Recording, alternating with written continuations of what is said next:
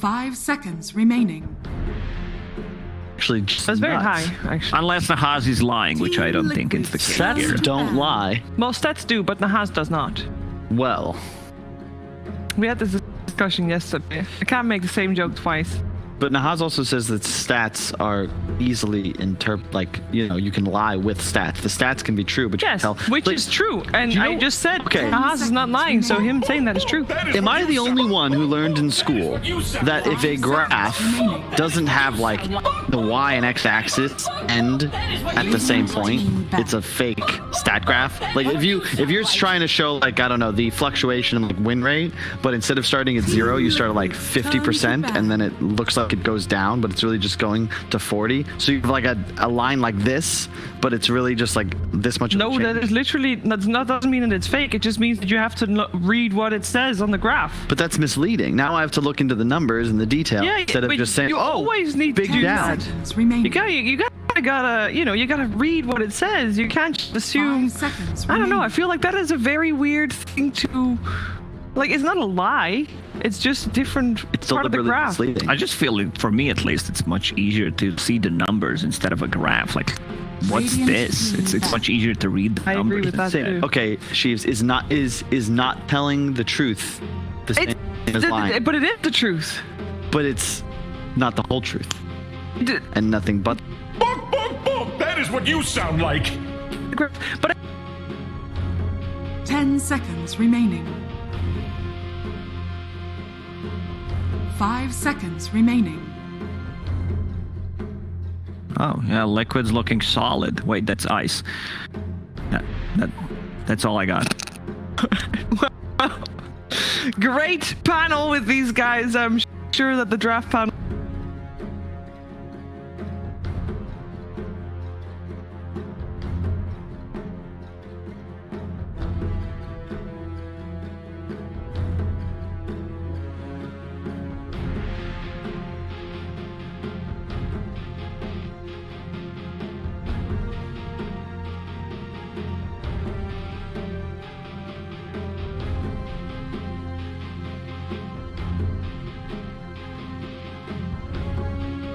Team Liquid's turn to pick. What more could I possibly have to add?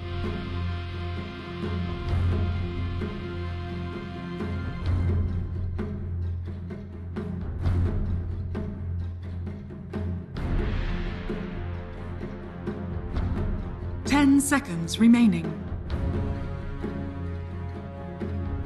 5 seconds remaining. Radiant team pick.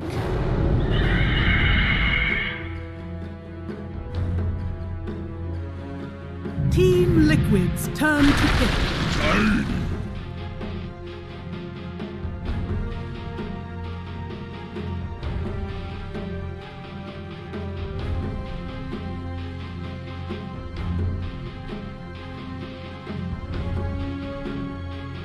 10 seconds remaining. 5 seconds remaining.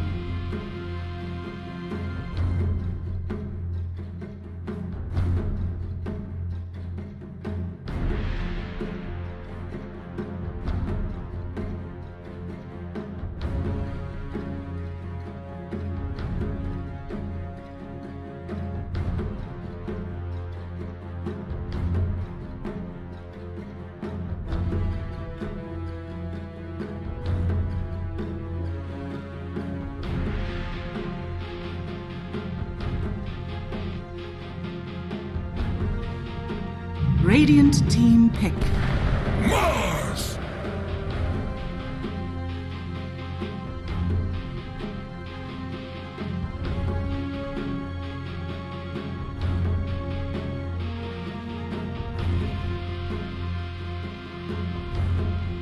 Ten seconds remaining. 5 seconds remaining.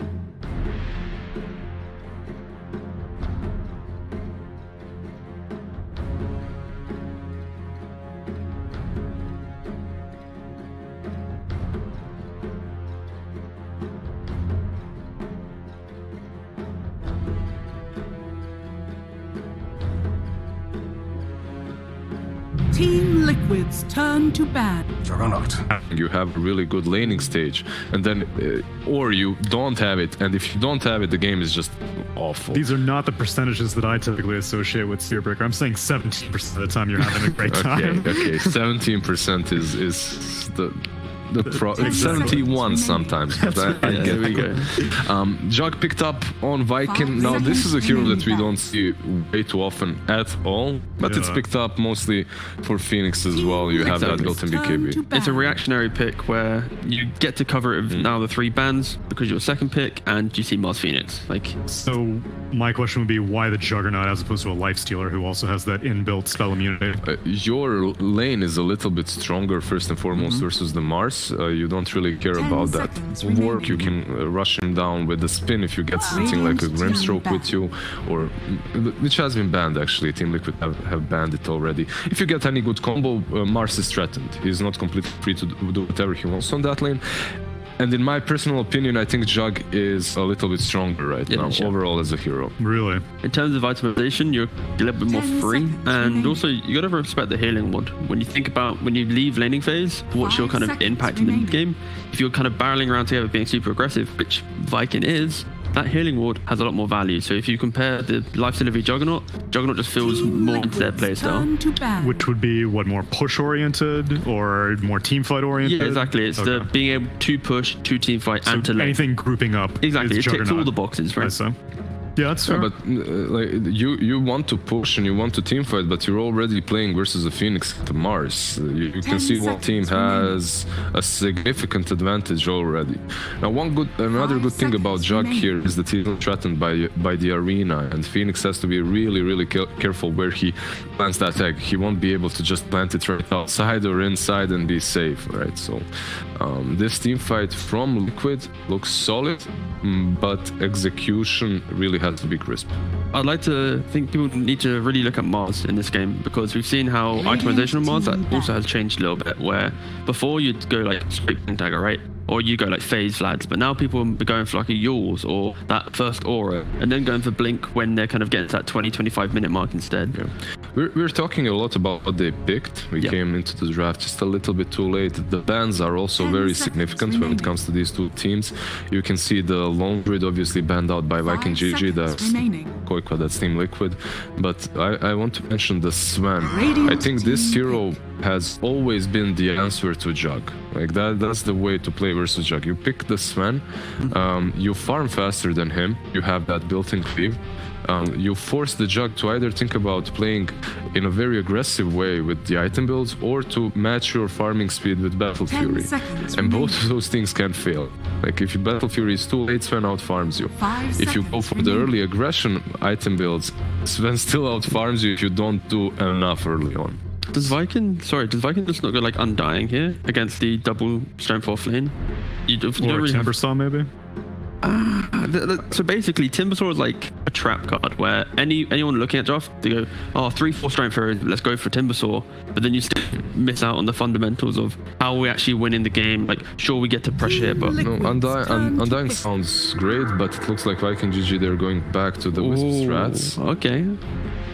This is usually from them at least a support Wisp. I haven't seen them play it as a core yet. Maybe I missed the game, but I think it's most exclusively been a support. It has been a support, yeah. So now, not only do you have this Jug to deal with the egg, you have Wisp that's able to relocate targets out of the arena, and you have Wisp that's going to be overcharging a target and attacking that egg together with it. So you have some pretty neat things here. Sadly for Viking, they've banned out the Darkseer themselves, who would have been such an amazing pick with the Wisp and the Tiny. Quickly doing some research. I want to find out if any of the Viking players have played their pubs real quick in the last day or two, just to, you know. They played it, core players, yeah. I'm not sure. I'm not sure about core players, but OG have played it, obviously, and people are picking up. Okay, so Team Liquid, they follow up with a Bane. This is your Insaniac to go hero. away just a second. Spirit Breaker as well. Okay, still tiny, most likely the core. But going back to the Bane, this is one of those heroes that you want to play with Wisp, right? But when you're playing against him, it can come in handy pretty well. Plus, you have that BKB piercing ultimate grip versus the Juggernaut. What is it about the Bane and Io that you like together typically? So when you're playing Whip and Bane, you have this setup across the map. You can sleep into relocate or grip into relocate. So taking that away is pretty neat. But also having the Bane against something like that can be pretty solid. You can sleep on target, grip the other, which isn't that bad at all. I'm just really afraid for Liquid right now, where we've seen Viking time and time again, where they have these super aggressive heroes flooding the map non-stop. The Spirit Breaker, look at it less as a hero that has instant impact, but more in the early 10-15 minute marks. His charges, they connect, you force that one TP up, you open up the map for that core in the side lane to still farm because there's less pressure. So it's just such a way in which they play the Spirit Breaker, which opens up the game. And Liquid, Void Spirit, the rest of the heroes aren't really that good at reacting quickly around the map, and they're very slow. They like to play big fights, but if they take skirmishes, I feel like these guys are going to be very locked into their cooldowns. Yeah, and Viking GG, they're completely about skirmishes. When you look at these four heroes, that's exactly what they want to be doing constantly. Team Liquid's draft looks slow. It does. Like T Governor said, it looks slow and it looks easily stretched apart the map. But still scary once it gets to its point, right? I would say still scary, but has less room to make mistakes. So you mentioned that there's a variety of ways that you can itemize on a Juggernaut. Seeing as now we see that it's going to be paired with an Io, seeing as how Viking most likely want to take advantage of the cooldown dependency and kind of slowness of Team Liquid. Are you expecting to see a Battle Fury Juggernaut, or you want something more combat oriented? I'm not all out fight. Okay, all out so fight, Sage and Yasha maybe? Yeah, pretty much. Just fight early on. You don't really have to go for that late game potential. Let's still see what the last pick will be from Team Liquid. That might switch things up a little bit when it comes to the item build, because that's what you're looking for most of the time. It's not only your hero, it's who you're right, and we're looking for a Mike one position carry on the side of Liquid, who will be trying to go head to head versus the Juggernaut in the late game. Which you had mentioned the Sven, which has been banned out actually. Sven is banned out, that's true. Spectre, AM, Sven, Void, Lone Druid, everything. What's left? Terrorblade and Morphling? And Morphling, exactly, like for Mickey, those two heroes. But again, these heroes still aren't good under the amount of pressure that Viking have. It's good for that kind of 25-minute timing when they kind of survive. Oh, there's Morphling. Yay. It's two heroes, literally, that Mickey plays that are left in the pool. Like that you see Heads from or them. tails. Yeah, that you see them picking. I like the Morph a bit more than the TB as well. I think it's pretty solid. Maybe TB would give you that extra tower pushing capabilities early on, which they're lacking. Like when it comes to taking objectives, Team Liquid is gonna struggle. They need to take good fights, eliminate Viking GG, and then take objectives. Yeah, exactly that. I think what you want to look out for is simply how does Liquid react to that early aggression. Can they actually defend the correct towers with enough force that they can push away Viking for long enough that their spells come back up? If they can do that for like 20 or so minutes, then I think they're in a good shot. Their draft is scary, but This Vikings draft just looks like it counters Team Liquid at its essence. Like the way they drafted, it just looks so solid. Now I still value Team Liquid as the better team out of the two, the team that has had more history, that has proven themselves versus tier 1 teams multiple times in a row, while Viking GG, they're still upcomers. They only recently just qualified here.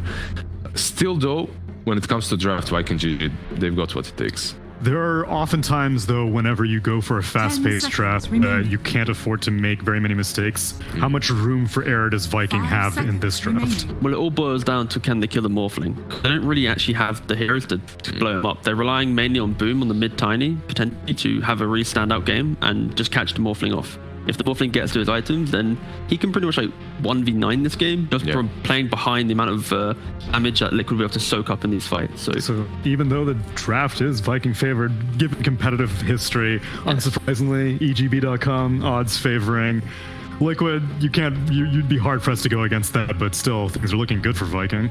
They really are, and you can say that Morphling is the ultimate win condition in this game, but there are ways that you can itemize on the side of Viking GG later on, perhaps a Skadi on this jug that can work out well for them. You have some catch, right, in the form of Spirit Breaker and Tiny, but is it enough catch for the Morphling? I wouldn't say so. Can you execute well and make it work? You can.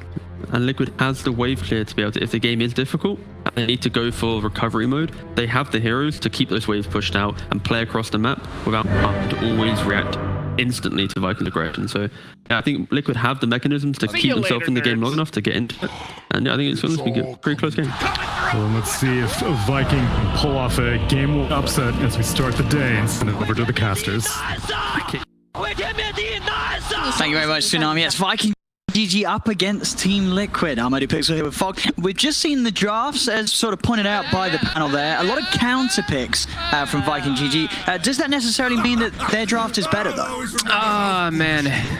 I'm just seeing like no team fight on the side of Viking, which really concerns me, especially with the way that we've seen most of these games played. It tends to come down to those big team fights rather than just going for these pickoff things. However, Viking, they did draft very fast tempo. Okay.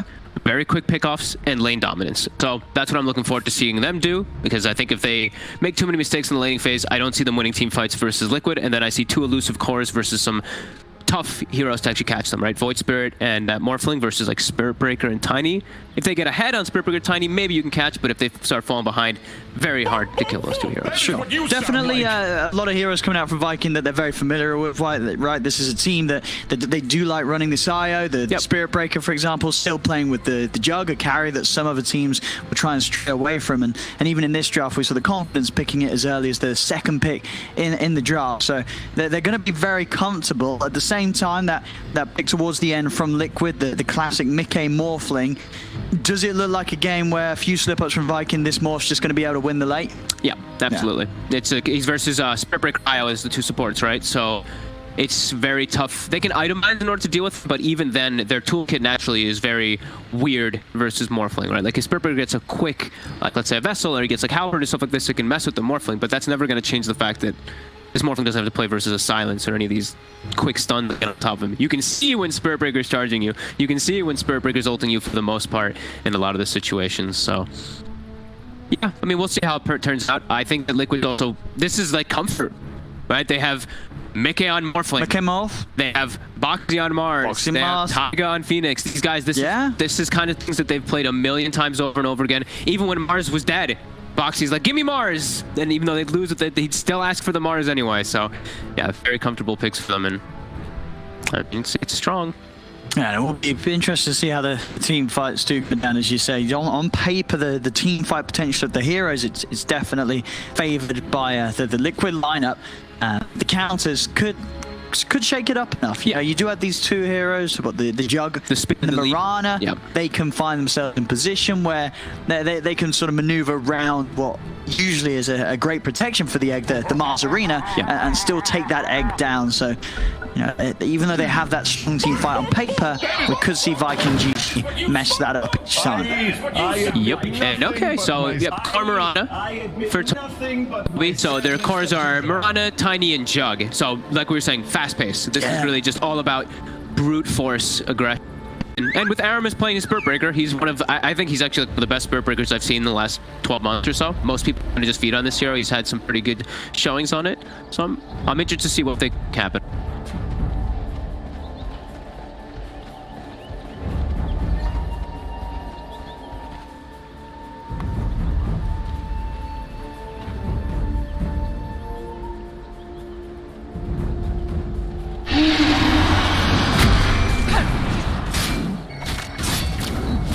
The first blood here is Xenia has been caught out. Oh, they didn't do their Tiny. They should have. He threw the tree for it. Oh no, Toby having a kill steal. Good start. I mean, exactly what they need to be doing. Playing very, very aggressive, hyper aggressive. First good move by them. 2 sentries bought right at the start here by Liquid. Not something you see too often, but you can see that they want to ensure that the lanes can at least go decent for them. So blocking the pole camp bottom, they're going to be running a relatively aggro lane, and then checking out for that mid ward. We'll see what sort of matchups they're going to get. At the moment, Mickey is going to be starting top in that safe lane. And up there, we're going to have Toby farming against him as Mirana. Down bottom, Boxy alongside Tiger, that Mars Phoenix, going to do their best to try and pressure the farm with the Jug early on. I mean, down here, the Jug, he shouldn't die against these heroes, right? He's always going to have the Blade Fury to live. If anything, you know, dive in the wrong place or Boxy getting a little too close after, especially level 3s hit 2 points in Blade Fury, they've got a little bit of kill potential, Viking GG. Absolutely, that's what we were saying. Like, they drafted for their lanes, right? This top lane can put pressure too. Bane is the king of lanes. I always say king of those lanes. But they have a Morphling in the lane too, who's relatively can be a bit weak the first few levels, especially versus these two aggressive heroes. So yeah, I'm liking the way they set up their lanes and they got them set up for the time being. I don't think Liquid's really going to change or adapt anything. I think they're okay with these lanes too. It's not amazing for them, but it's not bad. Still gonna get farm. Tiger's gonna start pulling the wave bottom so that it's not Mars playing in the face of a Jug IO. I'll be interested to see what sort of item Toby goes for on the offlane Mirana. Are you going for the right click? I mean, or do you start to build up those auras? Because the thing is, you do have an IO, right? So eventually Solera can be the one that get it. Whoa, mid. Oh my god, he's dead. Oh. That remnant brought him down, but not quite getting the connection. Quite for still though, heavy pressure on Boom, and he's only down to his last pull tango, still on cooldown for 25 seconds, so not dying, but still very low now and having to keep a good distance away from Quite for bottom in Shad. And Solari bringing Boxy rather low, but Boxy's fine, he's kitted out for this, still has 4 tangos to roll in the lane. Oh no, Boom in mid though. He got double creep wave, then look at the denies. Quite is just destroying the lane off of the first two levels already. That is a big problem already. Bottom two, I think they got the spear. They're going for the kill onto Shad. And he hasn't got Blade Fury, he's already used it. And earlier, a bit of a fight that went on. Look at the positioning of the lane that Liquid's kind of forced here because of this. Now they're denying experience away from the tower too. Big moves here from in that mid and bottom lane. I can't believe what happened in mid. I'd see level 1 again and what happened with the block, because it looked like the mist have just got block and just able to nuke and double up the creep on the tiny, and Boom just got their lane. Just makes it difficult. Aramis. It's the bash. Trying for another. Give it to him. Oh, Toby trying for the courier. Nice save. Yeah, we'll be able to make sure that MK's courier is able to walk away. How are we doing on the regen? Boom, digging the bottle out, so back up to full HP with the free charges, and has also got him ready for any further harassment. Quoper, he hasn't also it. Yeah, and he's also seeing full HP, and he's yet to use any of his bottle charges, so in a very good place in that mid matchup. Top lane, he managed to get the chase down onto Insania. He'll turn with the Nightmare onto Toby, as that will be enough for him to get back underneath the tower. Has to stab him. And playing with the double verifiers too, so yeah, ready to try and bait Viking GG in for diving him. Oh man, they set themselves up to have some decent lanes, but it does not look like that is happening at all at the moment. Yeah, Shad's struggling. That is a concern. As we said, they have to be playing pretty much ahead in this game versus this Liquid draft. Not gonna find Insania there up here. Yeah, committing with the triple leaps. Not enough to stay on top of the batting, and Insania just outplaying there, keeping himself alive easily with the Fairy Fire. And Mickey's farm continues to look very nice. 17-9 against Toby's 11-1 in this top lane. They have not been able to apply pressure, and now this is where Morphling kind of starts to take over the lane. He's going to hit level 4, and that's where it becomes very difficult. They have to start making some adaptation. It's going to be around this 4-minute rune timing. See where this one's going to be. It is going to be bottom, so Aramis won't be able to stop Quite from getting the refit, and it's that beautiful double dash room for Quite first, especially when he's a few waves away from hitting the 6. He's able to get that Astral Step online with the DD still in the bottle. That is insane kill potential on the Void Spirit. Yeah, I mean, he can go to any lane. Yeah.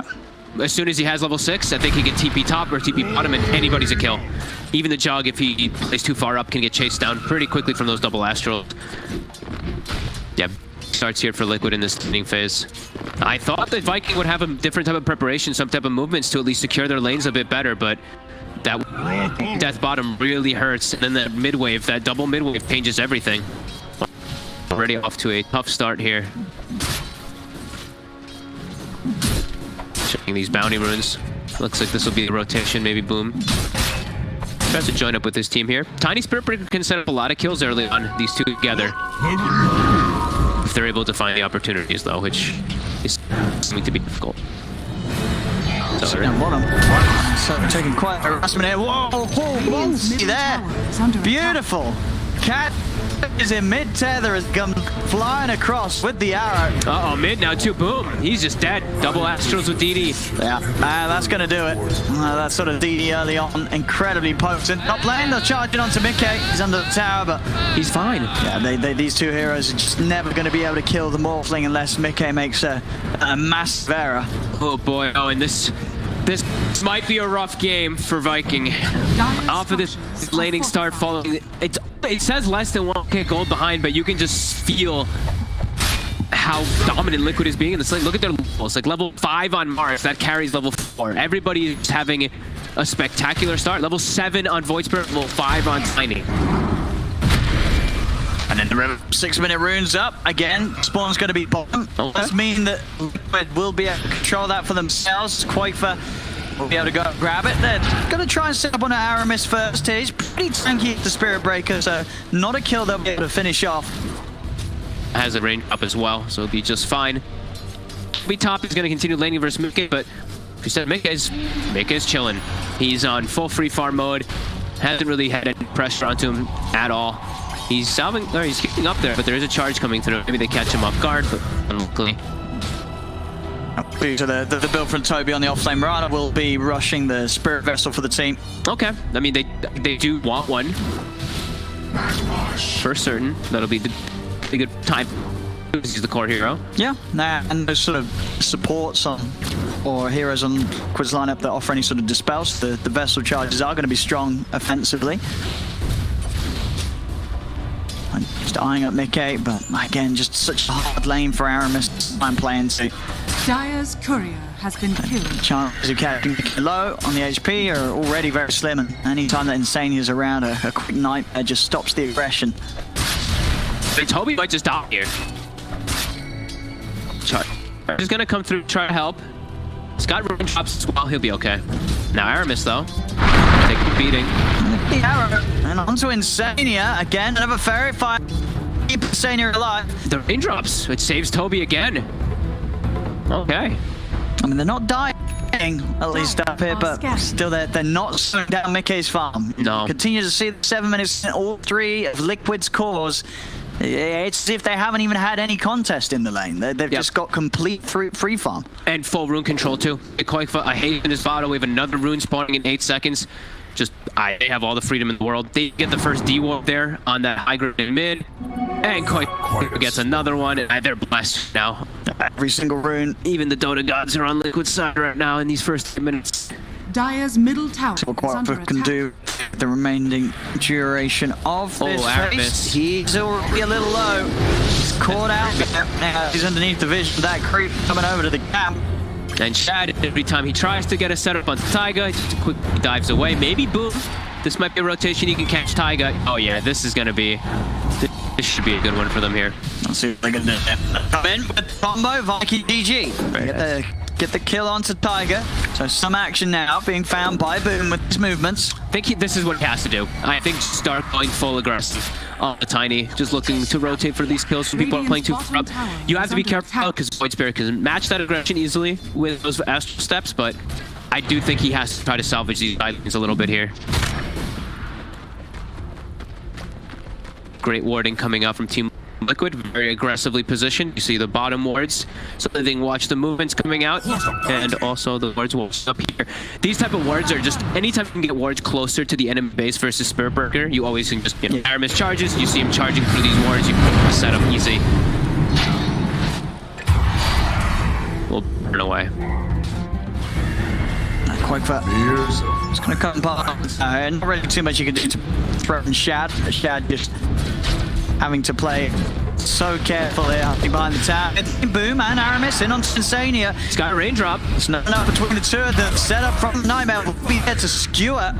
A Spirit Breaker right underneath the tower, but still very beefy as the Spirit Breaker, and no damage here to kill him off. Aramis will be able to walk away. Boom tries to come in and find Insania with that last avalanche. Insania will live.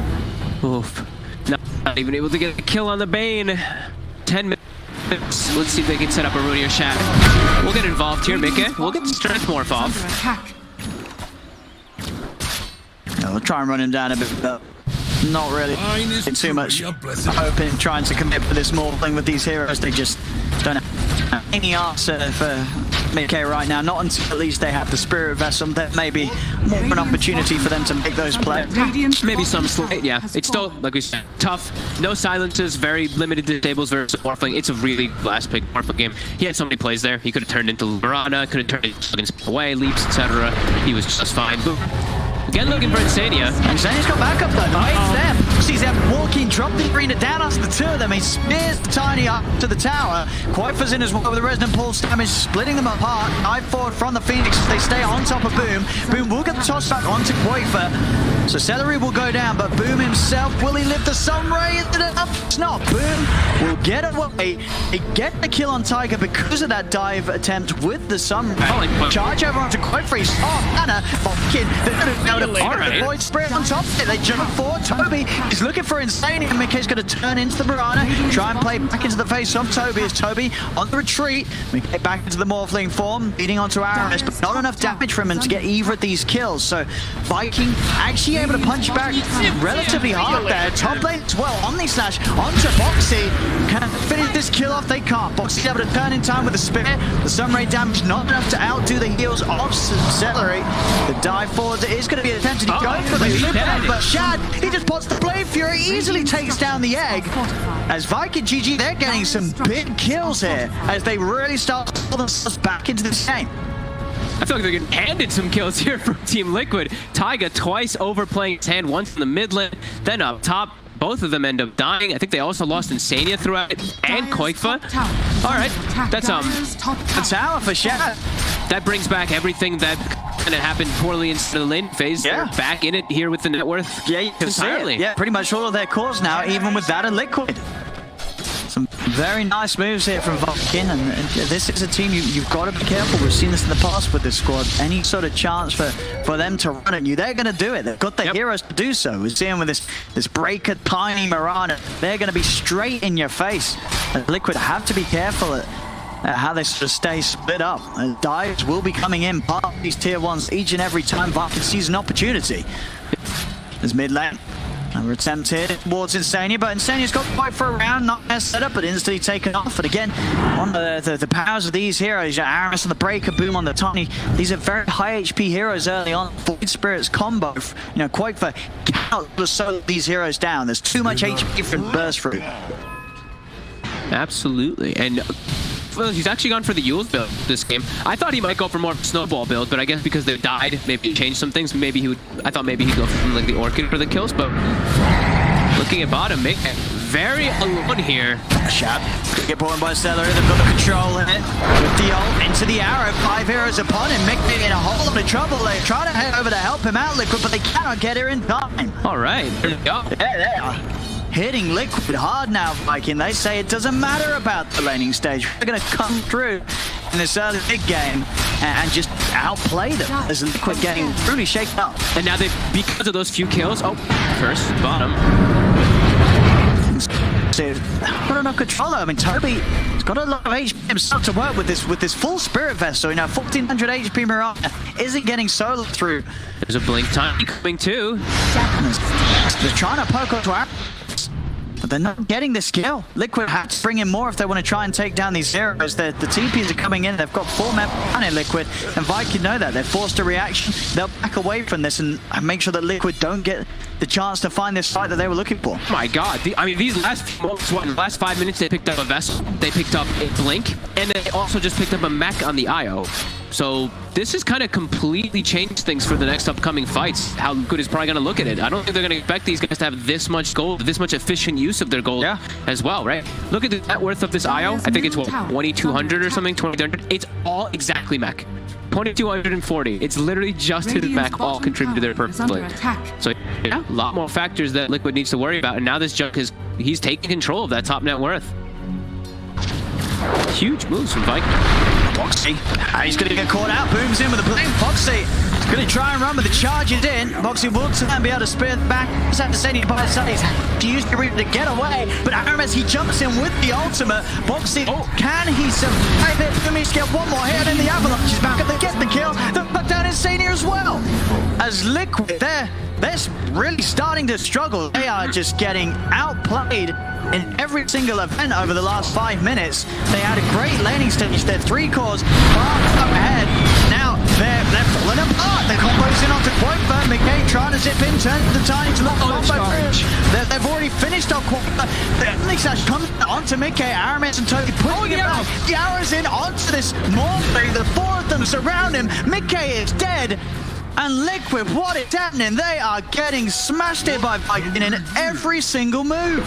Holy moly. I mean, Viking is just outmaneuvering, outnumbering them in every single occasion. They kill bottom, they have, I think, relocate. They're moving so quick around the map. With this charge, with this Mirana, they're using their mobility at its finest and not letting Liquid kind of group up and fight, right? Liquid wants to be able to utilize Mars and Phoenix ulti. They want to be able to have Quake for jumping in and starting the fights, but they're the ones actually getting gone on.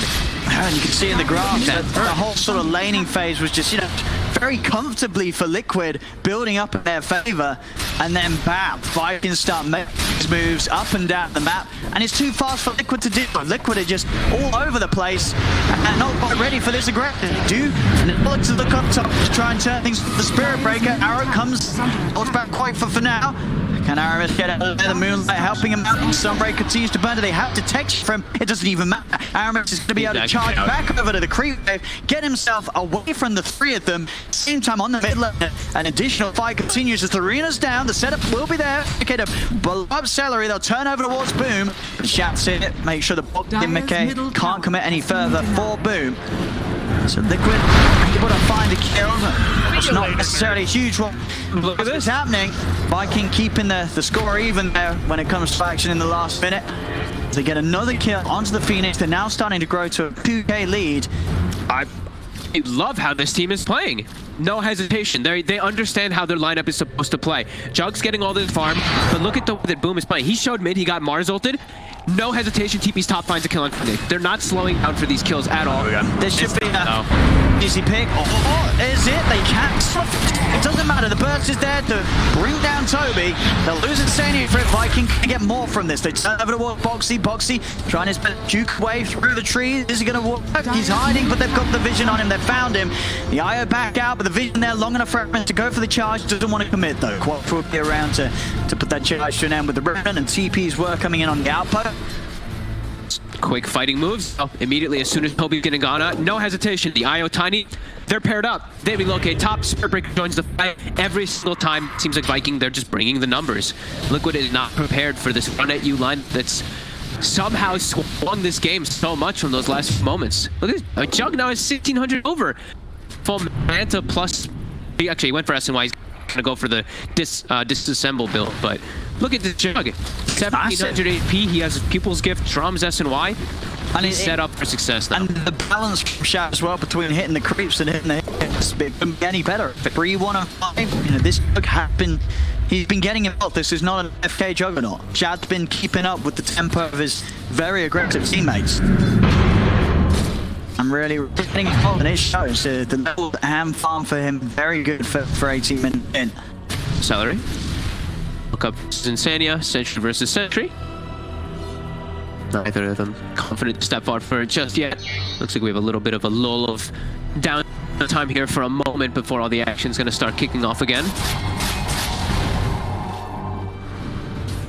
So he bought the help.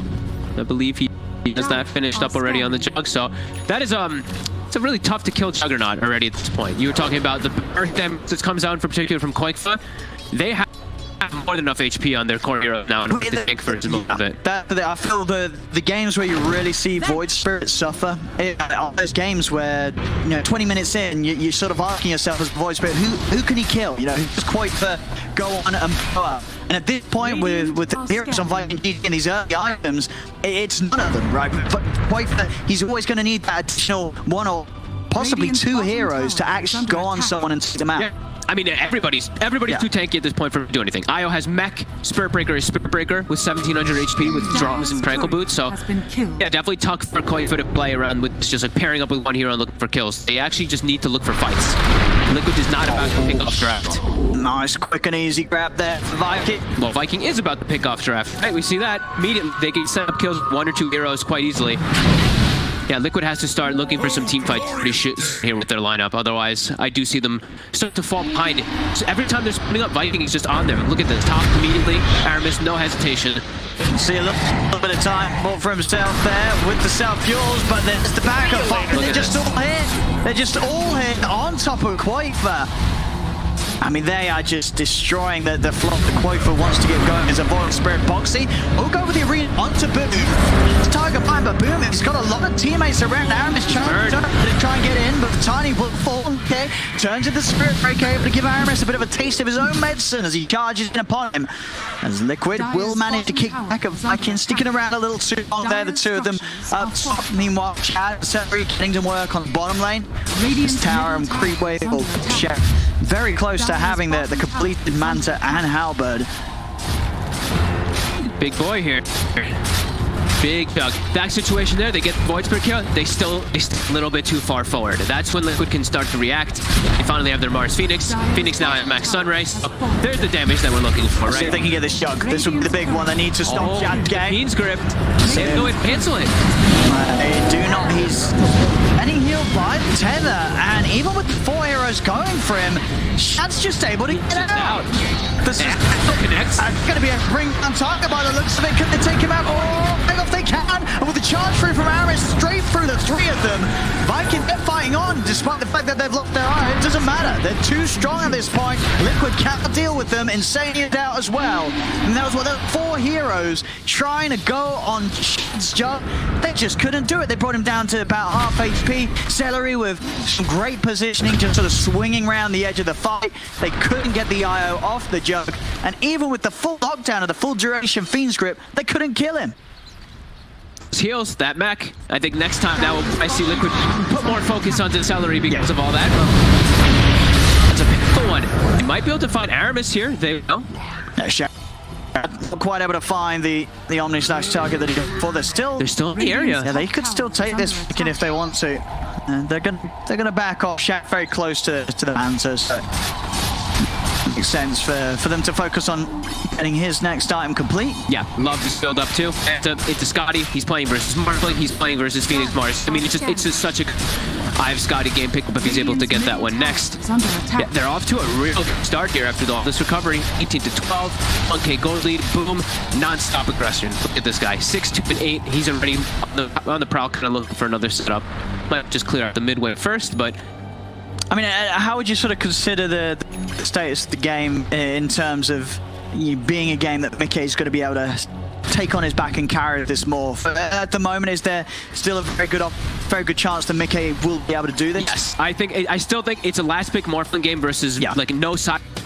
Limited disables and very telltale spells, and he still has the heavy backup of his team. It still is a super solid game for Mickey as it does progress forward. Viking still needs to kick up that tempo, but if they can get a couple kills here, if they keep these pickups, that's when they get a Roche, they get map control, and that can lead them to success versus Morph. But yeah, Mickey is definitely the one to look out for still with the backup of his team. Well, let's see what they can find in with the smoke. Straight over towards the river, charging onto Boxy. They found the two of the Boxy and Insania grouped up together. They go in straight away with the Omni Slash, cut them down. There's going to be a buyback from Insania who wants to try and get across with the rest of his team, because the rest of the three of Liquid, they're still around it. They'll be able to blow up the egg. It's going to get focused immediately as Boom picks up a triple kill. The stun, the bash, he's onto Mickey. He's falling low, he's down.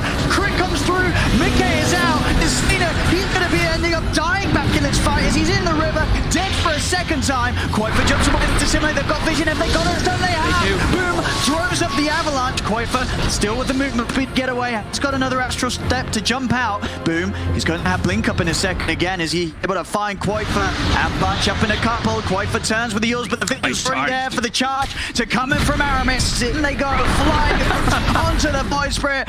The high fives are offered up, but there's no response from Quaver as he's dead. And Viking, they're just so quick. They're everywhere. They've just killed off everybody. I think 6 heroes technically, Insania twice. On top of that team wipe, they're instantly into Roshan. I mean, you give Viking any sort of chance to make a move, and they just take everything from you. It's so smart the way they did that. Smoke on a position where they secure the area, right? They put a ward, they put a sentry, they smoke, they go as a team, and they find the 2 perfect targets. I mean, I did put a Phoenix Mars, but they found Mars and Bane, take them out before the fight starts. And the egg's put in a position where Junk and Piranha are alive, so they just easily bring down that egg by themselves and hold their ground. Viking just making all the right moves. Liquid starting to fall out of control here now. Yeah, and that was the big fight. That was the big fight that Liquid needed to kind of come back in here from Mickey. Now 6k gold lead. Viking has so much freedom around the map now. Yeah, Shaq's just massive. He's huge. And Viking DG, they're so focused on every little aspect. It was 25 minutes in, the runes come up. They picked 3 for themselves. They couldn't get to one on the dire side, but that was okay because Shad, he still had his illusions there. He denied the bounty runes, so Liquid get nothing at the 25-minute mark. They lose Insania yet again. A 7k difference now. I mean, this is really starting to look quite hard for Liquid to slow down. The weight on Mickey's shoulders is getting ever heavier and greater.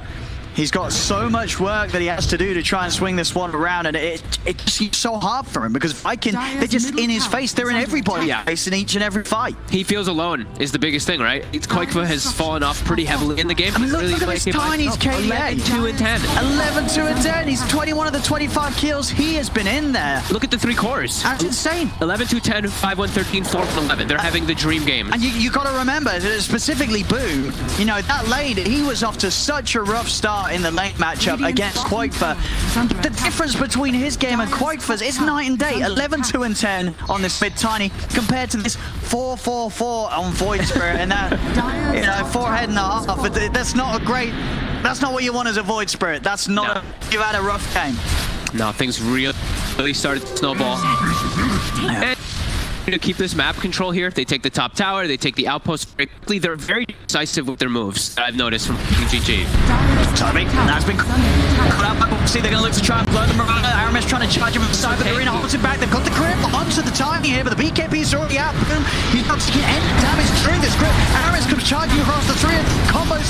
The Tether and Cross and Satan trying to leave, but BK, he's caught in the app. Can he actually get out of this? He waveforms to the side, but Viking, they're just going to continue to chase right down into Blade Fusion, Blade action here between Mickey and Shaq. Mickey has to spin his way out of this, but it's a dead supernova. Each and every one of this game has just been unsuccessful from Tiger, and understandably so. Viking, they have such a great lineup for killing that egg.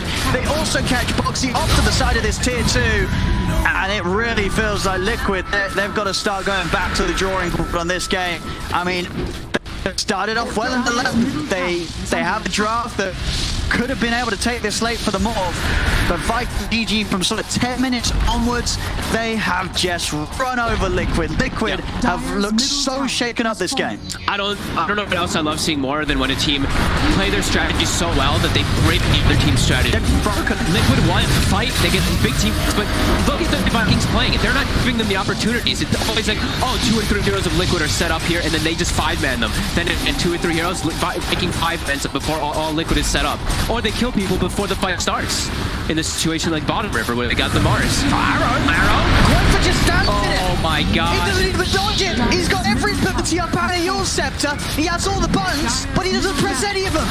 I think that might be it. I think Viking just broke Liquid completely in this one. I think that broke Quakefa's keyboard. For sure. Yes. Middle barracks has fallen. Not a single button press there as Quakefa's out. A Quakefa just getting hit point blank by an arrow. That's when you know that this game has been a little too much for Liquid. Just, yeah, I mean, snowballing out of control in its definition.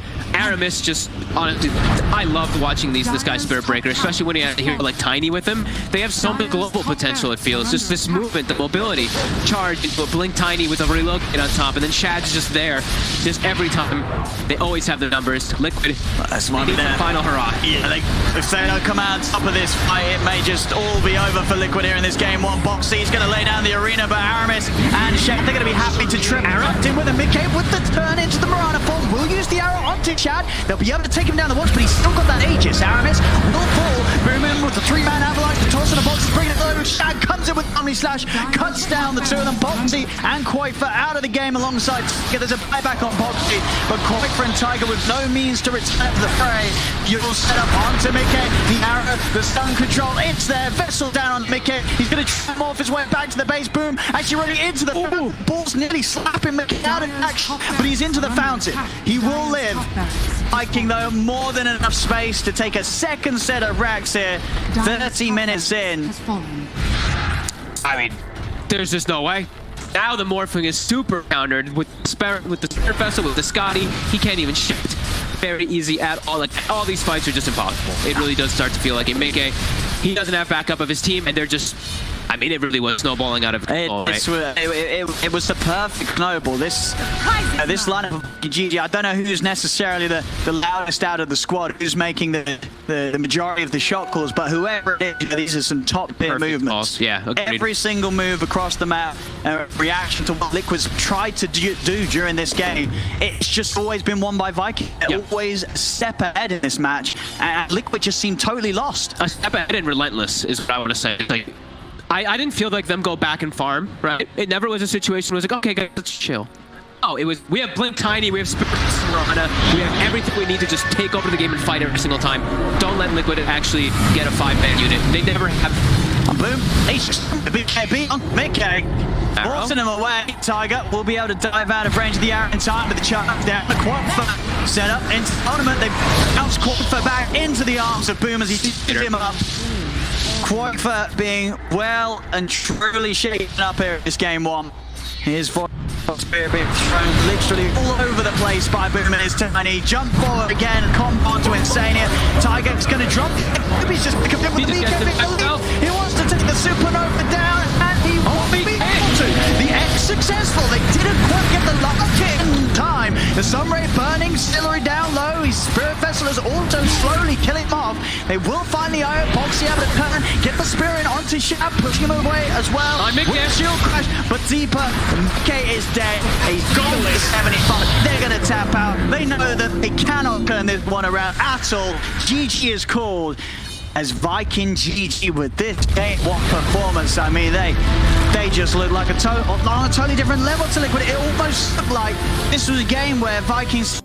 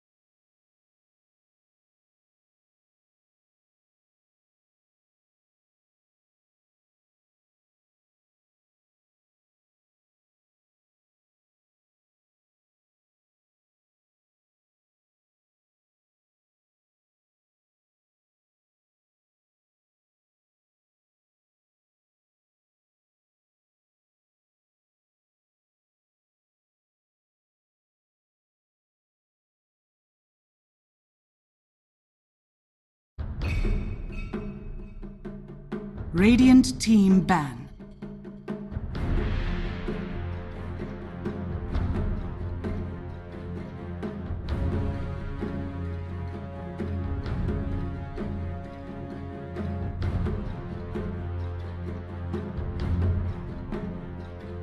Ten seconds remaining.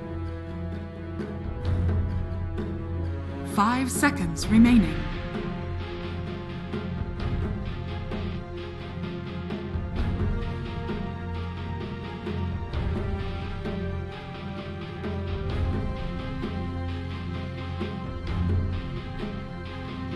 And she thought I would grow up and like do something intellectual. I feel Kyle, bad you for your grandma. you can stop talking. I finally got the call. I really enjoyed that previous game of Dota 2, and I can't wait to see another one. Any final words before heading to the draft of Game 2? Yeah, I want to see more of the Viking. I want to see this aggressiveness, the way they're playing. Like, it's just, yeah, put it in. Not that deep. Okay, we're good. So yeah, back to Viking against Liquid. I think Liquid, what they did was the same thing EG did yesterday against Nigma, where they just won all 3 lanes. They were 5k gold ahead, and then just suddenly they came. You know, they felt way too comfortable, I would say. And the same thing happened with Liquid. I think Liquid. All right. I think Liquid and Viking is the game. Let's head over to the draft.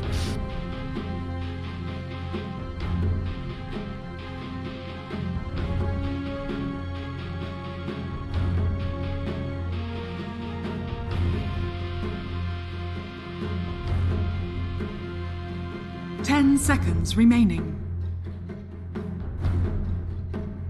5 seconds remaining. I think Liquid and Viking was the game, and I think the documentary was Godzilla versus King Kong. But yeah, I mean, maybe fictional, maybe non-fictional. But it's a showdown that is proving to be just as epic as this one, as Viking GG, against the odds, have pulled out a victory in Game 1 off of that really fast draft that they opted for. Yeah, I think they found the weakness in Liquid, which is they often have well-rounded drafts that like a little bit of time to come online. And Viking, they don't care about that. They're going to play strong, even if they have a bad laning phase. Their ability to group up and play together is just remaining. so good. It's about the pace in 5 which seconds some remaining. teams are playing this meta and some teams are not. And it looks like this pace completely suits Viking, completely suits Secret and OG. When you look at these games in which you have a Wisp, Spirit Breaker, even Darkseer, when you think about it, does the same exact thing. Just comes online so fast. And if you have these stable picks, I'm gonna have my Phoenix, I'm gonna have my Mars Arena, I'll put my little bubble there and all will be well. It won't work because they'll run circles around you. Like that last game, how do you use egg versus you run a jug? Is never. It's impossible. You have to like pray to get like a high ground egg where they're just not in position to get to it. But I think for Liquid, when you look at the team and like obviously tier 1 caliber team, when they're playing up against the Secrets and these other guys, they're a little bit slower in their gameplay. They like to take the back seat. They like to, you know, react to the aggression of their opponent. Viking, on the other hand, they're the ones always going aggressive. Even with the bad laning phase, they're still making the same moves they would if they had a better laning phase. Sorry, continue. No, I was gonna say it's just that play style kind of catch Liquid off guard, and I think it happens so often in most tournaments for Liquid. They're not ready for just all-out aggression. They want to be a little bit slower going into the game. They have opened up differently this time around, however. They are switching things up. When it comes to this opener, I like this a bit more from Team Liquid. It is a little bit out there when it comes to their strategies and how they like to play, because now you have the Vengeful and the Tiny. You have taken Vikings stuff. Vengeful perhaps not, but Tiny definitely. And you will be forced to play this same type of a fast-paced game early on. Will you be able to recreate the strategy from a team that's constantly playing it? That's the question. Maybe you aren't as adept at it as they are. How critical was the IO in that draft? Because they found it to be important. Liquid was like, you can have it, didn't first phase ban it, and first phase by Viking. If there's a team that's good with Wisp, it will always work. IO is just a hero that... Even either support or core. Support or core, obviously, if you're playing it as a core right now, if you have a player that can play it as a core, it gives you another dimension. Yeah. Okay. And then you can flex a little bit. But but it doesn't matter. IO has always been and always will be strategically a broken hero. You have that global presence, you have overcharge, you have healing capabilities for Farming teammates. potential as well to enable your carry. It ticks so many boxes. But Liquid, their response to this, or like expecting the iron to come through, they've got two ways to deal with it. One, where you can blow him with a tiny combo, and two, you've got that swap to disconnect the IO tether from the guy you're going on, so that they do have the mechanisms to actually deal with this IO. And it's going to be interesting to see, is this Doom going to be in the offlane or mid? If it's in,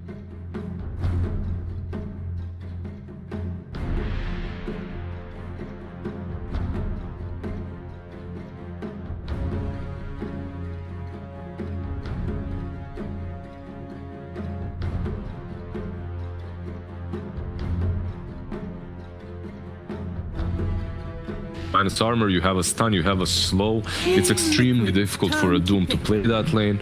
Then again, Viking could respond by either switching up the Doom. There you go, the Drow. They could switch up the Doom either to mid lane or safe lane, right? They could really suffers versus tri lanes. You could also do that. I'm just somewhat scared for this Drow though, where you're opening up the second phase by presenting this Drow lane. We expected it seeing the Venge and the Doom there, and now there we go. You got Spear Breaker once again. Spectre is in the pool. Phantom Lancer is in the pool. Exactly. Like, you're opening up with this because you see why she's strong. There are definitely reasons why she's really strong and good against these three heroes. 10 seconds remaining. But there are some weak points to it. It's not about the lanes though, right? Like we've seen the game one when we talk about the draft, talking about how these guys survive this and this, but for Viking they don't really care too much about the laning phase. It's that mid game, and right now I see Liquid with the same issue where they have a nice looking draft, they can play their lane, but they're not at any point am I scared of these three heroes right now. Compared to Viking, you're gonna have Doom and Spearbreaker running through. There's not enough kind of rebuttal from Liquid to stop these two kind of big boys coming through the line, especially when you got the eye behind them. So when heroes are able to move as fast as Vikings heroes usually are, what's really good to have is form of dispositioning them or containing them with the puck. But Venge and Tiny are pretty solid when it comes to that. You have Tossback, you have the swap as well. You have multiple ways of stopping the charge. You have a hero that can give distance to the Drow Ranger against the Doom, which is also pretty solid. So, what do you think? Phantom Lancer or Spectre? Spectre. What about Phantom Assassin? Spectre. They picked it. The thing is that both of those heroes are not traditional IO partners. But I think. And so, how important is that? I think it doesn't matter anymore nowadays, because IO is not about the combo. It's about the gameplay, the map, how you're enabling your entire team. Can you suddenly bring that extra bit of heal to the fight? Are you pairing? And right now, the pairs are the Doom, the Spirit Breaker. You're never really going to be going, here you go, Spectre, how can I help you? Think about laning phase. The IO naturally is like that Warlock-esque hero. He'll provide the healing for Spectre. That's all he needs from his position 5. And then at minute 7, when you want to disconnect that, IO just jumps with the Spirit Breaker, and now this double roaming. If you're Team Liquid right now, you see the Spectre, and you have to realize that your late game is extremely bad versus. It can be very, very difficult. Like, the high ground defense is there, but any fight anywhere across the map with the Spectre's haunt active can be really difficult, because you will always be able to give the Spirit Breaker and Doom the vision.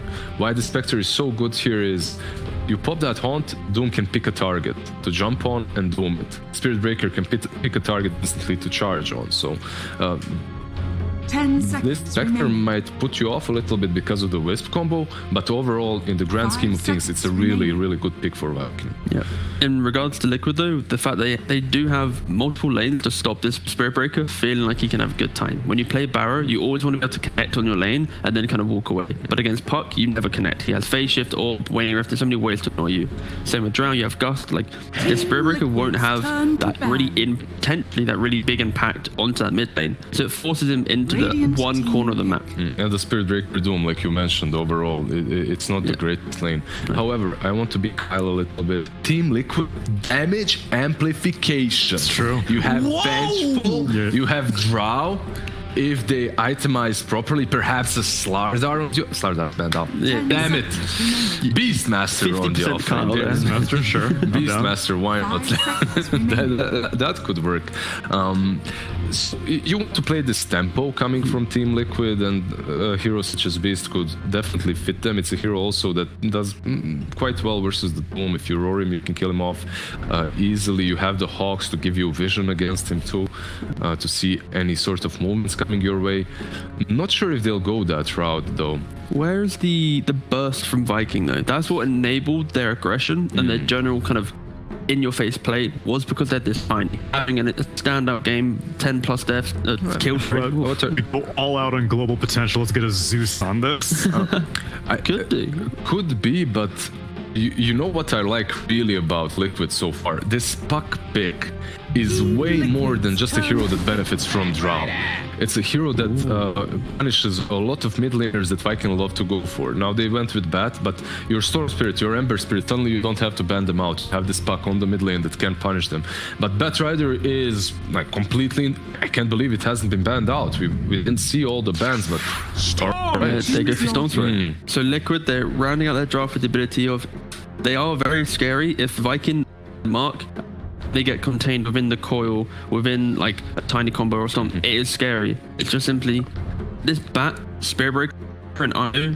They are so scary running around the map early on. Yep. Drow and Storm both most likely went to jungle at some point to recover potentially questionable laning phase. So the questionable laning stage, what you just said, is extremely important for Liquid, because you do have lanes that should in theory do well one-on-one if the lanes are static. But once you put the Spirit Breaker in rotation, once he goes mid, punishes that Storm a couple of times, the game completely changes. You need to activate this Storm because he is the key pick for your team. I actually thought that they might pick it in the last game too, because it's one of the best heroes to play against Wisp, and right now overall it does fairly well versus Bat Rider, who should be mid. That seemed vaguely reminiscent of game one then, where it didn't seem like Viking were doing great in the lanes, but then as soon as the IO Jug combination came online, then they were like, okay, well, I mean, it didn't really matter how the laning phase goes, we're just going to group up and move around faster than you. Yeah, I think the difference in this game, they only have the Bat Rider to be that kind of enabler. They don't actually have a lot of damage outside of Firefly and then maybe Scorched Earth, and they're waiting pretty much for Spec to come online. So if you ever see the Bat Rider make an aggressive play, as long as Puck is able to connect into that fight, have his TP available, you punish the Bat Rider a couple times, it might bridge the gap just enough to have just enough items to go Roshan and pressure. But again, Liquid, they are on this timer because of the Spectre v Drow matchup, but hopefully Puck and Storm can do a good job and put this Bat Rider down. And Vikings seems to be bridging the gap with the odds as well. Seems like game one earning them a little bit of respect, and rightfully so. Is this again looking like another Viking GG favorite draft? I wouldn't say so. I wouldn't say that this is completely an outdraft from Viking GG. I definitely see some upsides to it. Again, you have the Spectre versus the Drow, which is pretty solid. The Bat Rider last pick was also a pretty good pick, but I like the response from Liquid as well with the Storm Spirit. I really see strengths on both of these drafts. I would value Liquid this time around a little bit more. However, a few mistakes again, and it can all go down the drain. Fair enough. We'll see what Viking GG are capable of, and if they can pull out an upset in this first series of the day as we pass it on to our casters, Odie, Pixel, and Fogged. Thank you very much. Yes, game two ready to go. And with these drafts, Fog, would you sort of agree that this time round Liquid's got a better way of matching the tempo that we saw game one Viking bring with sort of a ferocious pace? Yeah, absolutely. I think they just actually have easier to like use spells and just be able to make around.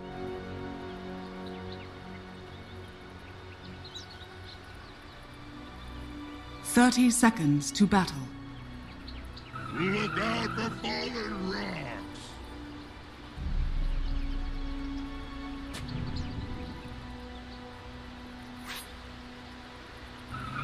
Liberty, you know, just your toolkit to just do damage, right? Before it was tiny toss, stun, Marana combo, Spirit Break, all this damage coming into play.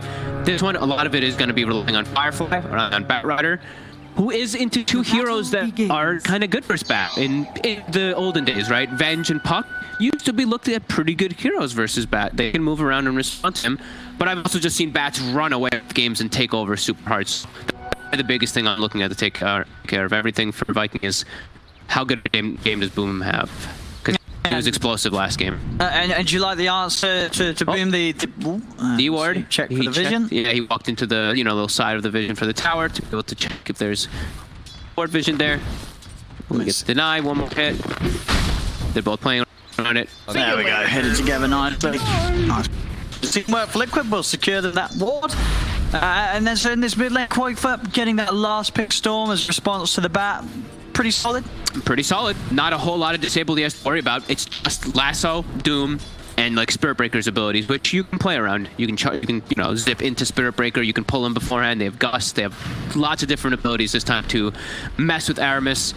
We're seeing them already starting to pull the wave. Panel mentioned Drow Venge, one of the strongest like duos straight up in lane versus melees. Like Spirit Breaker and Doom. These heroes just don't do much of anything until later on versus that Venge and Drow.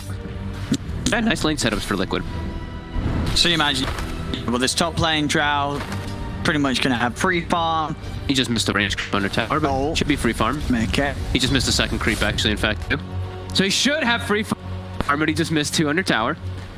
And I think he just missed the 3rd under tower too. No, he got it, okay. Almost missed 3 CS, but we'll be able to fix that up. And Aramis will do the full deny behind. I mean, he played that perfectly. I think this is exactly the move the Spirit Breaker needed to do. A hero like Vengeful Spirit, you actually cannot pressure when Spirit Breaker does this. Other amazing zoning, Bane, Undying, stuff like this, you can contest between that wave. But Venge, it's too scary. You're too slow. Just not very strong at all. What about this mid now? 12 for 5 against the 5 for 1. Yeah. Quick for just playing the first few waves perfectly at the burst of the remnants, and you're just pushing them out and securing pretty much every single CS. Yeah, I mean, I think it's a funny lane. It works in favor of Storm because you're always pushing the lane into Bat's side, but Bat can pose threat always if you make a mistake on that Storm. Sure. It feels hard though as the Bat. I do feel it's hard. Especially if, I don't know if he's playing a stick or if he will be, but even without that, you're always going to have the difficulties of actually getting aggressive on the Storm, because a Remnant and pull and another Remnant, suddenly you're taking much more damage than you've been able to dish out to the Storm. Yeah, your Firefly has such a long cooldown. You can never, you're never going to be in a point, or you shouldn't be in a point usually where it's like a double creep wave and you're diving a Storm. The Storm is usually going to have his wave pushing onto your side. So you can see, he didn't even scale Firefly in this matchup. He understands he's not going to get on top of that Storm in most situations. Yeah, I guess, yeah, just able to at least harass a bit more efficiently than, capitalize on when he does that high stacks with a good old flame break to at least do some damage to try and push for away. But yeah, even with that, Quoifer having a very, very strong showing here. Let's see if the rotation changes things. Right now he's level 4 on Bat, so he has Firefly, he has Flame Break. They have a Spirit Breaker on the team, so we'll see if Aramis can look to the mid lane. First, though, he's going to save Toby, looks like top. Major tie for his efforts, though. If there's any way that Aramis could get out of it, he's trying to hide in the trees. McKay and Insania will be able to find him, though. It's a strong lane. It's going to be difficult. I mean, that's sort of how it's going to go, right? If the Doom's about to die, Toby's not going to get out alive. You're going to have Aramis go to give his life to keep both safe. Yep. I think Aramis did not want to do that, honestly. I'm like 90% sure Aramis wanted to sit around the mid area and charge up the 4-minute power rune to be set up onto Koifa with Boom. But having to try to help top, now it's messed with his rotation a little bit. They will luck out at the one up top. Keep spotted, just keep him in range of Koifa. He's doing a good job, Tiger, and it's is it good enough on the proc of the overload? Not enough. Or that'll do it. Tiger, hopefully the body blocking there around mid, make sure damage can be done and no can be picked. I like the Tiger match. You match aggression, right? You see the Spirit Breaker rotating, you must do the same thing. Great little heads up there by Liquid, ensuring that the Storm Spirit will continue to have a great time in lane. Quite gonna get to level 6 pretty soon. Might just stick around for the bounty rune.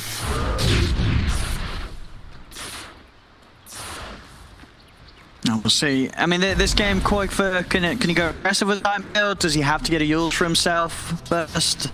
Can he sort of go for an Orchid build on Storm?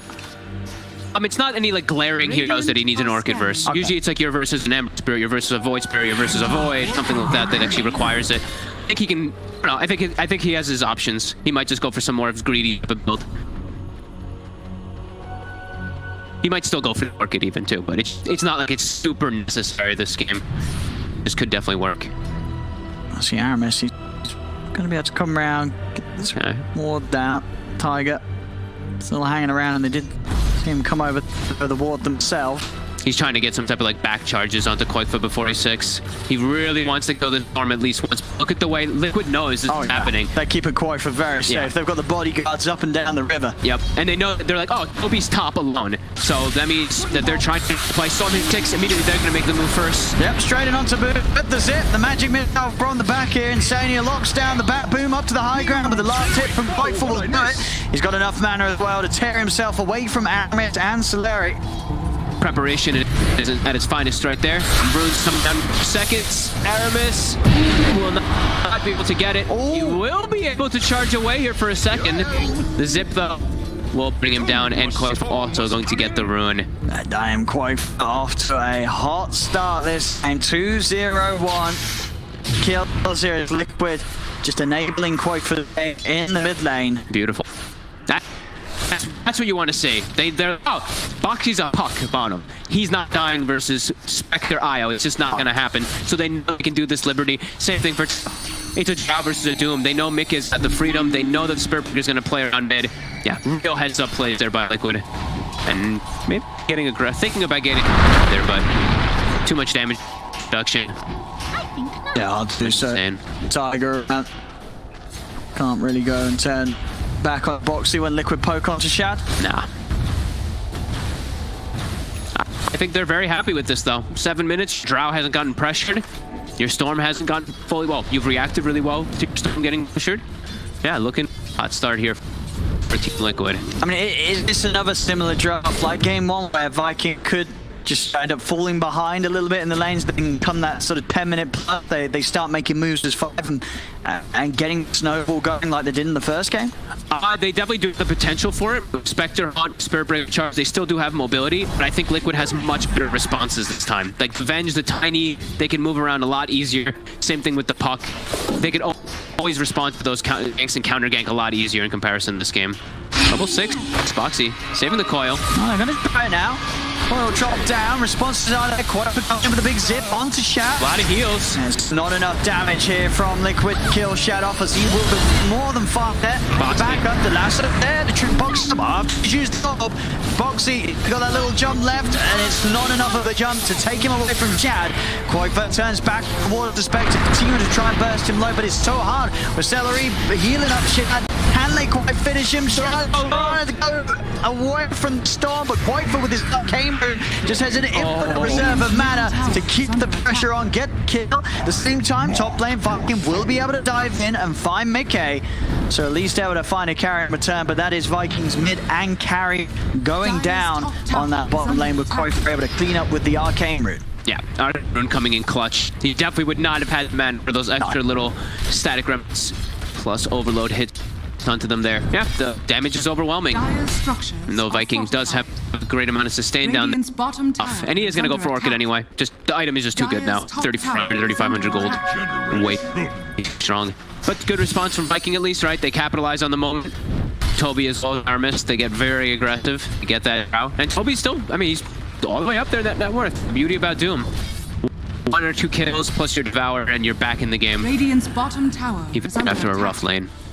Dire's top tower is under attack. There's a strong farm on him, Tiger. Boxy on the hunt, heading over towards this top lane. Boxy with the coil ready to go once again. Bottom. Toby. He's under the tower as well, too. This is a scary position to be in for this Doom. Let's see if he can run his way out of this, Tiger. Drive the setup. There's the Avalanche. Not going to be able to find the tops, though. On the creep instead, as Toby's able to break into the trees and get himself away, and he is out of there. Boxy unable to find him. Nobody else could be TP, it seemed like. I thought maybe they were asking for Mickey's TP, but I believe he had already TP down to bottom. No Drought TP, no Storm mana.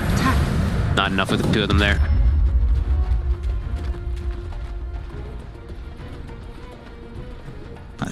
Minute runes.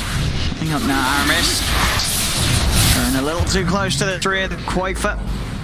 Finding the right places to be each and every time in this early game. 5-0 on 1 now on the Storm. He's gonna, I feel like for Aramis this game, it's gonna be a lot harder for him to look like tanky Spirit Breaker Beast. Versus Venge and Drow, you really start to look like paper a lot of those times as these 4-position melee heroes. Already to 2k lead Liquid. Making all the right and really shutting down Boom. Look at this 0-2-1 on the bat. As we said, last pick bat, but they responded super well versus it on Liquid. Both their mid pick as well as their rotation really so far. Making all the right moves. Radiant structures are fortified. For Toby does continue. We're going to see what the drum's done. So now some really good chase potential. These fights, Koifer's got to be a little careful if he overextends. With the mana, Toby has the chance of running him down, getting the Doom on him. Yeah, they still have good farm from Toby as well as their Spectre. Still chilling. So, a game. And naturally, that Spectre is always going to be good versus Drow in the mid game. Looks like he also, I believe, has his finish. So I think it's fighting time, right? I think Viking is the kind of style they like to play. I think it's time to just, for the battles. But I think it's battles about numbers. Just like they did last game, it's all about that mobility. Split the map up, catch Liquid when they're split up. With that relocate, with that charge. Yeah, Koifer is almost that Orchid though. Yeah, his farm is just, I mean, you sort of look at the comparison between him and Boom. You know, Boom really falling behind at this bat. This is going to be a pretty boost of travel timing from in this game. Yeah. Radiant's middle tower is also getting the Arcane Ring up, of course, on Storm. Probably the best item you get. Let's see, the charge, the hunt is where they open the numbers play. Yeah, McKay and Azania were pushing it pretty impressive here. What the? Right up on the tier 2, the two of them. As Azania, he's not out either. I mean, what were they doing there? That's a great question there, Owen. I'm not sure. I mean, they tried to go for, okay, so they put a deep ward down, but not sure why they stuck around. You know the way Viking plays especially, too, right? Yeah, they're going to be on you with fights. Yeah, that's definitely a bit of an overzealous move there from Liquid. Looking to pressure the tower here. It gives Box a little bit of space, but yeah, that gets punished real quick. They've got to be careful pushing out just the two of them. Just easily going to be outnumbered. Yeah. Every time they've done, like, and it's sure, maybe if one of them was there, it's like one of those, you know, getting solo farm, solo XP, the chance you're going to die, but and there's two down there and they're still helpless. It's like, what was the plan? And look, just look at the global. Look at their lineup. That's without the relocate. That's without the lasso. That's literally just them using on and running at you with charge. So Viking, they still have everything at their disposal in order to expend if they'd like to. Liquid still, of course, they're in a fine spot. That was a little bit of painful, you know, necessary maybe deaths there from them. Toby just 500 off the blink. He is he's a big boy, and he's got the armor creep, probably the best creep you can find versus the Drow Ranger, as Drow's ultimate only hits through main armor, as we taught on with last week. That plus armor. Real force, and has been able to get on top of the Drow as well, and he fights Mickey. It's going to have to heavily rely on Insania to be around with the swap saves. Koifer is very strong, but he's fragile. 1,000 HP, no treads, just straight for that Orchid. If you find anybody by himself, though, it's very likely they'll get the kill. Ooh, quite. Nio passing by. They have a sentry down. They see him. They get the charge on him too, so they're aware of this. And now rotations are coming. Koifer might just bail. He's gonna have to. Zip away. All the way back to the tower. Full mana pool used. But top now. Yeah, opportunity from Toby. He's just gone for it.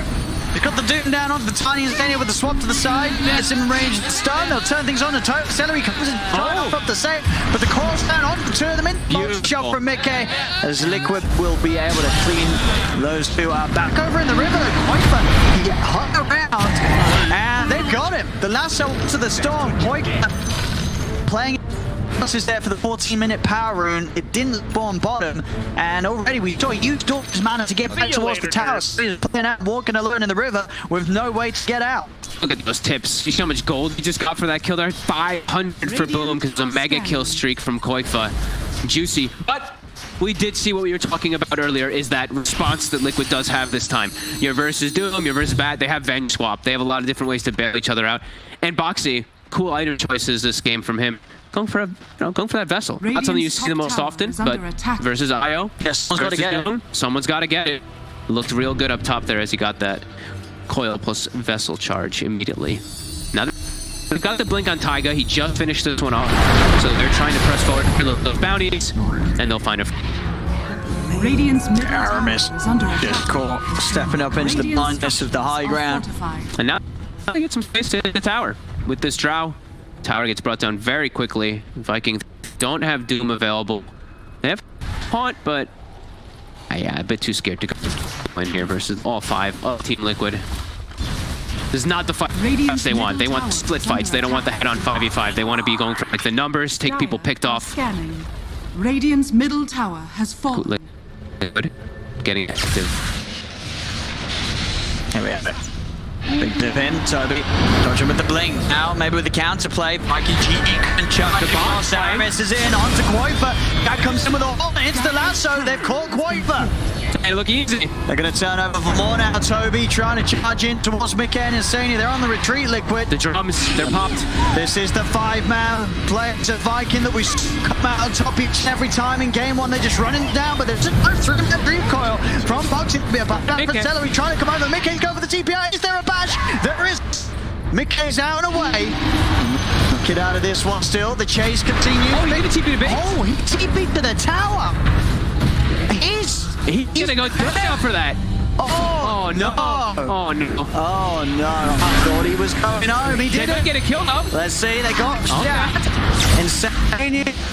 Also falling. They find Boom as well. Zip over onto the bat. They've got the catch with the silence. All right. Alright, works out. It was a bait. It was the plan for Mickey. Yeah. He said, let me stay on the map. We're going to bait them past this tower, and you guys are going to clean up. And that was the case. They get Boom and they get shot because of that bait. Yeah, Mickey's like, TP to tower. Koikva's respawning. Koikva's got the cleanup. Thank you, Koikva.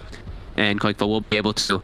But we see the relentless aggression. This is the Viking style. Yeah, Pop their drums, run up the hill. Even though you get coiled, run through the coil, get on top of the drill.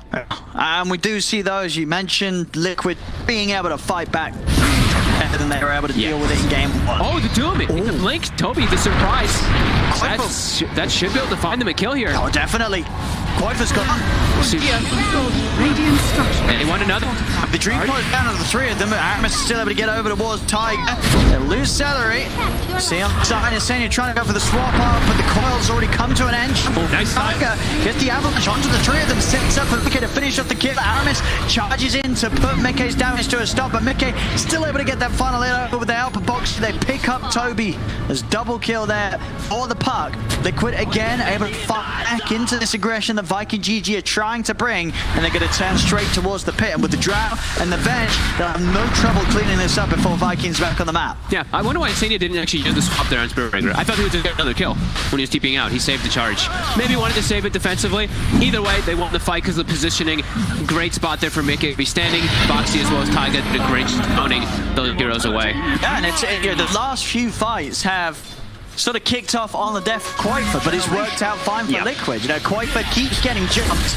It doesn't matter. The rest of Liquid, the 4 of them, can fight back against Viking. Oh, Quoifer though, you were mentioning, look, the vacuum last. All right, dragged him back. Quoifer, last bit mana, it's gone. Staging a comeback. That's the Aegis. Do they have another way to save? There's nobody gonna help him, but just gonna have the full mana. Charge through the creep. He tried to get him, but yeah, that's all they have. Just that bad charge. It's a clever little charge they're playing, but. Alright, just like that, they punch back and get rid of that Aegis real quick. A little bit of a... I love seeing that vacuum lasso, right? Just pulls him back out of his zip no matter what. Yeah, I guess that's one of the reasons for it, right? Because nowadays you're not invulnerable during the zip. So he casted it before he started to zip. He zipped past him, and then it pulls him out of the ball lightning, right? Something like, I mean, so that's why it looks a little awkward, because he's getting pulled out of the ult. I mean, sometimes we see that one happen so much. Miranda leaps away, and then you get lassoed after the leap. Yeah, you know, it's just an interaction. It's a feature, right? It's a feature. Insania is gonna start getting pretty farmed. You see, he's gotten that philosopher's stone medallion finished up. Perfect item build for him. Good item build for his scheme, right? Of course, the medallion benefit slot. Not the best item versus, I guess, Vikings. But still, your Avenge. What else? Why it's just such a good item. Is under attack. There's just a lot of magic damage on the side of Viking early on. Doesn't really provide so much against it. But such a good item. Aramis, he'll stay. But I'm trying to protect this Spectre. Pass off that Dragon Scale. He also has a medallion himself to counteract that heavy Radiant's physical courier damage that has Liquid has. been killed. And oh, who got the courier? Tiger? I think that was the Manta, right? I think that was his ultimate orb, yeah. I think that It was sad. The shot did he buy up? I think they're making the plays. They've got the global. All right, they go with all straight up towards that top outpost. They'll take out Quite. They'll also find Tiger. Yeah, but he ain't. Big jump by Toby. I mean, it feels kind of weird. We've now seen Quite die like 5 times in a row. Yeah. It doesn't seem to be mattering too much for Liquid. I mean, is that going to change? Can they really just keep playing like for Quite sort of just dying? Viking whilst the rest of the team farms, or is this going to start to hit Liquid in the face? I think it's going to start hitting in the face soon. It's a Drow Spectre lineup. Like, naturally, the Drow is going to start... It's going to start becoming a lot more difficult for Mickey as the game progresses. They need a secondary carry. Yeah, so like Quite for making space by dying over and over again, it's just not going to be good enough. No, definitely not. Especially not in the position that he's dying, where he died on his side of the map. They had to expend quite a lot for him, though. They did have to use pretty much everything, so it's how Liquid capitalize off of it next. But they lost their Aegis. He's died a couple times. See what Mickey does with this space, though, as Quakefa's game has halted quite significantly. He's pretty much tied in net worth with the Bat Rider, a couple chain deaths. Now, like we said, though, ultimates were used. They have to try to make some type of aggressive move. 4K lead, walk into the high ground. Oh, they're going to catch on to Aramis. And we'll be the man to tank gank. Everyone else is out. You had your warning. Just going to get a little harder to do now that Celery does have his mech complete, so extra bit of burst save potential. No mech on the side of Liquid either, so they're always going to have to factor that into their team fights.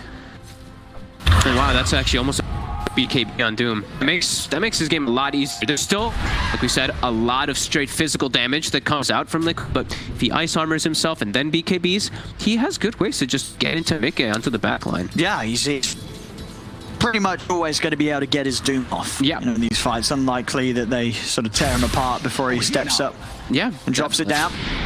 See that, that ward top 2, so they're scouting where the Drow's position. And you really sort of start to see the hit that Quaterfa's game's taken with those deaths on his item timing, because it was a very quick orchid, but it's been quite a few minutes since he had that finished up, and he's only just picked up the pyre on top of it. Wow, so. okay, yeah, he's very slowed down. Yeah. Does he still have the arcane ring on Quaterfa? Actually, was trying to. He must be holding onto it, right? No, okay, he got the essence. Oh, that's right. He did have essence. Yeah. I was wondering if they were going to give him the Vambrace. It's actually a lot of damage that you get up from spell damage alone, just from the double null thing that you get from it. But they gave it to Boxy for now, so it's like this is survivability because he's struggling. So. Yeah, exactly. He's still 1200 HP, so that essence ring boost to the HP is going to make it. The hot comes out. Toby's in with the BKB. Quite has a DD rune. Can he fight with it? So he seems a little scared. He's trying to get away. Good swap, disengage. Okay. Inside of the pit. They're going to turn back over towards the high ground. Look towards Boxy. Boxy goes over with the orb. We'll be able to pick the kill up in the IO. Alright. Gets burst low. Quite coming in to try and go for the finisher, and he's able to find it. Takes out Aramis. This time, Liquid, they'll find themselves the 2 supports. Titania with the swap back onto Boom will get him back in reach of Mickey as they find themselves 3 over towards Toby. Toby will have the movement speed to make it away. Liquid, they are able to turn and hit back hard there in that fight. I mean, Toby commits as the Doom. Wasn't able to find an opportunity to use his ultimate, though. Didn't find a target. I think the Shadow Blade caught them off guard. I saw the Haunt come out, the Doom blink on top of Mickey, and then he just Shadow Blade and got swapped away, and they reset the fight so beautifully on the side of Liquid. Yeah, I don't think Viking was prepared for that one, because they used their Haunt, they used their lasso, they tried to jump in the back, but just couldn't get the right targets. Now Dust definitely will be bought in preparation to deal with that. A big win for Liquid. They can back up, get themselves some much needed breathing room. In particular, Quakefa. Shad's still farming, like he's still a beast, and it's always going to be a concern. You have Drow Ranger lineup versus a Spectre, and this Spectre is not dying. Although you are keeping a good lead, it's always something to keep in the back of your minds. Taiga. He wants the ward. He's gonna get it.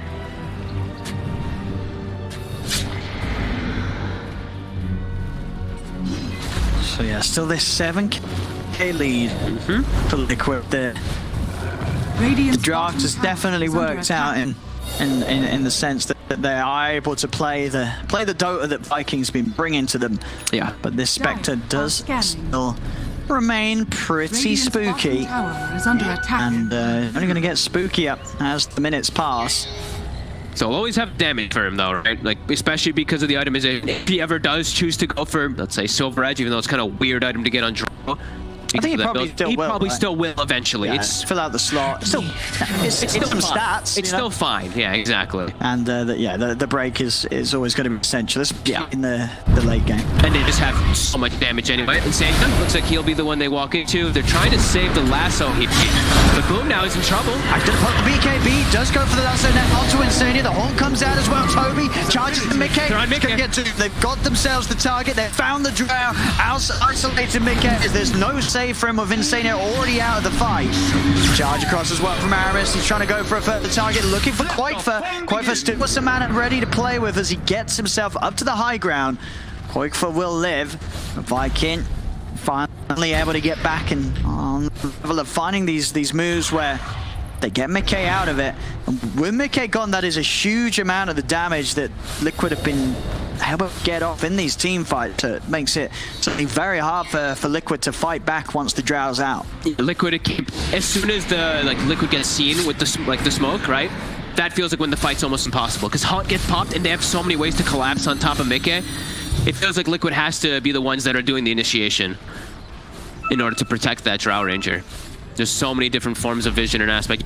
Yeah, Doom Inspector's missing. You see the way that Boxy's saying it. It's just like, these two heroes, they're gonna be on top of Mickey every fight. Especially because, like we mentioned, Koikfa's game got slowed down. They can kind of start to think about Koikfa later on. He doesn't really deal out that much damage. So just focus the crowd, then look for him. And Taiga finds himself a catch on to Aramis. Toss back into the magic. Celery's going to be in with the save though. The coil comes out a little too late. Celery gets him out. Celery, of course, they're coming to fight them.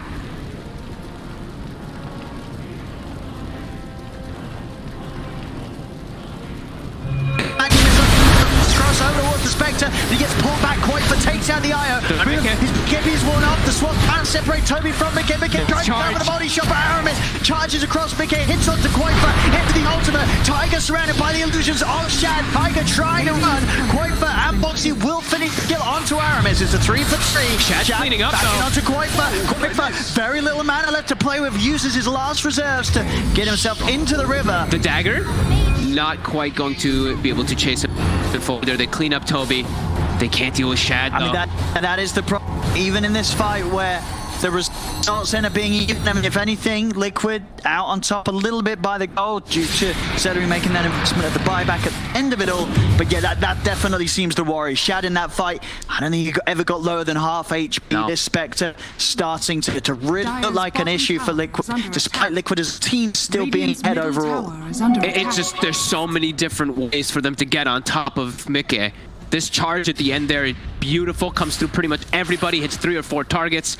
The Doom, the Spectre Haunt, the Bat Rider, everything just gets popped. Mickey's just in panic mode, right? You have to just kind of hold your ground, hope to the best you can get those right clicks, so they just have so many tools. Now an Eye of Scotty finished up too, so that's all gonna come into play. Shad is very scary, even though Liquid has an 8k gold lead. The Spectre is something out of control right now. And it is sort of what you said as well, that seems to be the biggest thing that stands to be the difference. But sure, both Boom and Koikfa, their individual games have slowed down a lot. You know, Koikfa is slightly ahead, but still as this Storm his item progression has really slowed down. I think he's nearly got the Bloodstone done over the Orchid, but that has just put so much pressure on Mikae's Drow. Whereas on Viking's side, sure, it's a lot of pressure on the Spectre. It doesn't matter. It's a Spectre. Exactly.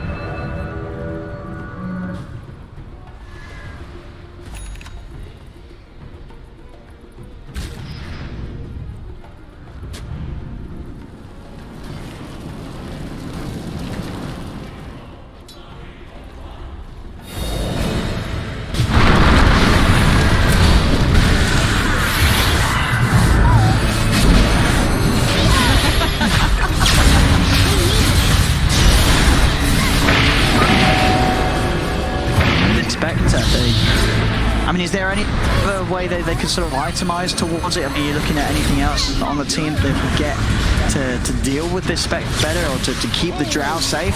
As we get ourselves back into the action and actually straight back into the fight. What the heck? It looks very well for Liquid. Wait, 3 are dead. All right.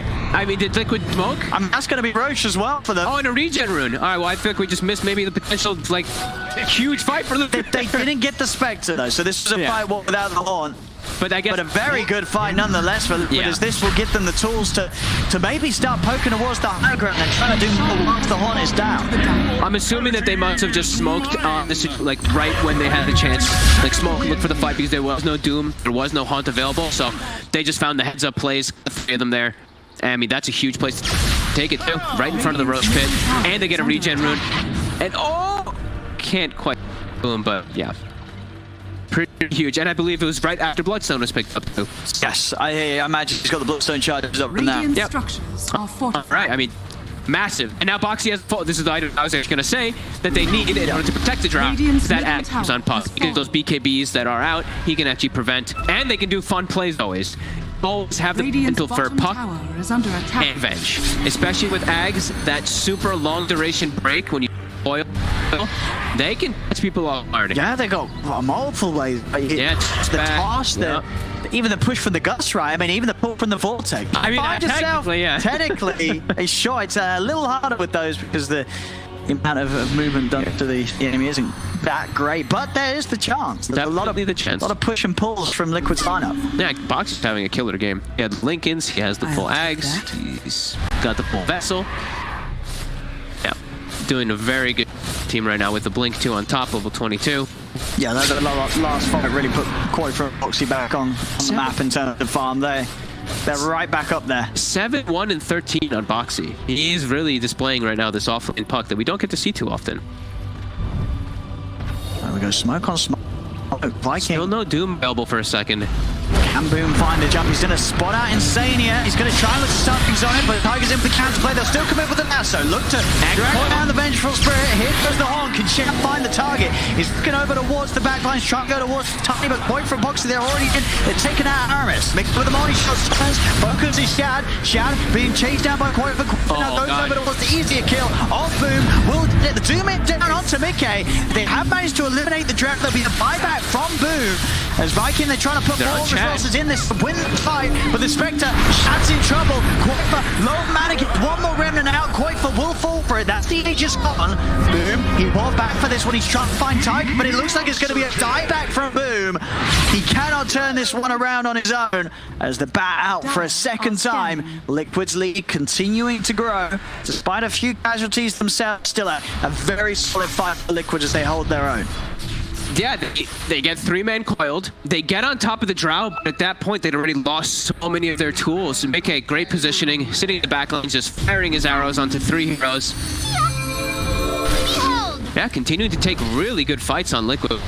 Even if they're, you know, their main carry kind of dies, that one they have the Aegis, and Boxy's just reaping all the rewards. Boxy's like, thank you. I'm up to almost level 25 now on Puck. Having a dream performance, really. Him and Taiga surviving throughout the entirety of that fight as you see them all the way jumped up in those levels, 24, 21. Yeah, some insane numbers coming out from Liquid Zeros.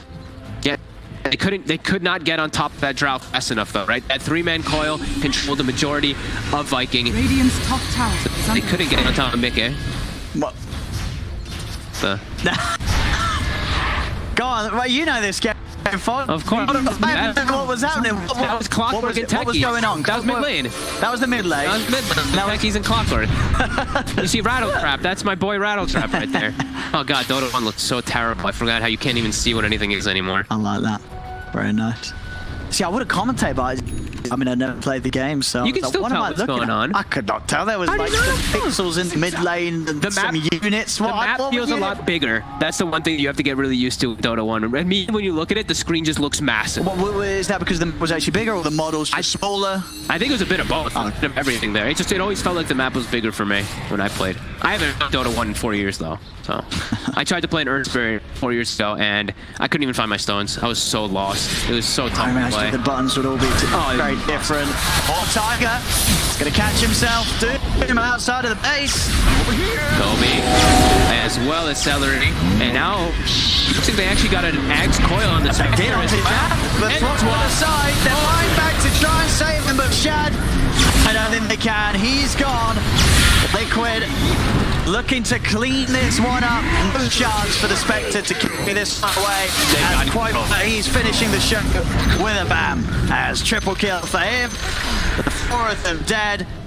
The mass tips coming out to be there from Liquid. He bought back and died just immediately.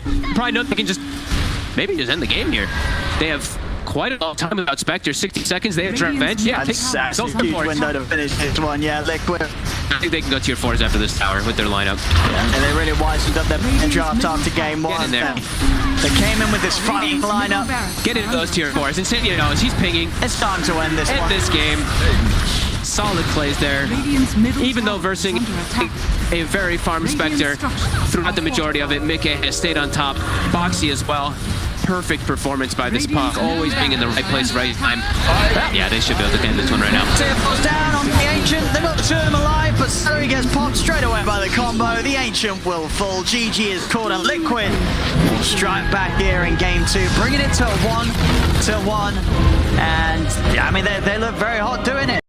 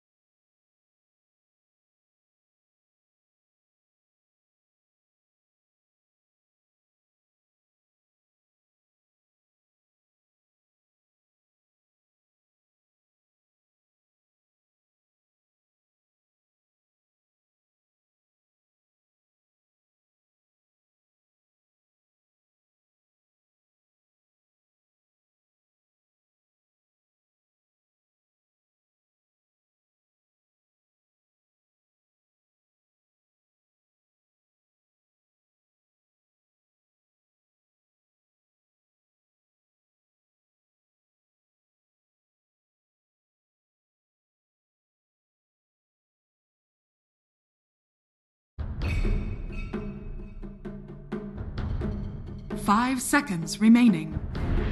Radiant team ban.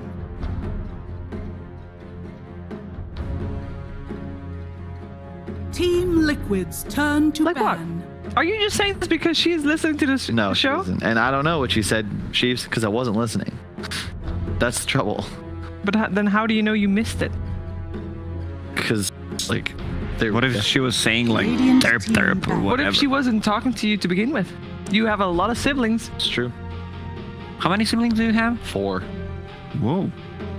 Team How about you? Liquid's You seem I only you have strike me one. like an only child. No, I have an older brother. He bully you? Nah. He was actually protecting me, you know. He was Older brother, very younger caring. brother. Older brother, yeah. Older brother. Yeah, I a also lot of have older older brothers are good like that. I also have an older brother. He's I was a great. player too.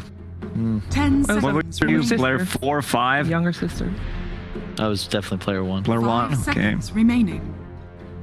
We are not talking Radiant about.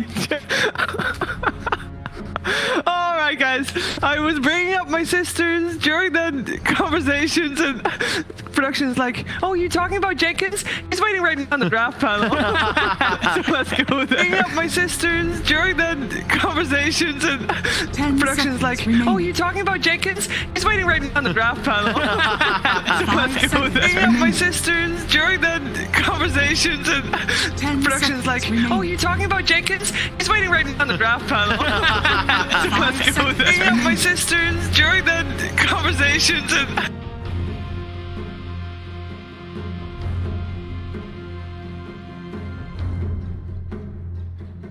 Jenkins was indeed waiting patiently, ever so patiently. Couldn't even wait for the second series. We had to kick T Governor off. As we enter game 3 of Liquid versus Viking GG. Jenkins, Lizard, welcome back. And you. Thank you. it's proving to be a competitive series. We originally looked at the 3 series that were coming up today.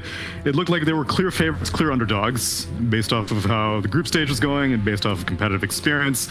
This one was probably going to be the most competitive, and unsurprisingly, it's coming to a game 3. We did finish off it as well with EG Nigma, which was extremely competitive right before. This one is up there. It's very competitive too. I would still favor Liquid just a little bit from their historical value, from their for just sticking together for such a long time and facing tier 1 multiple tournaments and taking games on the betting odds, right? They're always favored no matter what the draft is. You know, the funny thing Radiant is, team ban. Tell me, Jenkins. I swear to God, this first draft, Liquid won that draft. Yeah. And then the second draft, I think Viking won the draft. Really? And it flip-flopped, you know? It seems that way if you considered how the game was played a month ago. 10 A month seconds ago, remaining. the draft from Liquid wins in the first game, and the draft of 5 Liquid seconds loses in the remaining. second game. But the game has been changed a little bit. That's fair. The pace of the game is faster, and teams are picking up. So from now on, we might see more and more of these Darkseer +1 combos, your Wisp Radiant +1 team combos, your Miranas, your basically heroes that are extremely mobile, especially if we see something like a Phoenix in the game, because that just pressures him out of the map. Viking GG, they open up with something a bit slower this time around, Rubik plus Magnus, 10 and Team seconds Liquid with a remaining. good old combo of Darkseer plus Earth Spirit. 5 seconds. Find it a remaining. little bit suspicious that Liquid lets the IO go through for a third game and Viking GG don't opt for it for That the is first time. that is a little suspicious. What's all that about? You know, it's What's almost going as on if here? it's almost as if Liquid knew that it would get picked, and they've prepared a strat, and it looks like Viking has sniffed out. They know, and man, they don't pick up Magnus that often on Viking. This is a total, you know, 3 Team Liquid's of the turn draft, to as they ban. say. You know, Radiant team turning ban. completely around. Right, and still yet in the same direction, because the direction's probably buffing up a 1 position. If you're not going to do it with IO, why not do it with a Magnus? Well, that's Overall, Magnus is banned quite often, right? So that's also one of the reasons why Team he can't be Liquid's turn picked to up. ban. that's true. Team Liquid, they might go the way of EG and pick the Void Spirit versus him for the laning stage. Perhaps not necessarily straight away, because this Magnus still can be your position 3 of lane.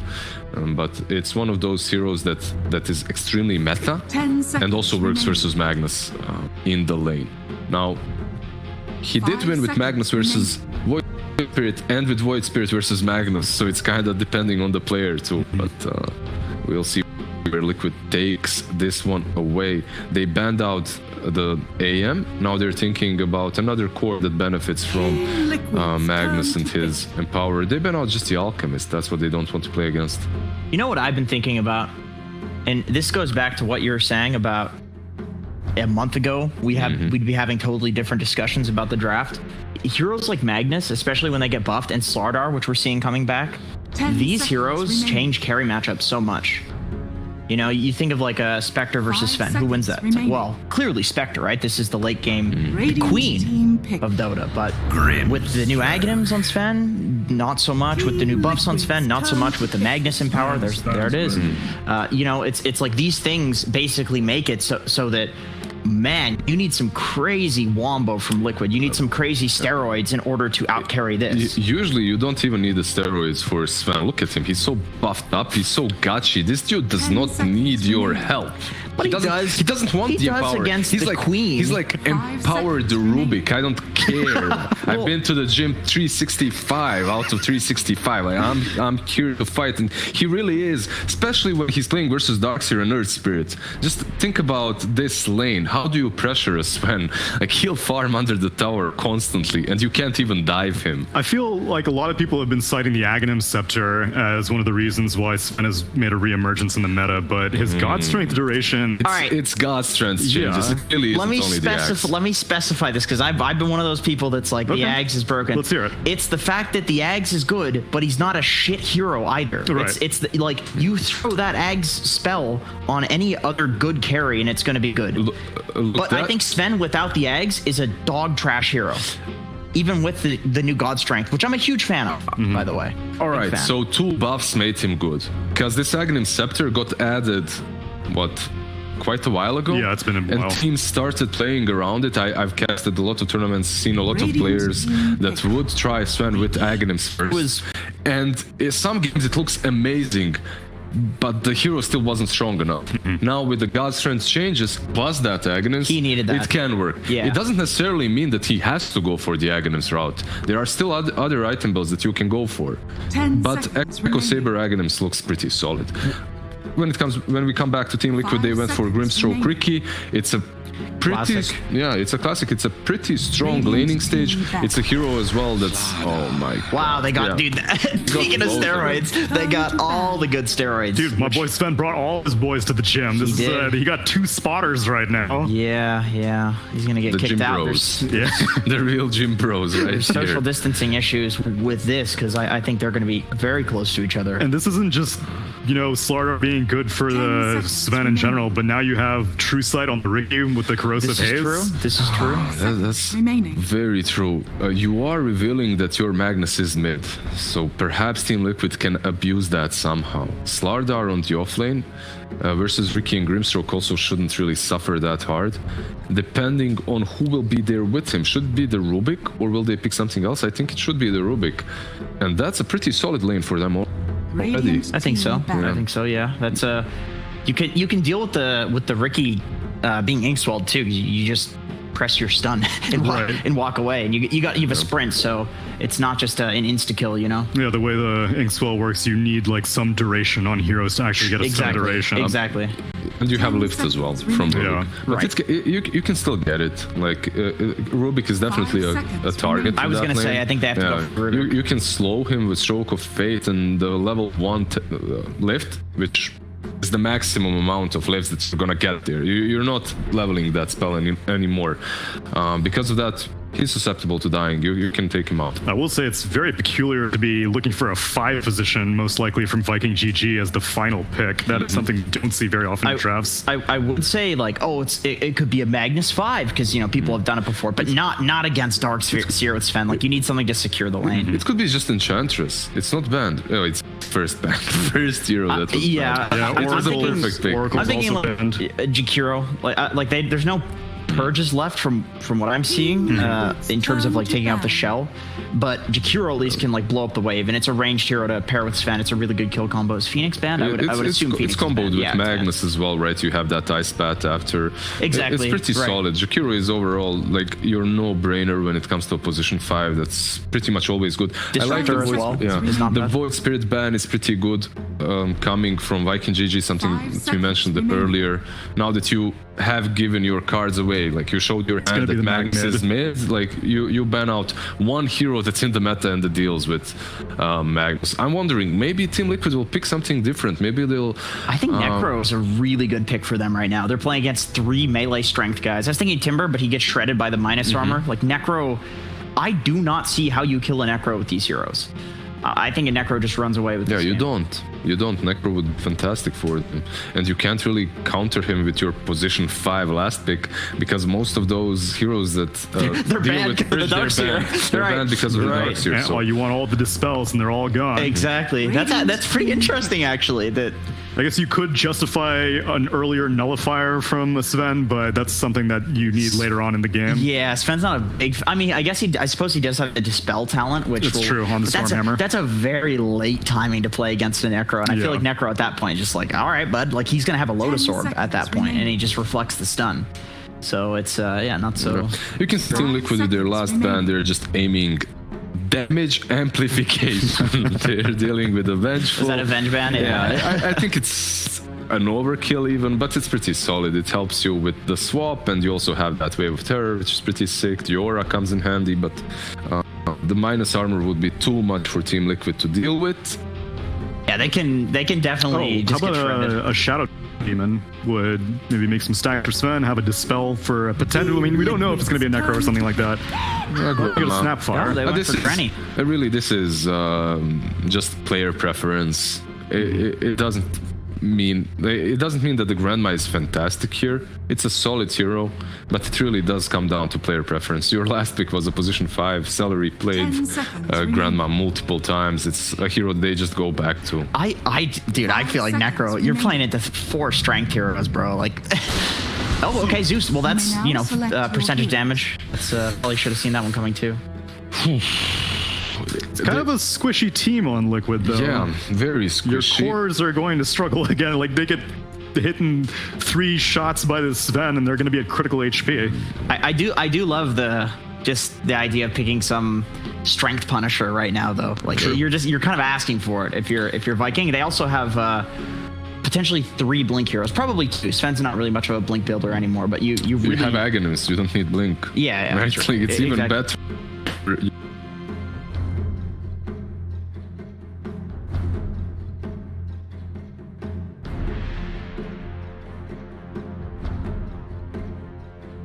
10 seconds remaining. 5 seconds remaining.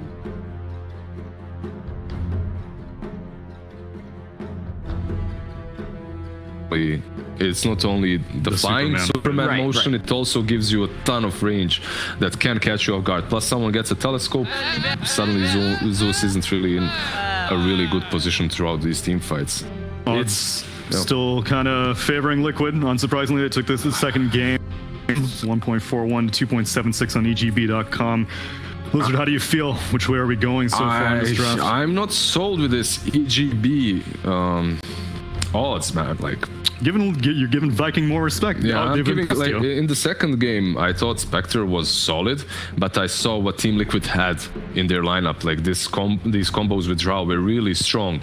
However, this time around, Team Liquid looks fast, looks mobile, but this is a rock on the side of Viking GG, and it doesn't care. You can just bash your head against it. I'll go with Viking GG. Jenkins, how about you? You got your boy Zeus, you got a strength Punisher, but enough punishment. It's a tough one because I don't see, unless the Ricky pops off, how they stop Sven from jungling and getting huge. And I think the Zeus Sven matchup is, Zeus likes to be in that one, even with the Ags change. But not when Sven has 2 items on you. And do you care about the jungle if you're Sven? What's the pressure on the lane? Earth Split and Darks here. There's no that doesn't pressure. work. There's like no pressure. yeah, this Sven will it's have. Ricky. Like Ricky's the only hero that needs to pop off to actually stop Sven from farming. So I'm gonna go Viking actually. Then let's see if this Grimstroke Ricky combination is going to be effective enough to get Viking GG an upset as we move forward into Game 3 and send it over to our casters. Thank you very much. Yeah, I mean, it does look like the Ricky Grimstroke. It is very strong. Sure. It's got a lot of fast-paced potential for, but do you sort of share the same worries the draft panel when it comes down to the fact that they're just rather squishy, these heroes? They're very squishy in their versus Corrosive Haze. Slardar, pretty good hero. We don't get to see it too much, but this hero packs a punch. This hero is also very good versus invisibility heroes. Corrosive Haze, a good ability versus a Ricky in particular in the game. Yeah, and it's just gonna be interesting if Liquid are able to do the damage. Sure, as the panel touched upon, there is that Zeus. He's gonna help a little bit sort of chunk through these tanky, high HP heroes. But that's the thing, you know, they are pretty much apart from the they're all high HP heroes, which we did see be a little bit of the downfall for Liquid in Game 1, where they were playing against this tanky lineup that just, you know, come that sort of 12-minute plus mark where Viking GG is running at you, do you actually have the tools to jump in and get a kill? Yeah, and it's very tanky heroes with lots of burst damage, right? Last game they had this kind of they didn't really have burst, but they had this constant damage, right? Firefly, Dooms taking, Scorched Earth is taking, all these type of different things taking. This time, they have Fade Bolt, they have Shockwave, they have Nuke from Grandma, they have Nuke from Sven. Lots of different forms of nukes, which they played really well around when they ran aggressive. And yeah, I mean, we'll see what Koikva can do. I think him and the Ricky have to pop off this game, because bottom, I don't see them being able to, just because I think it's a really strong lane from Viking. And I'm worried about them getting the invasion plays. I am really worried about them pressuring the Sven in the jungle. Some other fun interactions I guess we do have as when the game does build up later is Grandma in this game is actually, I actually really like playing Snapfire versus both Grimstroke and Zeus as the game progresses, because your little Shredder, you can just kill the Phantom's Embrace pretty much instantly before it even gets onto a target, so the silence gets countered really hard. Same thing for Nimbus. If Zeus gets a Nimbus later on, Snapfire solo kills it. Just a little Shredder hit it, and it's gone. So there's a couple different things we can look out for as the game does progress. That'll be way later on, of course, but... Look at this as well. Do you like this from Aramis? I don't know, I'm pretty sure this isn't the standard, but he's come to lane with the full sort of tanky fight, but he's bought 6 tangos, he's got a circlet and 3 branches on this Rubik, going for these early stats. So I saw GH do it. I've seen a couple people now doing this. You just go for this straight right-click build. I think it was actually GH that did that, and they gave him a bottle from his... other, like the 3 position gave him a bottle, and he was just so strong. Yeah. Like he could actually trade hits. Sometimes the problem with Rubik is you can't trade hits, but when you have this with Fade Bolt, you can take any type of battle. And yeah, I love this Grandma pick. I think this Snapfire is so good versus pretty much everybody on the side of, pretty much everyone on the side of Liquid except for, I guess, like Ricky and Earth Spirit can work against him, but I think it's still just a fine hero. They hit level 2 though. Let's see what they can do. They're going to jump one time. He's tanky. Yeah, with these stats and the Fairy Fire, he's a hard man to pop. And with all the tangos that he brought to lane for the 2 of them, they've got the sustain to just continuously heal themselves up against the harassment from Insania and Mika. Mika gets that last hit, a little bit of faster attack speed. Oh, Courier. Oh no. Will he get his items delivered? I think he did. Might pay with his life though. Nice kick away there from Taiga, protecting his buddy. Just making sure that won't take any further hits from the 2 of them. Top lane, another bit of an attempt with the Inkswell and the Tricks of the Trade. Toby getting low, he's going to try it first and will be able to do so. First blood for Viking. Because they're the ones to find the kill. This is the fun lane. I think this is the lane that we're keeping most of our eyes on, because I believe it's going to be just back and forth attempts at trading kills. Don't think bottom should be like too exciting. I think the Sven should just free farm for the most part here. Mid, I guess. Yeah. This one's just back and forth, pushing, farming, isn't it? You know, you got to see both heroes farm pretty quickly. I mean, you'd imagine that the Magnus will still take over in farm, as he's just going to clean up the camps at a pace that the Zeus cannot match. Yeah, I wonder if he's going. Is he doing the new Zeus build, we call it, that everyone's talking about? The 402. Yeah. 402. Yeah. I mean, we'll see in a second as we're trying to pressure Mick at top. He's got a triple range creep. He's trying to make sure that they don't just get free last hits, but inevitably Slaughter will. So I guess we'll see we'll see soon what build it is from Koik. But I believe it's he's going for the new Zeus build that everybody does. Yeah. So what's for some of the viewers out there, what's the logic behind this build? I mean, it was what sort of Thompson who started to do this first? I think so. I mean, I think maybe there's a couple other Thompson was one that was really starting to do a lot of his pubs. You just push the lane out. You literally just spam your nuke, you push lane out, and they can never really pressure you, and then you farm the side or whatever. It's just what the bottom. Do get the cookie onto Boxy, but still holding onto the surge, so we'll be fine. And it's just what more valuable than sort of getting constant mana set at you and spamming lightning bolt at the enemy mid. Yeah, it's just the thing is now it's all about farming, right? And now if you just go for that lightning bolt build, they just buy more regen and then they outfarm you, and then you're not getting last hits and you're spending all your mana on harassment rather than actually becoming stronger. So you look at the last hits. Yeah.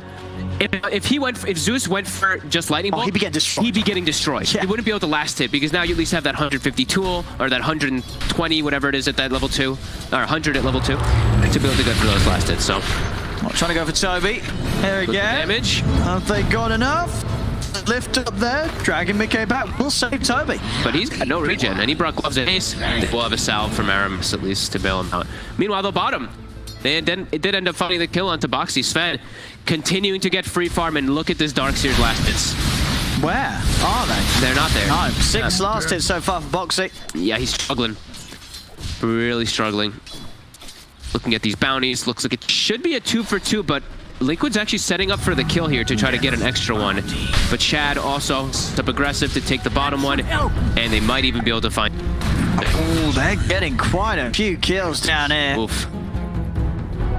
As Viking, I mean, for the first time for the series, we've seen what in the first 2 games Liquid happen the squad to come out top lane. Nice. Okay. Still able to jump over towards Aramis. Thundergod's Ref comes out. Aramis pops the ferret by the bash. To Mickey. Toby able to hold Mickey in place so that Aramis can get away. Mickey's going to take quite a bit of a punch in return. Tiger will come in time to keep Mickey alive and get the kill on Toby. Nice rotation by Tiger. Oh, the stats on the Rubik just keep making him live every single time. Baki now won't be able to get away. We'll lose Courier. Put those at least keep himself alive for the moment. And look at this by Shad. A bit of a different item play here. Yeah, we'll see bottom. Boxy gets annihilated, but yeah, they get the chase off afterwards. Interesting choice here by Shad. Phase boots. He just wants that little bit of extra movement speed, I think, just to be able to get on top of these heroes. Also, the armor. He's going to be real tanky. This Ricky. Yeah. Phase boots plus Warcry versus Ricky. Okay. It's mostly magic damage on the side of Team Liquid, but I think what he really wants is just that extra little bit of push of speed. I think so. It could be very, very, very good against the smoke screen in particular as well. Those sort of big game silencers coming. You're unable to do anything. You cannot turn and fight until you're out of it, and you're able to pop your war cry, your god strength. So yeah, that movement speed making all the difference in that sense. And because you are going for this Midas build, attack speed. Exactly. Yep. Yeah, you're going to have that front covered. Took the words out of my mouth. Taiga continuing to play up toward that top side. Just wants to secure Mickey. Just keep the slaughter down a little bit here. I don't think you want Toby to hit an early level 6 if he gets a kill somehow. No. I like this play around here. I think he already knows too. Bottom is, disaster. Nice play by Taiga. Second time this game he's done that, where he's walked into a tower bridge, not under normal vision, and spot out a wall because of it. Very good awareness by this Spirit. Oh, another Arcane ready for Koikfa. Back-to-back games. Yeah, 2 excellent heroes for them. Yeah. Wow. Having the dream and neutral items. Still, just looking at just net worth, you can see Vic has been pressured. This Slardar Rubik lane has definitely slowed his farm down. Look at the Sven. Not pressured at all. They pushed Bhakti completely out of lane 2. This is an excellent start here for Viking. It is, which is, today is something that we haven't seen so far this series. Game 1 and Game 2, regardless of the way that they ended up going.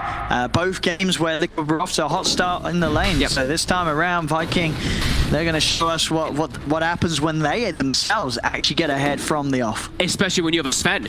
And you have ancient stacks and neutral stacks all over the place. Look at Aramis. And Empower. And Empower. I think this is a concern for Liquid already here. They really need to start snowballing the game early on and starting to find ways into accessing Sven's jungle. We're going to see this Sven have 2+ items on a Ricky and a Zeus. And if they get to that point, I don't see how Liquid can actually do anything. They need to start ramping their movements up. Yeah, exactly. I think it was either Lizard or Jenkins on the panel did say exactly that. Yeah, you let Viking get 2 items, suddenly how are you actually killing any of these cores? He's going to be too tanky, and he's going to be able to access the back line. So here we see Zeus, triple null build. That's the other thing we see people do is multiple nulls with this build, so you actually do damage when you do try to rotate, since you don't have bolt. And let's see what they can find. Knuckles Rats coming out there, looking to get back underneath the tower. Drop the RP kill up onto their diving with Shad. They will find it. Okay. That's nice. I didn't think he would even be playing on the bottom side anymore. I thought he'd be playing up in the triangle, but does get spotted out. Aramis doesn't react though. We see that little orange ping on the mini-map right there, stacking another ancient. So what looks like a 4x ancient stack. Oh, is it a quad stack? You can't stack it more than 4, I don't think, as Radiant. It's actually impossible. Yeah, you have to use it. Oh, it's actually only a triple, so. Yeah, it needs to get, you have to be good. It's actually, you can't stack it on Radiant more than 3 times. You can't, but... Fair enough, I am a scrub now. I've known so many players to look. Matumba the other day too missed the stack. Yeah. Everyone's missing that stack for some reason on Radiant. It's just much more difficult than Dire. Nice again, killed up Koitva, getting active, moving around the map, finds a couple bottom. Now kind of mess with the regularness of the lanes. They're starting to really break that up here. These simple fires, but they can't. Rolling with the Inkswell. Very nice. TP's coming in, but nothing to be done in terms of saving Aramis. Third move here, Viking, they are going to fight back now with Shaq coming in with the God Strength onto Insania. The Grimstroke will fall. Space will be there though for Boxy to surge away. Okay. A lot of battle coming on as we expected. Lots of movements. Mickey looking to get involved in the fray with that Ion Shell, with that Grimstroke, and that Surge. He's all buffed up on this Ricky. Yeah, look at him on Celery now. And they're going to find him again. So Liquid, these moves, I mean, they've sort of found 3 kills back to back now with these sweeps. They gotta do this though. That's the thing. They really do have to. Because I think if Mickey just sits top and tries to do this farming thing, he's a Ricky versus a Sven. You know what's going to happen in that case. You're going to get out farmed. So yeah, utilize those Ion Shells, utilize that Inkswell, look for these constant dives, look for these constant plays. Can they invade the triangle now? The big question. Can they stop the Sven from farming the stack or the Magnus? It's already gone. It's already gone. Yeah, they've already done it. I don't know who took it out of the 2 of them. I imagine. I guess he must have. We didn't. Maybe it was a split effort. I mean, either way, the gold was there for Shad to get his Midas done. He got it complete. Yeah, it looks like it was Boom who actually farmed it. Looking at his farm, right? Echo Saber tried. Yeah, and his levels as well. Yeah, he's level 11. Yeah, he definitely took it. Whoopsies, was looking at bottom. I guess it was when the whole dive was happening, so. Yeah, and then Shab was finding action mid with the God Strength as we saw him popping it, able to pick up a kill on the Grimstroke. Either way, same objective. They still need to find ways to move into the enemy jungle, because if Liquid starts to, if this starts to happen, this slow period where they back up and farm, Viking's gonna get more out of the map. Oh yeah, for sure. Yeah, you're not contesting an empowered Midas Sven at this point. Shad he's going to be in a very lovely place right now, picking up all that farm. Yeah. Mickey doesn't really want to be forced to do this kind of stuff though. Like, he's gonna look to get involved, but he can't just literally just walk around inside the jungle either. Sure, he still needs to start to get something to get the defusal. Yeah. They do have a lot of different tools though. They have the Earth Spirit, they have the Zeus, they have global potential. So he can still TP react pretty quickly, but yeah, this whole downtime here, Vikings loving it. They're just farming. Everyone's farming. Even Empowered Guard are farming. And now they have time to make a move because they see the Ricky showing top this entire time. Oh, will be a big one. Man, Mickey. Can they get the catch on him? They don't have Slardar. They're going with the skewer. Dragging back the shockwave. RP comes out at the last moment to make sure. I mean, I guess they don't know who's there. They didn't want to be able to jump to an ally. They saw Cookie though, right? They may have done so, but I think Celery also just, he went straight away with the ultimate. They got the didn't want to stop casting the ultimate because he felt that they needed that. Either way, as you say, it doesn't really matter how much they throw to get those sort of kills on a single hero like Ricky, because as long as you're stopping Liquid from making moves, your team is happy. Exactly. So throw everything in on getting one hero. You know it's going to be very hard for Liquid to make plays, even if you've used your ults, because they're 4 versus 5 now. This is where they have to capitalize though, right? It's Magnus ult is down, Snapfire ult is down. One of their big damage things is that Snapfire ult early on, so let's see what Liquid's able to make of it. Toby's pretty tanky though with this drum. I'm gonna try and lead in onto the Slardar underneath the tower. Toby able to get the crush off, but Tiger and Mickey are in. They're about to nuke out with the Thunder God's Wrath now. Mickey jumps across for another. The smoke's creeped down, but Celery's at the side. Mickey is charging in deep past tier 2, and Aramis, he's been able to come up with the outplay. Maybe not. Mickey will live for now with the tricks of the trade. He's away. The tower starts to punch into him. Boom comes in for the slip with the skewer, and the shockwave picks up Tiger. Mickey dives for the kill on Rubik, but gets punished. Shad shows up, gets a freebie on the Ricky. That was a Mickey. He could have been out of there if he wanted to. He really got greedy for the kill. I don't think he expected Shad to come from the high ground there. Just gets clapped, and they get a couple kills there. Aren't able to turn it into the tower though. Yeah, and they lose it again. So back-to-back deaths for your Ricky. Dyer's top It's tower deep dives as well, you know, trying to fight right by the tier 2 tower. I mean, you definitely start to feel the struggles of Liquid in the sense that you say, you know, they do have to fight. They've got to find these kills. They're not going to keep up when it comes to hitting the creeps. This is their only option. But if they don't come out on top of these dives, these pickoffs, Viking GG are just going to continue to crawl further and further ahead. Especially when Snapfire ult was down and RP is down. Now RP is up, Snapfire ult is up, and Magnus is level 14 with Blink Echo Saber. Level 14! It's 14 minutes! Just Magnus things, you know. Oh my god, boom. Just, I mean Magnus things for sure. 10 CS a minute. Again though, Liquid relentlessly trying to push down for this mid tower. Find Toby again. Where's that RP? Oh, he tried for a big one. He only gets the one though. As Mickey will be fine. Insania will go down as he's caught underneath the firing line. He's going to roll back in underneath the tower, but Shaptir with the God Strike. The Soulbind on two of them. Mickey and Quafa, they're in trouble as well as Boom skewers across. Oh, Mickey's alive. He is going to live a little longer. Jumps out to the side somehow. Oh Mickey, my god. Actually, I mean, that could have been an entire mess for Liquid, but somehow Mickey and Quafa didn't die despite being soulbound together, and Mickey sitting on less than 100 HP. They couldn't quite finish him, and he will live. And it's a good job he did, as if those two went down there, this game would have started to look extremely messy for Liquid. Yeah, I think Boom got greedy. I'm pretty sure he shockwaved Zeus instead of shockwaving the Ricky. I think he would have had the kill there. I think he wanted to try to go for both of them because of the position they were in the fight. Again, though, Liquid, relentless. They've got to keep going. Go again. They've got to keep going, keep doing this. This is their only chance here with their lineup. They've got to fight. Yep, they have Zeus ult available too, and they have that Ink Swell plus Surge plus Ion Shell, all getting ready to throw it on Mickey. They really want more. Here's the roll it. The Nickel Stun onto Boom. Telekinesis up as well. They'll commit onto the Rubik first up for the easy kill. They'll get Aramis. Skewer and Stun off to the side. Tiger falls. The vacuum on 3 into nothing though. No follow-up after Boxy's attempt of initiation, but there is the space for the tower and mid to go down. So Liquid able to clean up an objective with that trade. A little something. Makes it easier for them to now charge in again and go for those constant relentless plays. Aramis, these little lifts too. I think like that lift was pretty annoying, right? Like he's trying to get this Ink Swell connection on the mag, and then it just changes everything because he gets lifted and tossed away. Space here. Keep running at the look at this. Yep. No hesitation. They still got Zeus ult. They still got that Ricky Grimm. Toby knows something's up.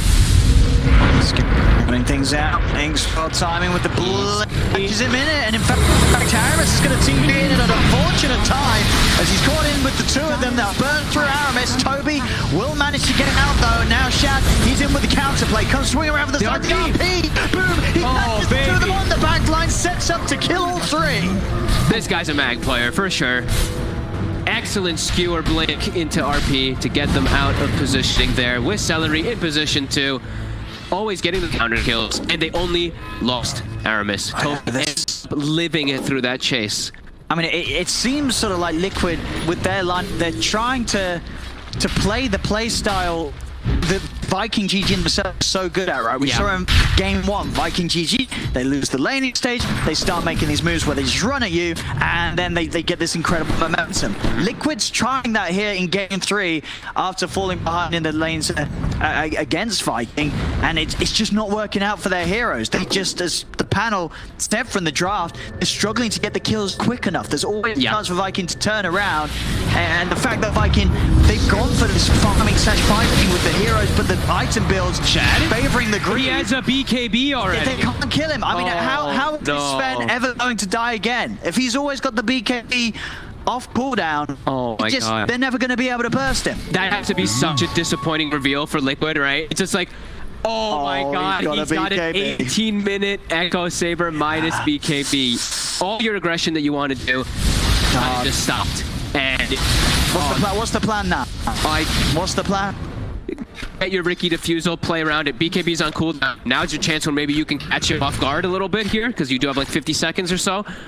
But yeah, I think Liquid's probably feeling the same as we are, where there's a hole in our draft right now, and they're really starting to play at their strengths right now. Viking, they know that they can just sit back and farm, and the onus is on Liquid to do everything. Liquid literally has to try to keep running at them, or they're just gonna keep falling further and further behind. Yeah, looking at the net worths, it's already starting to feel like, where's the carry? Look at the levels. Who's the carry? Did you see the levels when it was brought up too? Oh no. Look at this.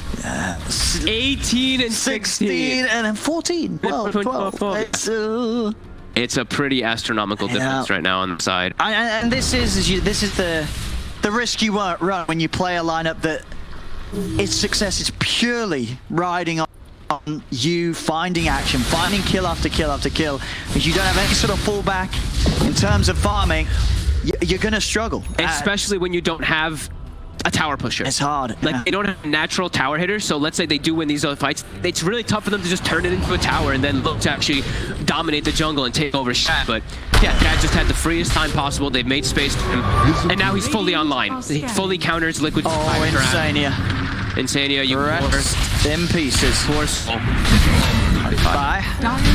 And of course, all three cores benefit heavily from that. Yeah. You know, Magnus himself. It's the fact that on top of the way that Viking GG getting away. Celery breaks. So they can find it. They're going to jump in on Celery. A buyback comes out from Insania. A buyback as well from Celery. Bringing everyone back into it. Able to block the rollout attempt from Tiger. Traps him in. So they can chase down from the box. He's starting to surge away. Toby on the chase. This is his territory at Slaughter. They have to get out of the water. They will be able to. And look at the build. Look at Toby. Knowing that it's all magic damage really on Liquid. He's got a hood, and they even give him the shawl. Sure, he has no magic damage, but he's going to be able to absorb so much from the side of Liquid these next few moments. Yeah, it's feeling pretty impossible for Liquid. Like, they can still look to make some really aggressive moves on the map, but playing around these double BKBs is going to be really hard for them to actually have anything happen. It's just sort of, if you imagine like the graph of how this game's going to progress for both teams, it's just very hard to see a point where Liquid's game is ever ahead again of Vikings with these heroes head to head. Like, when does he get better for Liquid? It doesn't feel like it does, because even like sometimes we say like Dark Series versus Anti Wall Illusion, the wall of Sven is terrible, and Sven also kills it in a 0.5 seconds or something like that too. So it's going to get easier at all for Liquid. Viking is preparing for everything that Liquid has too. It's all magic damage, double BKBs, hoods, maybe even pipes, etc. Yeah, getting harder and harder. Oh, he's surprised Shad. He's halfway on towards his Aghanims. You know, these items just coming out so fast. It's going to be sort of pre-25 minute Midas, Echo, BKB, Ags. Top lane, they're going to look to set up onto Boom, but he's also got a BKB. Yeah, but they can look to re-engage if you would like to. Yeah, Boom's just skewering in at the three of them. He says, you want some? Come and get some. Yep. And the other thing, of course, is Storm, because he's so high level, he's going to get those talents online. He already has the Storm Dispels, and then he's going to have that level 20 minus 5 seconds. So I see a bunch of Yule Scepters. Zeus, the Yule Scepter, gone. Earth Spirit, Yule Scepter, gone. You have so little ways to actually protect yourself, and we're going to see that happening. We're going to see the Sven Hags start ripping people out of Yule Scepters, ripping surges off, and just finding opportunities to chase targets down very quickly. Now a Blink also on Slaughter, more initiation. Liquid's gonna need a dream of a fight where Koikva just sits in the back lines, somehow the BKBs get baited to just throw out his entire mana pool in spells. Yeah, they've got to start very tough. Hoping for Viking GG to fat finger some of these BKBs. Yes. So that's sort of what they're going to hope for now, Liquid. Yeah. Maybe Koikfa. I mean, like if there's always the factor of the Zeus. If he sits all the way in the back and gets his whole toolkit off, but he doesn't have a bruiser. Where's the bruiser to hold him in the front there for him? Everyone's so squishy, like the panel said, like we've talked about. It's tough for this Zeus for Koikfa to sit in the back. It's such a hard lineup to play. Yeah, just very tough for them. Yeah, look at Mick. Yeah, he's queued up a Battle Fury. I was going to say, I think that's the only way. Yeah, I don't know. That's what the only else way. they- That's the only thing he can do. He's just got to get a Battle Fury, hope that for whatever reason Viking GG don't end the game in 40 minutes, and somehow also hope that Viking GG spend all their time running around not hitting creeps, so Mickey's able to catch up in farm. Oh, it's something. What do you pick up? It's just a Yasha. He's memeing us. And I think he'll still get it. No, he's memeing us. Yasha Battle Fury. No, he's memeing us. He needs a man, or else he can play. There's no one around his team behind Lotus for him. I mean, it's nothing like super drastic. Honestly, I don't know. As much as he's joking then about queuing up Battle Fury, I think that would be the only. I mean, it feels like the game is lost anyway for Liquid. That would be an item that would maybe capitalize on Viking GG, like overextending, throwing high ground pushes. Yeah, it feels so damn hard. It's so hard. If let's see around the rush pit, maybe they can get like some wraparounds. Maybe some wraparounds on the back lines and bait the BKBs could be another big play. But yeah, still extremely difficult for them. Viking so damn tanky, near level 20. Magnus just hit 20, so he gets the 8 armor talent. So yeah, the little bit of physical damage that Mick must provide is gonna be countered heavily. And Sven now has X. Oh yeah, here we go. Superman Sven ready to go. Time to smoke, time to look for fights. He has just so much ease. That Stormhammer cast range is really the biggest thing. I think Blizzard was the one who was talking about it. You can just stun the Zeus pretty much immediately when he shows himself. And even if he blinks backward, you'll chase him. There we go. Goodbye. Dead Spirit. Yeah, those blinks, those rolling boulders, yeah, you just follow them with the Sven. He's level 20 now, 5 second Stormhammer cooldown, minus seconds of how he can gap close on top of people now. And now it's a Roche too. Oh boy, Liquid. Nothing to be done here by Liquid. They cannot fight Viking until outside the base. They've just got to hope for the high ground overextensions. Now Viking, they're far ahead. Maybe Viking will get tempted into some fountain dive. Maybe that gives a chance for the Liquid's heroes to punish them. Nah. Kind of neat to see Boom went for this Orchid build afterwards rather than doing the disassemble build. I saw that yesterday, the disassemble your Echo Saber. Disassemble the Echo. He didn't do the disassemble, yeah. Dude, he's got so much pre-farm, he's like, why not? But look, he had the components. He went for the BKB anyway, so he could have done BKB Orchid with disassembling the Echo Saber, but he doesn't need to. He knows how rich he is. We'll find a kill here, though. Aramis, he's split away from his team. At least they're able to kill the support still. These tanky cores. Dire structures Problem. fortified. But they're trying here. Yeah, see if they can find another. I mean, they can catch them out Dire's alone. middle I mean, tower obviously still not the cause, these Radiant's BKBs. bottom tower is under attack. Stop them from making any sort of play. They can at least try and poke out BKB charges. A bit of a tickle onto Boom here. As Boom. He's going to be down a little bit. So as the Aegis is going to turn his attention over towards whiffs the RP. But the BKB, it's an he gets kicked away by Taiga and dodges the shot. All right, nice disengage from Liquid. And Toby's dead as well. Mickey, he's picking up the kills on the back line. They roll back in with the wall down as well onto Boom. Boom can't go out of this. As Liquid, can they get Celery as well? No, he can't. He's out with TP. All right. Some signs of life there from Liquid, yeah. With that way they got the jump in. Look at Koikfa's damage. This is what we were talking about. If he's able to actually sit back and do his entire toolkit, which he was able to on the Magnus, they kited him and played around it perfectly. Such a nice Yule Scepter by Koikfa to disengage. Dodge that RP. And they went up at the same time. It was a nice little split move by Liquid there to catch those split up heroes. I guess this was a fight, of course, though, where Shab was not involved at all. He showed up at the end just to kill a Grimstroke into hits. Oh, okay. So, yeah, again, not really involved. Standard contributions so far. Just killing Insania at the end of the fights. But no, a sign of life. Liquid able to do it, and of course against the Magnus, Boom, he had that Aegis. That was through two rounds of the Mag's life pool. That was very surprising the way they split them up there. Still, Viking in a very comfortable spot. This Sven, an absolute beast. Whenever he is turned up into the fights. I think it's rare they'll split so far away from their Magnus now. Because he was really alone on an island. There's nobody else really around him at the time there besides Toby up in north.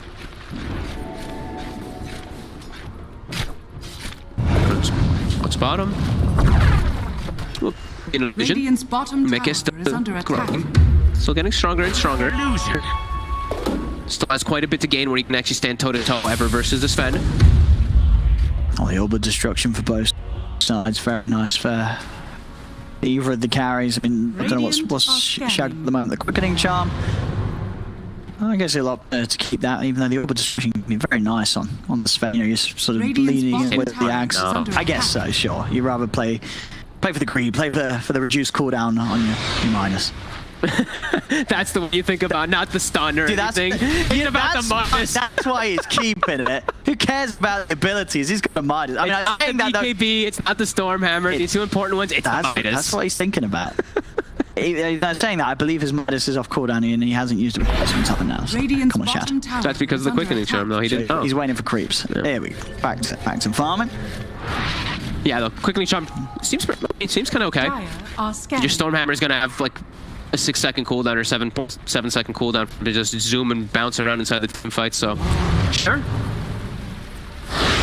And now they're grouped up. Now they're looking for the fight. Who's it gonna be that they find? Oh, Koifa. I mean, he's the damage dealer. Oh, Koifa. Oh, Toby. He's got a. Is he gonna? He doesn't want to go for it. He just zoomed away. Yeah. Okay. Radiant's bottom tower is under attack. Lines thrown on map by Liquid. They're like, push the lanes. They saw a moment of Viking there. Radiant's top tower is under Some time attack. wasted for Viking. Yeah, that worked. They're splitting up the map nicely, Liquid. They get a good amount. Yeah, during these moments where Viking's running around as 5, the Liquid are in all 3 lanes. I'm very surprised that they're able to actually do this in the last few moments after that last fight. Mika did a good job cutting bottom with his Manta Illusions. They're having ion shells constantly cutting the waves, as we see up top. There's only one range creep or so that survived. Yeah, Boxy's trying to make sure that Viking tower's grouped up. No, the real test will be to see what Liquid do in the fight when it is the 5v5. Yep. Where Shad's here, there's 20k net worth Sven. You know, it's very, you know, it is definitely something to think about that Liquid are closing the gap a little bit, but how much is it going to matter when they're fighting this Sven? That's going to be the. Well, they need to take a head-on. Well, they need to take the head-on 5v5. Yeah.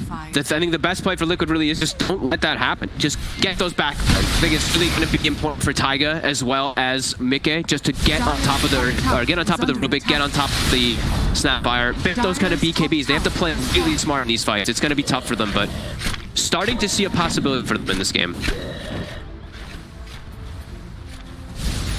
Basher almost finished that. Make it too. Viking still has firm control, but Liquid tower is under attack. Small gains. Full satanic on Shad. Yeah, he's still a big boy. They see the ion shell top, so they should expect, you know, Boxy is going to be positioned around top. So now, if they can find a fight mid or bottom, they know the Darkseer most likely cannot turn up.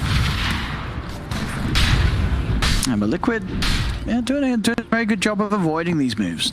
I can GG for all this effort of coming into the jungle of Liquid, going in the top of the mid lane. They haven't found an opportunity to jump. Well, if it's one thing that Liquid does get beaten into their heads and stop from Blitz, it is wave clear. And look at them. Look at that beautiful wave clear right there. They're sitting back, throwing out the nukes. Yep, push those lanes out. Buy time for Mickey to get farm comparable to the Sven. So we see bottom. Mickey just constantly sending illusions. They're making a move now. I say accelerate. That'll be an easy pick. There you go. And they seize an opportunity. Liquid stepping up the plays now. Playing nice and carefully. The question is, if they can get out. That stun from Shad says certainly not. To Insane, he's attempted to escape. Toby, can he get any catches? Got Blink up. And Mickey and Tiger out. A little too far. Won't be able to chase any further. So. We can see the way, you can see how Liquid is wanting to play, right? Force the lanes in, catch heroes when they're split up. Catch when they're trying to match that split push.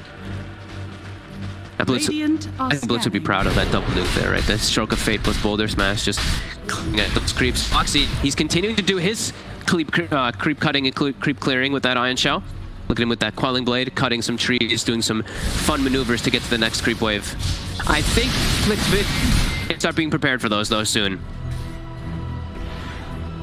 We'll be able to disjoint. Yeah, I mean, if you're Viking now in this position, you know that Shad is insanely fast. She's got this very, very large lead. You kind of like, well, okay, if they want to sort of split this up, we will continue to farm because we do still feel pretty confident as this goes on.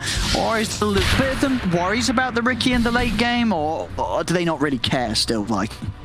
I think they should still be fine. It's just always scary because you're playing versus Zeus, right? So it's like, if they ever want to go high ground, the potential of just Zeus blasting everyone from high ground is too scary. So the further lead they gain, I think they're comfortable. They'll get Aegis cheese, they'll get all these different like refresher shards. And if they do ever get to those points where they are taking control of too many maps, you know, Magnus, they have heroes that really benefit off of, you know, refreshers, etc. So I think they should still be okay. They shouldn't be panicking at all. They're still very comfortable. Still, for as much of the farm Ricky's been able to pick up, still sits, you know, what, 7,000 behind that of the Sven, you know, easily an item and a half behind Shad. Really impressive. They're splitting the map up though on the side of Liquid. Yeah, another tower they're game. holding on nicely, and you know that sort of 6k lead is sat there for the past 7 minutes or so. They've really managed to slow down that large advantage that Viking have been growing with their farming power. And you can see it here, just, in fact, yeah, for they've chunked it down. Longer than that, a lot of guys, but 17 minutes really just sort of hovered around this in XP as well. So, stabilizing the game, is that going to be enough to deal with Shad? We'll find out once the fights actually kick off again. We're really yet to see Shad turn up to in a big 5v5 in the second half of the game. I mean, he's still he's actually sold the Midas. Oh, an early sell. This might just be saying, let's go for Roche, get Aegis cheese, and let's end this. I think they might be getting a little sick of getting this like split push action going on here. Yeah, and do you think that's sort of a fine call to make? Like as you said, they are in a good place. They should be able to do this and have a pretty good shot at still running over Liquid in the 5v5, so they go high ground with Aegis. They have the Aegis if they're able to jump the targets, but Liquid, look at this. Liquid's doing a fantastic job of looking at the lanes, like bottom. Taiga shows up, kicks a boulder, pulls it back, lane's pushed, Zeus is gonna ult for some information, and then back to pushing lanes out. Look, immediately Koikba, he sees the heroes, he pushes out mid a little bit, Mickey starts moving bottom. Here it goes. So Aegis cheese is gonna be claimed. Let's see if they're able to actually hold their ground now versus this. Did put the god strength though for the Roche, so won't be there for the high ground push. They'll have to wait until that one's back up, but time needs to be spent anyway, recovering the state of that bottom lane position as you mentioned. Pushing that back out. They still got time too, right? They have so much time with that Aegis, so he can wait till the next God Strength, and then they can look to go. They're still very good on their levels too. Everyone has halberds, right? We have halberd on Earth Spirit, halberd on Dark, the two that can. So halberds with Grimstroke ult, they have good 2 ways of double disarming, and just halberd always very good versus that Sven. And Butterfly was finished up on Mickey, but there is the MKB as we said before on the Sven already. So he does have a preventative measure. Oh, pings out onto boxy top. The same pushing out rather far on his own. Oh, did they simper a second there? So they're going to hunt him. Toby tries for the blind jump into the lane. The boxy out in the trees and away with the TP. He'll make it out of there. They're continuing to do a very good job of this push-up without getting caught. It's very impressive. You're playing versus Slardar, a hero that can zoom across the map. Rubik as well. These heroes, they have ways to catch. Liquid's not getting caught out during their split push. Boom. Spots Taiga. Taiga essentially going to roll in aggressively on this. They've got Mickey watching from the side, but they know it's a little too close to the base of Viking. GG, nothing less than a bit of a poke. They cannot commit onto that kill. They saw 3 or 4 heroes though. They know immediately, back away, push the other things out. This line is drawn. Taiga says go top, take control of the top area in the meantime, while 3-4 heroes showed bottom. Again, they're splitting Viking up over and over again, forcing them to react to Liquid's movements. And now, they want to try again here to bully. I still got the Aegis and the BKB. They're trying to force that BKB so they can try to make a play, but it's being careful. See Shad, he's actually going to TP up to the top lane. Ooh. Seeing if he get in range for the stun on Boxy, but Boxy already out with the surge. Dire are scanning. Just hugging those tree lines there, not getting caught out. Look at Liquid now bottom. Then they see two heroes show top. They're looking to try to catch something on the bottom side. Taiga. See if he can get the catch. He has. He's on top of it. Aramis. Very nice. Will fall. They're playing perfectly. Vikings kind of playing into their hands. I will have a little bit of a pause here. This might be a strategy pause. I was going to say, this feels like a bit of a moment. You know, not to say that it is, I'm sure he genuinely does have lag, but this would not be a bad moment to be like, right, guys, what are we doing? Yeah, what's going on right now? What should we do? We're getting split. We are ahead. You know, we've got this lead, but for the last 20 minutes, we've not been able to do anything more with it. We've got the Aegis, we've got the cheese. Where are we going to go? They're splitting us. They're pushing out these lanes. We're having to split up ourselves, push them back. What do we do? They're going to have to get some more clever warding, I think, down in first step. I think just watching where Boxy... Look at Boxy. I feel like he's been in that same spot, in that same corner, for 12 minutes. He just keeps shelling the waves, just playing around him, and they're not finding. Same thing for bottom. Taiga as well as Mickey have just been playing down here for the last 10, 12 minutes. Unpunished. Radiant's top tower is under attack. They get a courier, but can they get a kill? Taiga into the trees. Toby knows that the trees have been cleared here. Oh, he gets the blink in front of the rolling. He is. Taiga does go for the kick away. Rolls in deeper, push to the side. They got a stun in time. Oh, the shockwave. Radiant's not quite in range. Yeah, bang on that shockwave. Actually ending up putting him in a position where he would have been in range of that crush if he hadn't been pulled to the side. Just a little bit. It cut that one tree and pulled him off to the left. That Slaughter stun otherwise would catch. However, finally, 39 minutes in, the tier 1 drops in 5 attacks. Yeah, they're gonna push on. Let's see how much they can commit to this before having to respond to the other lanes, because again, mid and top, they're right up towards the tier 2 towers. Leveler on Koikfa. I do believe that Viking would have really loved that leveler, but that would have been a bit of a dream for Shad. Didn't get to talk about Koikfa too much because it's just been him. He's been AFK farming very nicely. Yeah, he's got Octarine. He's got he's got the quickening charm. He's got all the right tools for himself. He's been. I mean, this is not sort of the standard farm rate for Zeus. I feel like he's been just 2k behind the Magnus. Yeah, this is some very solid creep hitting from Koik for this game. They will not have an outpost up during these during this 40-minute mark, so that experience will go the way of Viking. I think 2 level 25s and almost a third one on the Slardar. 4,000 HP Magnus too with that camera. He's pretty scary. Oh, and a very nice item on a Rubik too. He has the Shaka. No, he has the, what is it called? The Timeless Relic, whatever. Yeah. Super nice for those debuff amplifications. Taiga. Oh, the flicker. Okay, I mean it worked. It kind of messed up the Slardar a little bit. And he's away. Okay. He's away. I mean, again, Liquid. That's the Aegis. It's reclaimed. Time has passed it. And it does feel like Viking are still at a bit of a loss to what actually do with the power that they have. They're just getting split. Look at this. Koikfa pushes out mid. Top's continuing to be pushed out already. Bottom, look at Boxy. Boxy's already in position to push out the lane. Again, Ion Shells to cut it. They're just dodging everything. Dodging everything. They're just sort of playing the come and get me game. Yep. And Viking, they're just running up and down. And they're not able to catch anyone. They're starting to really push forward though on those towers, getting a little more confident. Which is, I feel like this is what they need to do, right? Well, why? Yeah. I mean, why are they sort of chasing? Why not just fully commit down one lane and start with the base? Because you do have this Godstrike 25 Sven. Like, you're going to hit buildings pretty quickly.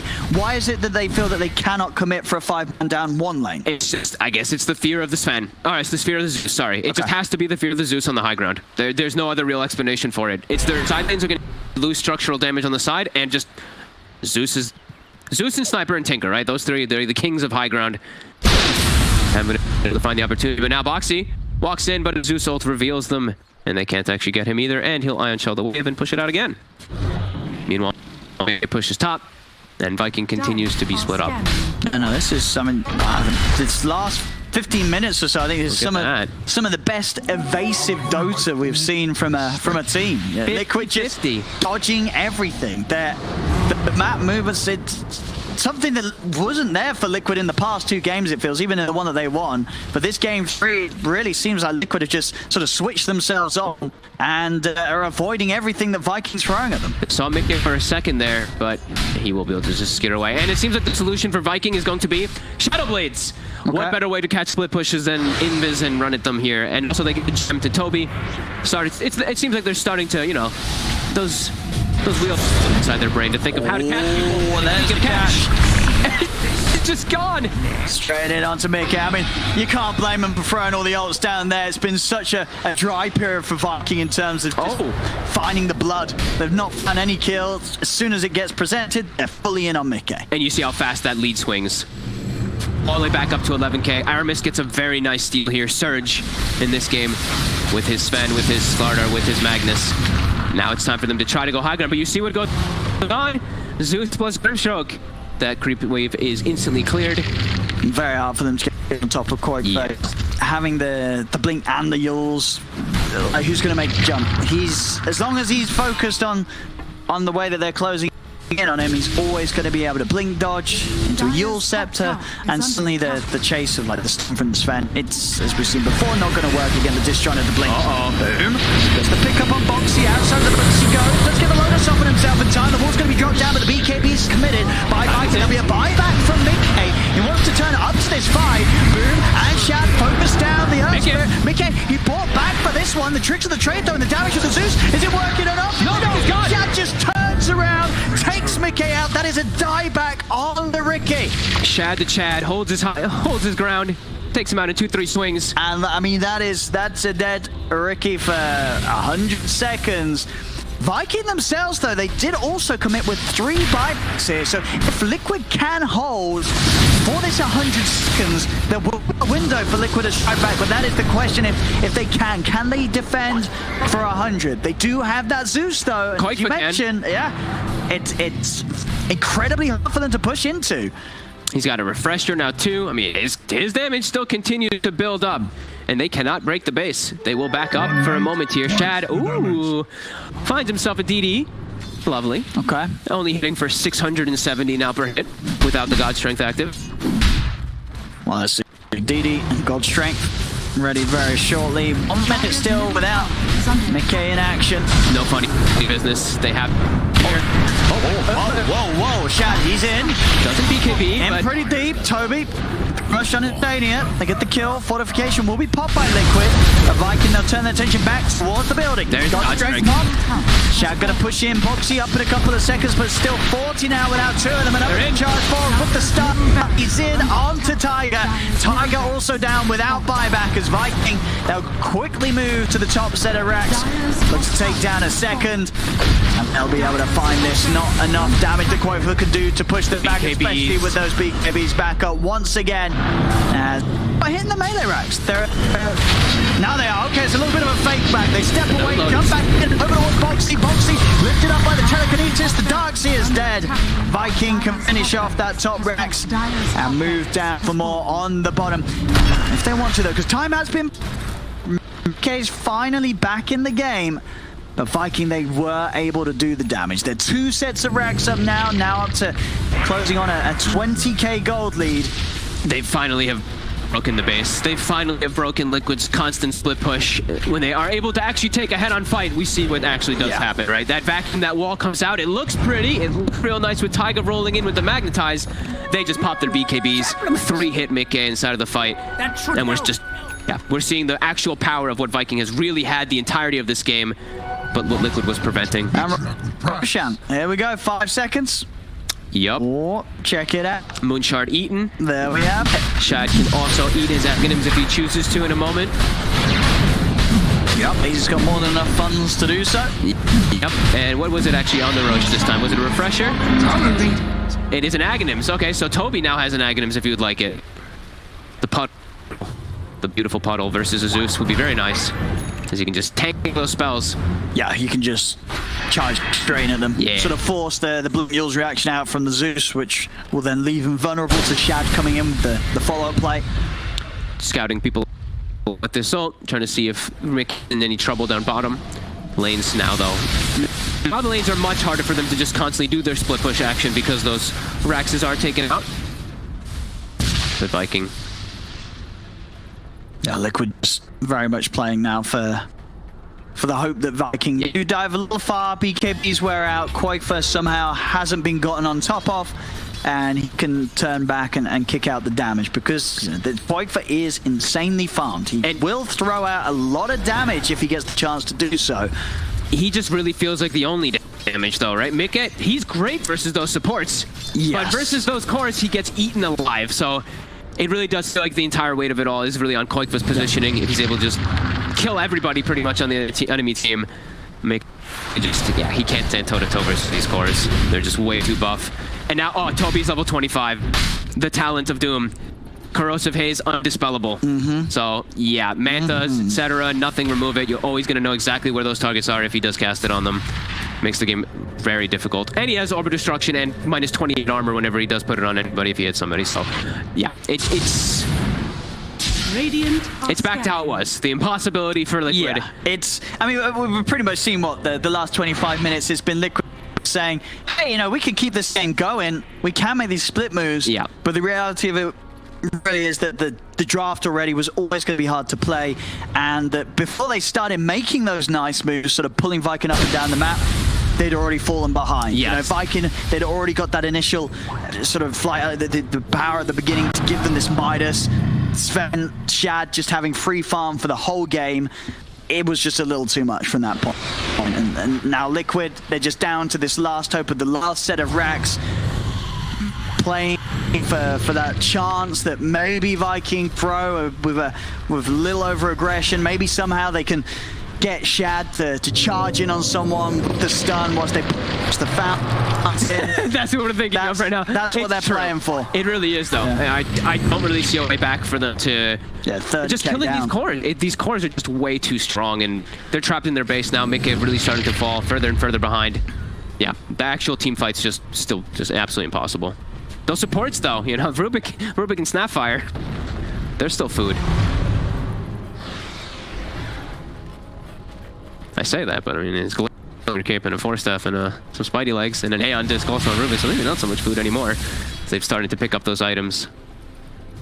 Ooh, a DD. Oh, we'll have to be quick, though. Gonna be disappearing in 10 seconds. They make it. He's got it. And let's see if he wants to hang around for the second one. Nah. Give him a haste. Haste top. Ah, it's fine. Look at that. Right. I was right. I mean, right, man. I said as well. You should have stuck around. Should have stuck around, Boom. Missed opportunities. It's always a DD and then a haste right outside the Roche pit. Just especially if Nahaz is watching, just to aggravate him. It's coded like that. Pick it up, Trying to split push again any way they can. Like we said, the illusions, the ion shells, everything, but they're really just trapped now. They cannot leave that base. These double wards placed down from Viking. Watching any attempts of movement from Liquid. Just about 1 more minute left on it. See if they really start to drive that issue forward here. But they've got space to grow, right? Level 30s are still there. They're still available. They're just waiting for the opportunity if someone does show. If someone does try to nuke this lane. Don't do it, Mickey. Toby. He'll walk up. He'll see it. Mickey! He's gone up. He catches both of them. Mickey's out. Tiger as well.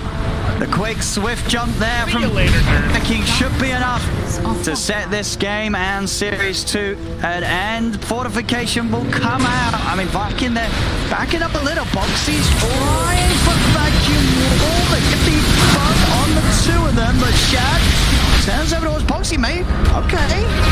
Quakefer kicking out the damage, but Boxy straight away turned upon by Shad and Toby. Inside the base, Boom having to put the BKB. Boxy will buy back. Did you see that? Did he vacuum him out of the Sven stun? I think he vacuumed him in mid-air and it canceled the Sven stun for a second. My eyes might be losing it. We might be able to catch a replay on that, but I've been seeing his Storm Spirits get pulled out of their zip from vacuum. Well, can you get pulled out of the stun? You're technically, remember, vacuum hits invulnerable targets now, so I think it actually would. Yeah, I think I saw that right. I don't think I'm I don't think I'm many drugs. I think you're definitely right there. It looked like it happened. Either way, it didn't change anything, but I saw cool interaction, and that's what I love about Dota. Chad. I mean, Quaifa, he's trying his best. Yeah, he's really... He's trying his best to hold this off. Pushing them off, using all the lightning. No, look, I mean, those are lots of uphill misses. Celery, there we go. He finally kicks it out. Bruising Brothers hitting the tower now. This will be the Megas. Fox is going to try again. The BKB's popped up. I mean, does mean his BKB's going to win. Okay, never mind. He got a Pressure. Yeah, he's got a second round of it. That's it. We'll start a full shot, but he got the gold straight back up. 2 shots out, Tiger. The jump in. Toby committing inside of the base, whilst the rest of them are back. I guess they're fine. They're like, Toby, you know what? Yeah. Oh, he's actually out as well. You're BKB TP. Okay, so continue to play it safe. I think there's, sort of a point of this game where Vikings like, oh, man, these guys are really trying. Yeah, what the hell? And you guys just GG out. Like, come on, guys. Like, they're really making work. 42,000 gold lead. Liquid not to give up. They're holding on. Hey, still for that 1%, the chance that the throw could happen. If I've seen any teams win games, sure, Liquid from a 50k gold loss, it's been a team like so Liquid. That's a 5% chance. You play on for that. You play on for the 5% here.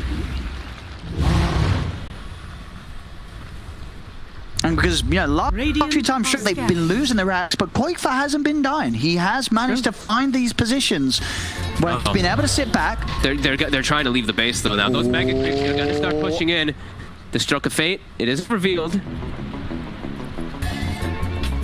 Right, surfboard out for the Air Spirit. Going for the Zeus, Toby. Hey, they found him. Go get him. That's one. That's one. They need a few more of these. Now they got to go back and address them. Here comes Shannon Aramis. They found McKay. McKay needs help, but he needs it now. The Lotus will be off the RP. Coming in for the backside. Boom. Lands it from the 3 of them. As he catches them all. Alki Boxy gone for 2 minutes. Tiger as well is out. I can't quite for defend. Can't quite for defend. I don't think so. Can't quite for defend. Gonna try. Oh, level 30's online. Oh, McKay. Oh, the Manta dodge. Arteezy step aside. Beautiful. McKay back in. Goes in with the smoke screen onto the Magnus. Boom. Getting low. McKay also getting low. Can McKay jump out in time? No, there's not shot.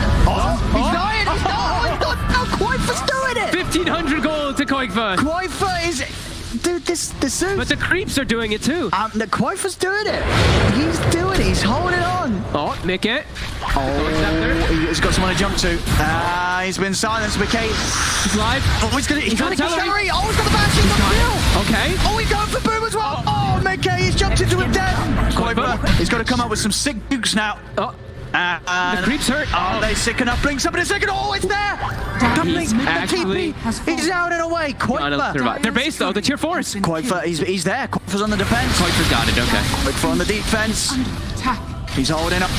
Holding on. 41,000. They hold for a moment here though. Quaifa don't care. He don't care about that difference. 6-1 and 15. He is holding on right now. Seeing the poor Sven get caught inside the Venn diagram of Nimbuses. The one thing though, Quaifa, his damage numbers at the end of the game are going to be looking pretty hefty. That's very true. He's going to have a lot of damage done. As he's doing it. The defense from Quaifa keeping this game open for Liquid. Ah, look at that damage down. 93,000. That's a lot. And if this tells you anything, it's how much Liquid was splitting away from Viking. Just the damage numbers. Viking is 34 to 24. They have 40k gold lead, but look at their damage, how little it is. Because they just were split up the whole time from Liquid. But when they do punch, they punch hard. I mean, look at this. This was when Shab went in. Oh, the Manta. Yeah, McKay. Beautiful. Beautiful stuff. And then... All right. Now he's going for the Battle Fury. Now it's time for it to come online. He needs it for those Megas. You need it against the Megas. At this point, you just go Battle Fury, you go Rapier.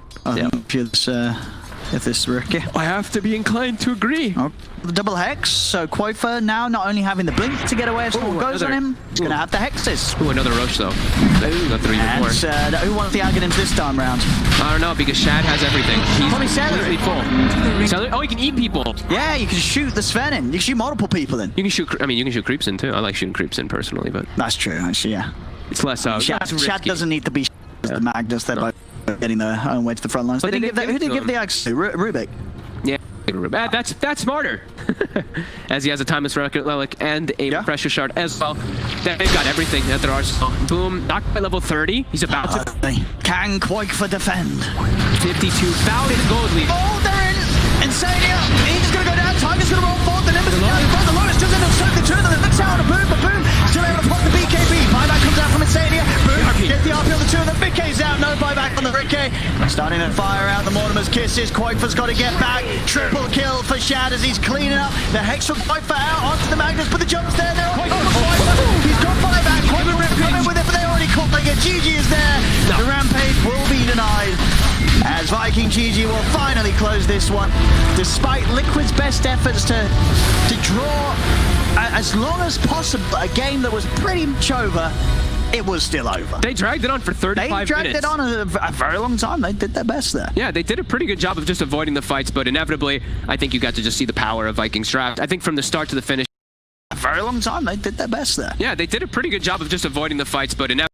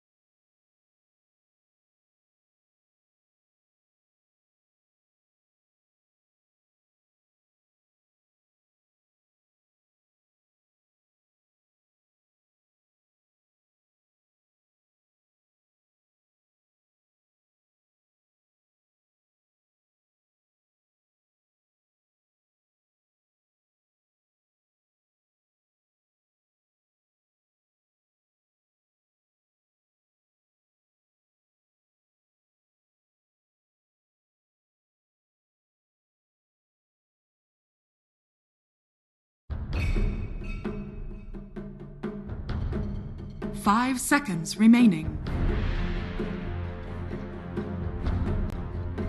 Dire team Rewatch. Valiant team That's right, back. Game of Thrones. Dire Because even though the team first back. 4 seasons are great, knowing how it ends, it's like going on a road Radiant trip. team What did you rewatch? Peaky Blinders. Great. Excellent show. Mad Men. Too slow for me. What else? Futurama. And BoJack 10 Horseman. seconds remaining. Well, great collection. 5 seconds remaining. You know what also is a great collection of series? The upcoming series of Dota 2. That's right. We got Nigma, we got 5 men, and then an extra 3 men in the drafting parlor.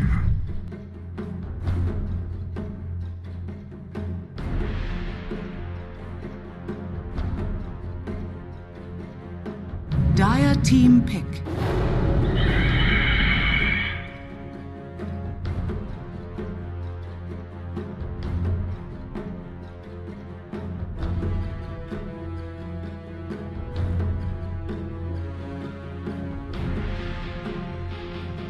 Ten seconds remaining. Thank you, Shiver. That's right. We go from the circus to 5 here in the seconds pantheon of heroes, where I've got 2 of the absolutely best analysts you could possibly ask for, BSJ and Jenkins. You guys ready for this next game? I'm excited. That last one was dragged on a bit, but hey, you know what? Sometimes you know what's going to happen. Zeus is like another techies, right? You're just like, okay, this hero doesn't push. He prevents the enemy team from pushing. You know, brace yourselves. Seatbelts on. Yeah. And here we have the reveal Radiant's of the team draft. pick. Doom! Oh, first Doom pick of the tournament. Wow. Doom, and Doom again. Well, getting kind of tired of seeing this hero now. Yeah. Indeed. Do you still think he's the best hero in Dota, by the way, Brian? I think he is very broken, at 10 least top seconds 3. remaining. Okay, so you've changed your opinion a little At bit. least top 3. Like I will say that he's obviously counterable just like any other hero in Dota, but Doom has traditionally always been, if he gets out of the laning stage, his toolkit is broken. He removes a hero from the game, he does damage in an AoE, he has a basically built-in Midas, Infernal Blade's pretty insane damage, TP interrupting spell. I think they should just make that not a stun anymore. I don't know what you think, but yeah, let's just remove that part. Wasn't trying to bait you or anything. I just think, meta has obviously Radiant's shifted. team I think the neutral creeps you get to are so good. Yes. Like, you get the Centaur Stomp. It used to be terrible. Yeah, it's now it's 50 mana. Yeah. It's legitimately like a good teamfight disable on a hero that just has a Doom. Yeah, they lowered all the cooldowns. They lowered all the mana costs like a while back when like Chen, Enchantress, Doom were off the map of heroes, and suddenly it's amazing how these little changes 2 or 3 patches ago, you just don't even notice them. But then when a hero like Doom becomes broken, it's like, okay, well, now it's just a little out of whack. It's a bit much. Yeah, it happens so quickly though, right? What did Doom get? He got like 1 base armor, a little bit more Devour Gold at level 1, Attack range, bit of attack range. a bit of attack range, and that's it. Like, that's it. A bit of like a talent rework, but I don't think those were that big of a deal. It's pretty insane. But I would say being able to get both the Scorched Earth talents is really strong. that is really nice, yeah. That is the one talent workaround that I think was quite nice. But we go from talking about Doom into a hero that we haven't really seen very much of. Treant Protector picked up for Nigma. I mean, you got to protect against the trees. They have Nature's Prophet on the other team. He's going to summon trees. You got to protect against the trees and sticking to the lore. If Slacks are here, he'd understand. You're grinning at me, but Slacks, he would get it. That's actually a pretty hard lane if you do run the Treant Protector versus the Natures. Like, not for tree or for Natures? For tree, honestly. Like, okay. I feel like Natures is one of the few heroes that can actually trade with a tree. Like, what are you going to kill? Treants? You get 8 gold. You have like 1 or 2 base armor or something like that. Yeah. So you actually can't lane very well on Treant if the opponent is allowed to hit you back. Like that's the situation with that he does not thrive in. He likes to throw down his Q, and you have to kind of like run away from him. I think that's what I've noticed. You just deny. Like, in those situations, I noticed. I was playing with, like, I don't know, is it PPD or somebody, and they were really flaming me on Treant because I was not a position 5 player. I'm running in trying to trade. I'm dying because I can't. It's one of those situations you can't trade. And he's like, just deny. And then I started doing that. Yeah. I'm winning every game with Treant. The crazy thing is that every hero has an ideal way to play the game.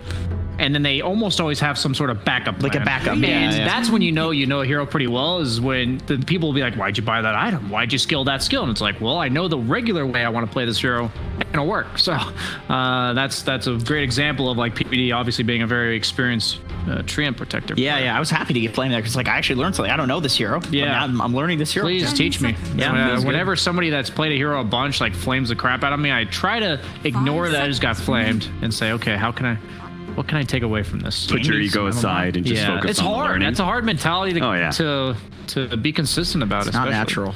Not natural. Especially when the guy's being toxic about it. But Dire if it's like a team top 20 player, people will be like, why are you being so beta and just letting him say that? I'm like, he's giving me a free coach. Yeah, man. dude, this is free coaching. You should have to pay for this. You gotta stand up for yourself, Brian. I thought you were an alpha. Yeah, seriously. Well, you guys brought up neutral creeps, and we have seen a fair amount of Enchantress. This Dispel has been really 10 useful. seconds A remaining. little bit less Chen, though. Yeah, I was about to say, I just mentioned how Chen was kind of off the map a few 5 patches ago. seconds He's remaining. definitely been off the map this patch. They have a lot of team fight, a lot of momentum, like a lot of pace setting Dota right now. So they're looking at pretty low cooldown Dota, despite the fact that they do have Egg and Treant ult. I think they have like consistent lane push, and they're going to be able to consistently fight, but then it's almost impossible to fight them when all their R buttons are off cooldown. It's a pretty hard Chen game so far. Yeah. Like just Doom picking and Chen into Doom, man. Like you eat the creep. With Enchantress, it's like well, Mirana, I meant, sorry. I that messed as up. well, yeah. Like, but with Enchantress, like the creep levels don't matter, right? So you can just get a big Satyr, and then Doom can't eat it. But with Chen, it's like the creep levels they kind of scale together. Doom can actually eat the Chen creep, and he's got a longer 10 cooldown on seconds his creep taking ability. So it's pretty rough. But 5 all seconds three of remaining. these Nigma first picks, their 3 first picks, they can all be supports or cores. Like we've seen Chen core, we've seen Treant Protector offlane, we've seen Phoenix offlane. So they really have all the options in the world for wherever they want to put these heroes. It also seems like they're maxing out on the sustain. There's just a lot of heal on that lineup, right? Train Protector, Sunray from Phoenix, the Chen heal comes in as well. So good against Doom. So why not good. AA here? Why not just go for the hard Dude, counter? I unironically think that would not be bad. They just don't Do have they too have much room for setup, it? right? They don't have Disable. That's the problem. Yeah. They have Sprout. They can Sprout. Oh, AA that's ulti the guy. combo. Once That they get a is the 4-staff, combo. they're done for. But hey, before Yeah. the 4-staff. Until then, Yes, You're until going that to win 2,000 Dota. gold item. I think Spirit Vessel being like nerfed as much as it has really Oh, wow. eliminated like That the is- fear of teams all inning, the sustain lineups, the Wisps early, the Phoenixes. And as we see, we talk about, I'd say Team Nigma is going for like a slightly cheesy way of playing this game. Yeah. But now if we bring out the Broodmother, that's about as think- cheesy as it gets. I think they kind of need to cheese though. Just what they're up against. 5 men haven't really played against any teams of this caliber. They've looked just pretty yet. good though. They have, but this is Five Nigma. men have? Yeah. Like I'm saying, like even like regardless of win loss or 10 anything, I've seconds been pretty remaining happy back. with how they've played for a team of like what I would expect from them coming in. So I'm not saying I expect them to win this series. Obviously, Team Nigma is favored, and probably everyone watching mind, including my own. But I think 5 men's a contender. Like I don't think they're just gonna roll over and die. So Yeah, I think 10 so seconds too. But remaining. you can kind of tell with the Brood pick that they're looking at cheese a little 5 bit. They're looking to push seconds Nigma out of their comfort zone. well, they have like 4 side laners right now. None of those heroes go mid. Or sorry, they have 3 side laners and a clear mid laner. So they would need to put Invoker in a side lane and pick a counter to Brood. So Man. this is when I like these cheesy picks, is when they make enemy team like really have to adjust what they're doing. I do think Team Nigma has the 10 best seconds mindset remaining. in all of Pro Dota for just picking heroes 5 and seconds a remaining. lot of combinations of their heroes I've never seen before, and it's like, okay, let's play our heroes in a way that will make it work. We're kind of just making your game harder to play. Like you see the first pick Doom, let's pick a ton of heal, ton of peel, ton of sustain. Like guy gets Doom's gonna live, and we're gonna give him absolute last pick. But their lineups on paper don't make that much sense. Like when you look at it, it's like, Yeah. but just make do with the best you got, and I think they're one of the best teams at adjusting to this random cheese stuff. So what is they've only got one hero to be able to adjust to this Broodmother now. What is that one hero that can actually fix this very clear problem they have? Let's see, what do we have? They banned here? Sven and Meepo. Is Tiny banned? I can't see the little Tiny. graph Tiny screen. is not banned, but they do need a carry. Yeah. I would be that surprised by a Bristleback here. Oh, that's a garbage hero, though. That's like a 41%. But they have I think very little stuns on the side of 5 men. Yeah. And Doom, I don't think actually kills Bristle here. Yeah, but you can get the Doom mags and break him eventually. So if what's the break? Like a second and a half? Come on. No, it's way longer than that. It's like 6 seconds. Is it a break for the entire duration of the Infernal Blade? Yeah. Oh, I thought it was a break during the stun. No. The whole duration of the Infernal Blade. It's good. It's really good, actually. I'm surprised there's not more people. Oh, Ursa. Well, okay. this makes me favor Team Nigma more because I am a big Ursa hater here. Only behind TA on my list of rejected heroes. All right, well, maybe I feel like they already were bin. focusing on a lineup that had a good amount of peel in that regard. I was guessing we were going to be seeing a Quaswex Invoker, but... Wow, they actually went for they the go tiny. for the tiny, okay. I mean, it just owns the brood. It gives you like a brood answer. One position tiny though? And they also need some sort of like jump. There's no jump with these heroes. I don't see how Nigma gets into fights without something like a tiny or a Kunkka. Kunkka would have been decent too, but that's like, speaking of 40% win rate heroes. Yeah, I think that was also banned. Yeah, Kunkka was actually banned by Team Nigma on the last round, so they had no intention of picking Kunkka themselves. This is a weird tiny pick to me. Yeah, you don't seem very convinced. And I feel like if you didn't know the team names, you would actually be going for a 5-man for sure. I feel like I would, but from what I've seen about Team Nigma, this is going to be a really fast-paced game, and even though they have like you would call mid-gamey cores like Ursa on the side of 5 men, their lineup doesn't really have like team cohesion at like 15 minutes. Like, how do these 5 heroes go together in fights? Do you know what I mean? You mean Nigma? No, 5 men. Oh, I see. Like, look at their heroes. They just don't team fight at all. They don't have like I any can see the odds, Jenkins. Do you agree with them? I would definitely agree with those. This is the one time the odds are like crazy in the favor of one team, and I actually agree with it. I think 5 men's going to get There's stomped. just no vision to You their just don't lineup. believe in that Broodmother? No, absolutely not. Okay. The new Broodmother spiders suck against Invoker anyway. Like, Invoker can actually lane Brood. 5 individually strong heroes that I don't see how they mesh together. All right. Well, in that case, we have a game ahead of ourselves. Let's go straight to our casters. It's the beautiful OD Pixel, and also Catch us if you can. Prepare for battle. That is what you sound like! Is it spring already? That is what you sound like!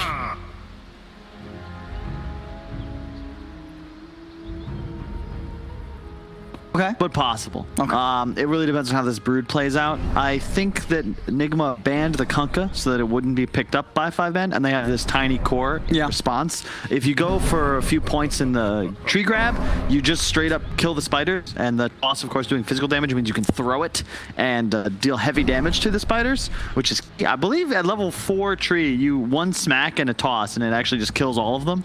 And that's ultimately what Brood uses to win games. So yeah, and I'll just be interested to see how this is going to play out. So Nigma running this tiny, obviously in the mid lane with Wii, and then because of that, they're having this miracle side lane invoker. You know, the side lane invoker in particular, not something that we get to see a lot. What's the plan behind? Well, it's just dodging the Brood, right? And they've utilized 3 of my favorite combos in Dota: Phoenix and Tree, you know how good that is, Shen and Tiny, and Miracle plus Invoker. We were talking about this in some of the pre-tournament interviews, really hoping that he would bring this hero back. It's arguably the most iconic Miracle hero, and it's so cool that we're now in a patch we can finally play it. Also, Mind Control's playing offlane Tree.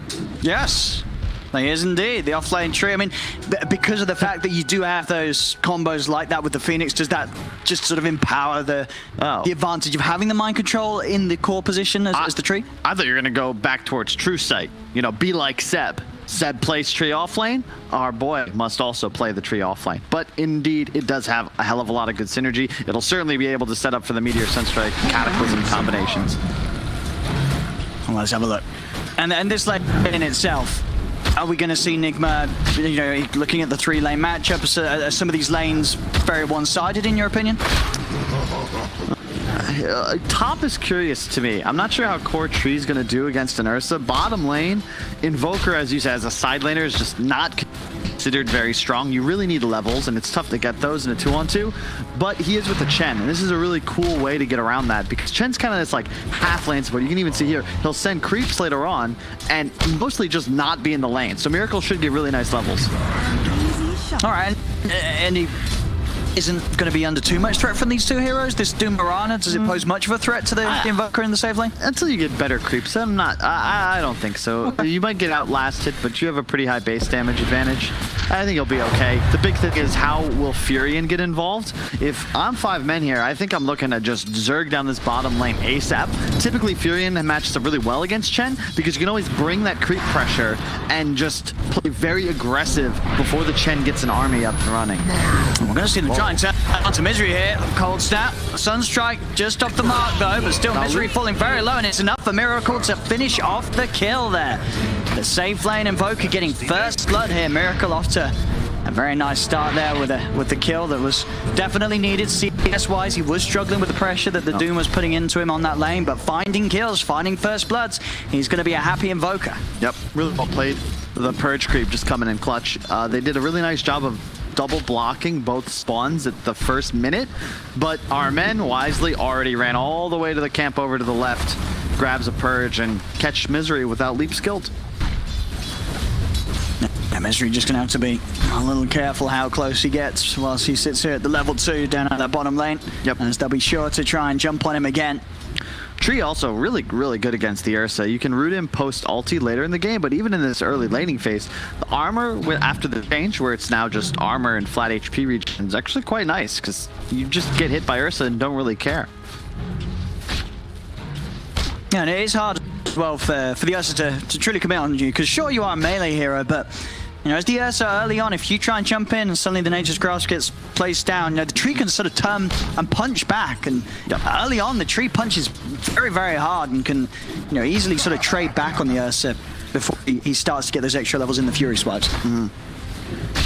It'll certainly get harder for Tree as the lane continues, but it'll be interesting to see how MC plays this, whether he goes for more of this like support style Tree, or if he just goes for a fast meteor hammer, which has always seemed very effective whenever Treants have been able to pick it up so far. Misery in trouble again. I tried to commit here onto RMN, but Miracle and RMN, they just turn and kill him off for a second time this lane. Miracle also being protected by the living armor. Zibe, not quite enough damage to fight through it. Miracle's gonna live. Yeah. Oh, I'm so excited to see this as well. This is my favorite Miracle playstyle. He used to do this all the time back when he was still an OG. Double null, treads, drums, oftentimes with the drow, and he'd play super aggressive and like just shred down towers and be a right-click carry. I imagine that's the direction he's going to go, but he'll have so much stat. Ace just died. These heroes are full HP up here too. Yeah, this is the terror I feel of laning against the core Tree. Like, as I say, you can't be baited in by the fact that, oh, he's a melee hero, I'm going to go on him. Nature's Grasp, it's a lot of damage. He will turn, and as long as he lays it down alongside a Tree, you're not going to win that trade as an Ursa in the lane. You can see Chessie. The trouble with Brood is that ultimately you want to be able to apply pressure to make this hero work. Farm aggressively, cut waves, take enemy jungle camps. But because he's up against effectively a one-to-one just hard counter in the lane, I don't know if that'll be the case. Touchdown, Miracle. Yeah, Miracle. He's off to a fiery start down here. He is being hunted. Again, the living armor protecting him. He's starting to punch back on Misery as well with that Forge Spirit. Misery jumping forward. He's trying to find this kill.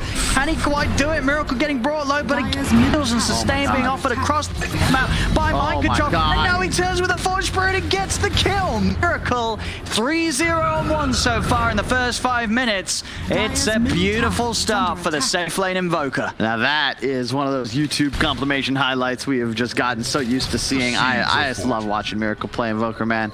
Yeah, really like nice just keep the camera down here. Yeah, with where all the action's happening. Under tower with tree armor, he had 14 armor up. Like, how do you pressure the lanes here? When you fall behind like this as 5 men, you don't have the ability to really rotate either. Pilot Eye coming bottom, what would he do in that spot? I mean, well, that's the thing, right? Well, bottom arrow. It's going to be blocked by the creeps as the space is there for RN and Miracle to pick up another kill. I mean, what do you do now on this bottom lane if you're 5 men? I mean, Misery keeps coming down. He's died 3 times already in this area. Now you're seeing Zibe fall to the 2 of them. How do you rectify this bottom lane? Like, where does Misery go? Where can he make moves?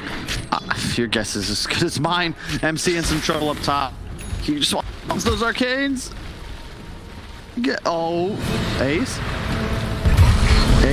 Oh, so close. Yeah, nearly able to make the walkaway happen there. Wasn't to be the case. Weehaw has come in with a rotation. He's got the combo with the Sunstrike.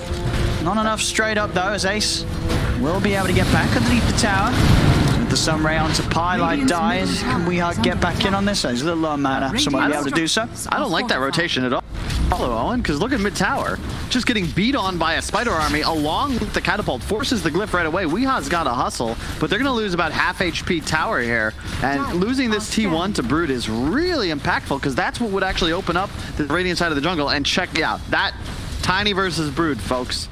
That's the trouble for Chessie. Effectively this entire game. There's nothing you're going to be able to do to help your spiders survive that. No, yeah, I mean, that pretty much took them all out, but in the situation where he's able to hit an avalanche as well, yeah, they're all dead. And GH, as soon as he hits 6, the team fight, 5 men just don't really have any of that to speak of. Sure, you could doom somebody theoretically, but look at the AoE power that Nigma's packing right now with the Phoenix in the tree, the Invoker combo, a Chen army to come later along with the massive AoE healing. There's just so much sustain, and 5 men, there's none. You have Brood ultimate, I suppose, but it's very difficult for them to take long engagements, and Nigma's lineup specializes. I mean, bottom lane, we do see Misery and Zip return, but they really have to be careful down here. Collectively, they've already given up 5 lives to Miracle and RMN. He's so far. Now with the Ice Ogre, he's so far. They're coming with the TP, see if they can focus down Miracle. On top of the Invoker, he's just turning with the Cosmop on a Pylite die. You can't. They tried to gank him, but his failed horrifically. He has 1100 HP, drums, and 15 armor. Like, what? They don't have real magic damage. They're just trying to click him to death. That's not possible. He's going quas and just regenning now for what, 16 HP PS? It's just, come on. You have to leave this lane. Go get this mid tower or something. There we go, Chessie. Again, they at least punish Weeha's rotate. Chessie's making a right move. As soon as Tiny leaves, you've got to gun for the tower. And Pint will be able to find the courier snipe at least. Zibe and Misery staying persistent though, straight back down. Zibe has got the phase boost complete, so at least a little bit of extra movement speed and armor to help him if Miracle does start to make moves on him with the Forge Spirit and Cold Snap again. TP coming in, Pylite Dice playing with the idea of coming down here again. See if they can do it. They've got the level 6 now, and that should be enough to get the kill this time around as Misery leaps in, the Sprout controls there. Living Armor's going to be offered up. It will allow him to bring down Misery with him, but they do get the kill. His 6 is hit on the Doom, they get RMN as well before he's able to TP away. Finally, 5 men able to open up that bottom lane. Very, very important kill there. They wanted to use that Doom ASAP. Jesse's taking some pressure middle, but he's already got that tower, so it'll be interesting to see. Yeah, he'll go for the Diffusal build, likely into an Ags or BKB right after. I think it's the right move here. It means he's likely going to get aggressive earlier on, which is going to be necessary for 5 men to take this game, but it will be tough to team fight as we've already addressed. Meteor Hammer, my man. I love Tree with Meteor Hammer. It's so annoying. Oh, see Ace. Step forward here. Looking to poke on to GH, but with the grass down, yeah, nothing further he can try for. Arrow off the mark from Misery.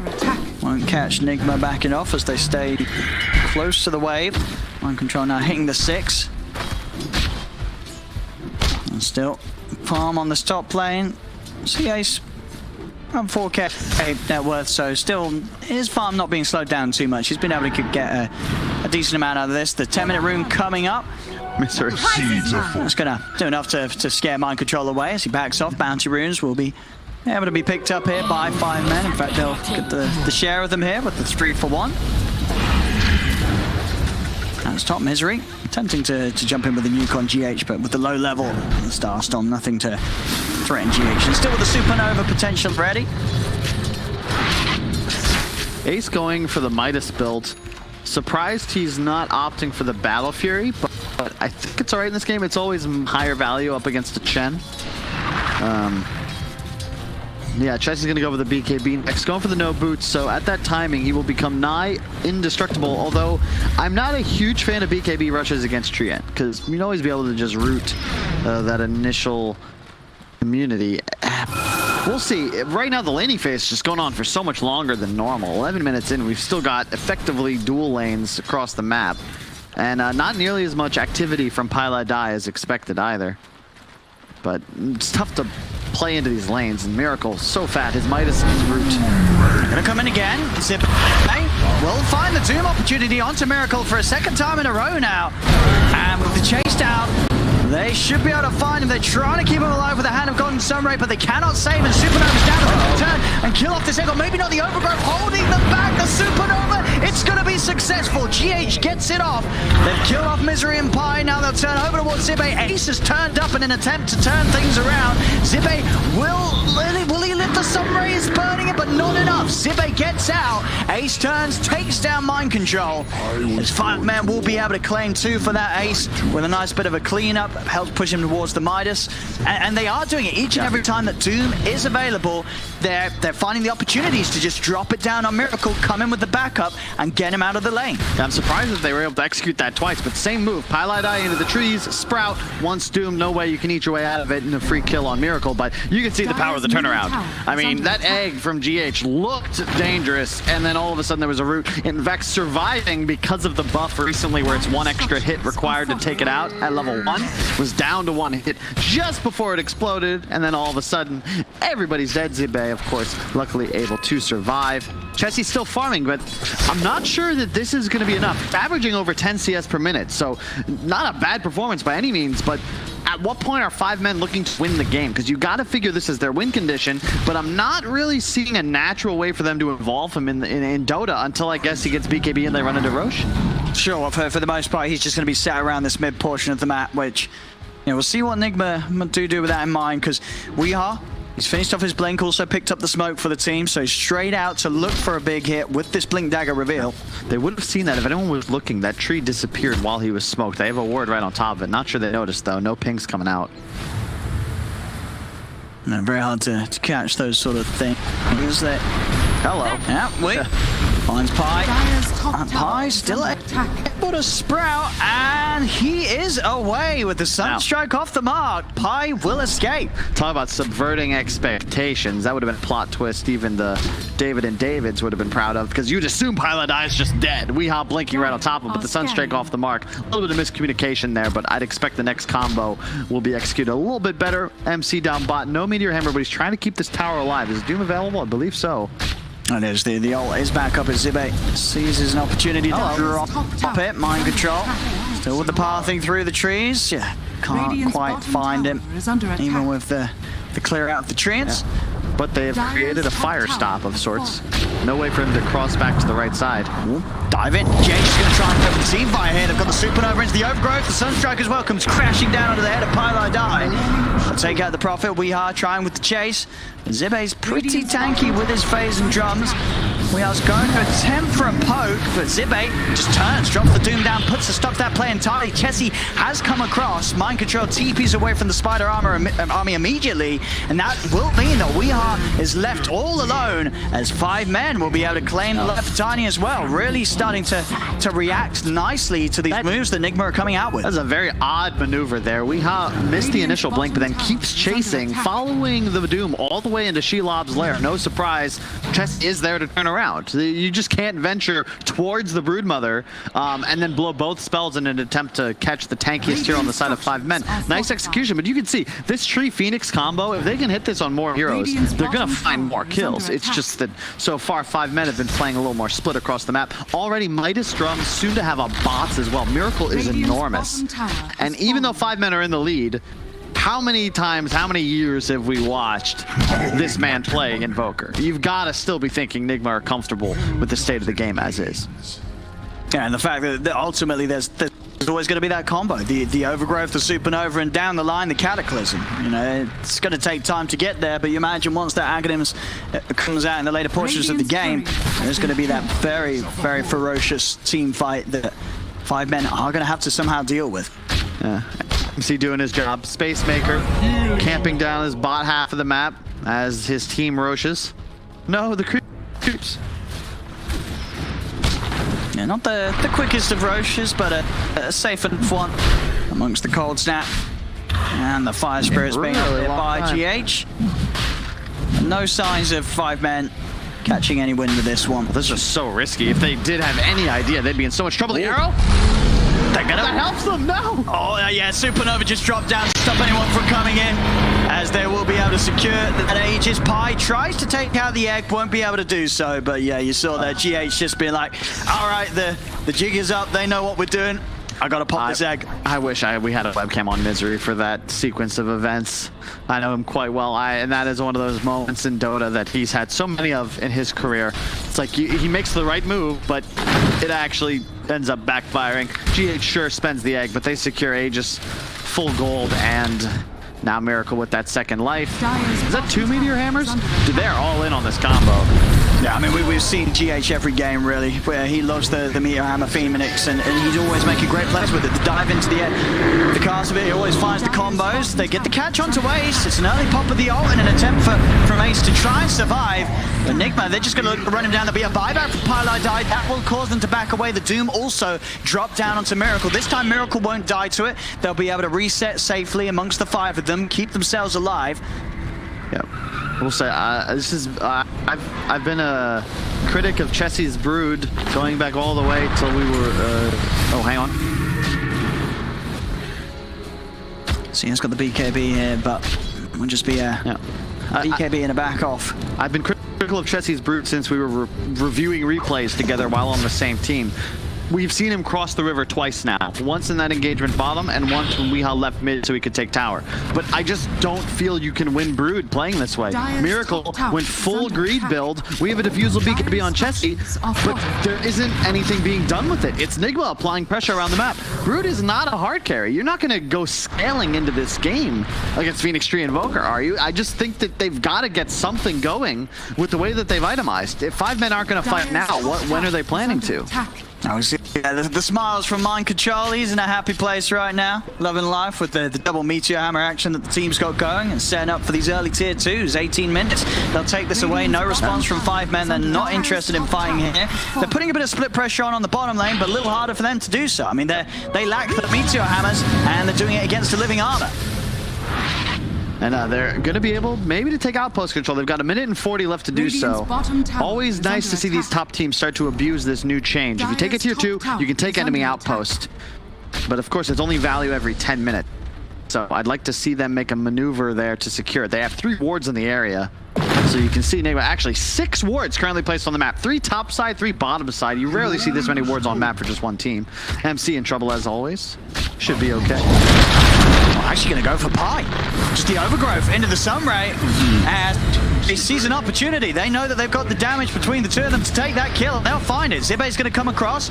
Hasn't got Doom for 20 seconds though, so no real catch on the two of them. GH able to dive away. The arrow's out from Misery. Won't find a catch. GH TPing out of here. Mind Control's going to hang around, even dropping the Meteor Hammer just in case they did get a jump close to his buddy. This reminds me of the TI7 True Sight when they just couldn't find Liquid. They're in the trees. It's unfair. And now it's, of course, a different team name, but Nigma's still utilizing similar strats where even if you find these kills, think about where they are on the map, right? You have 5 men bringing 3 heroes to try and defend their 5-position Furion by the woods where their dead tier 2 is. Even if you get that kill, there's now a full 30 seconds it'll take you to run to the enemy side of the map where you might actually be able to take an objective. There's nothing doing for you in this half, which is why Nigma continue to draw heroes towards it. Dire's bottom tower is under attack. On bottom, Nigma, another tower to be taken. Bottom tower has fallen. There's 5 men still holding the slight net worth lead. I mean, most of that down to the fact that Chessie is very farmed on this Broodmother. Still really yet to see what he's able to do with this mass that he's built up. And the river, Misery, jumping in aggressively there. Does have Chessie and Zibe by his side, but bottom lane.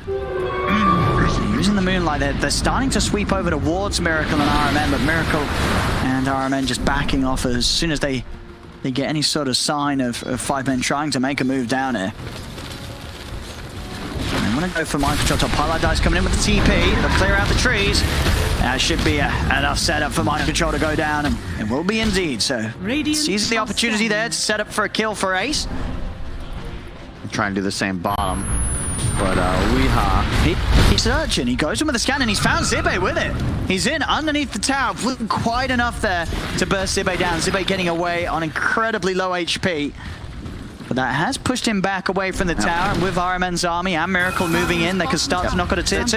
Let's think about MC Steph top. That same idea. Well, sure, you got me, but look at where you were on the map. So if you want to push this wave that I've been just constantly showing as this tree end, well, now we're going to go make moves on the other side of the map.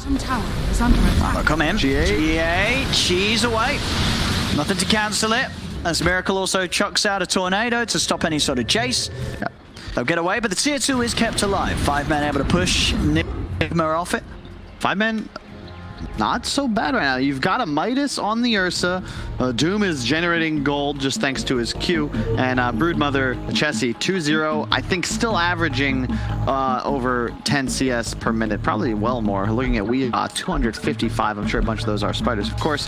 But you're in a good spot. You're feeling okay. The question is, will you win a team fight? And that is, I guess before that, it's will Nigma give you a team fight? Because right now, they're content to just keep splitting the map. Look, pull everybody bottom, Miracle immediately top, 2 heroes mid, and now Weehaw playing bottom. So just never really putting 5 men in a position to collapse or find them in a pincer. Just push the lanes. That was the Blink Dagger just about to come out for mind control. We are after the Blink Echo himself, going for the Aghanims build. This game is tiny.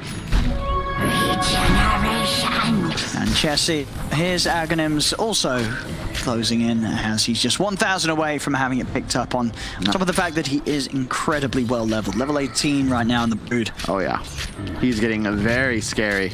If you didn't have arachnophobia as is. Once he gets the Ags up, it's going to be a lot easier for 5 men to deal with Nigma split pushing because he'll have that choice playing multiple lanes, not just stuck in this mid to jungle area.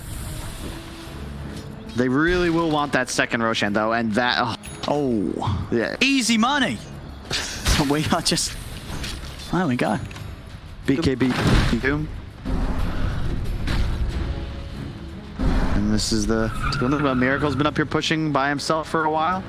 Nobody here. Let's do a little base damage. Why not? Maybe find a pick. Oh God. There we go.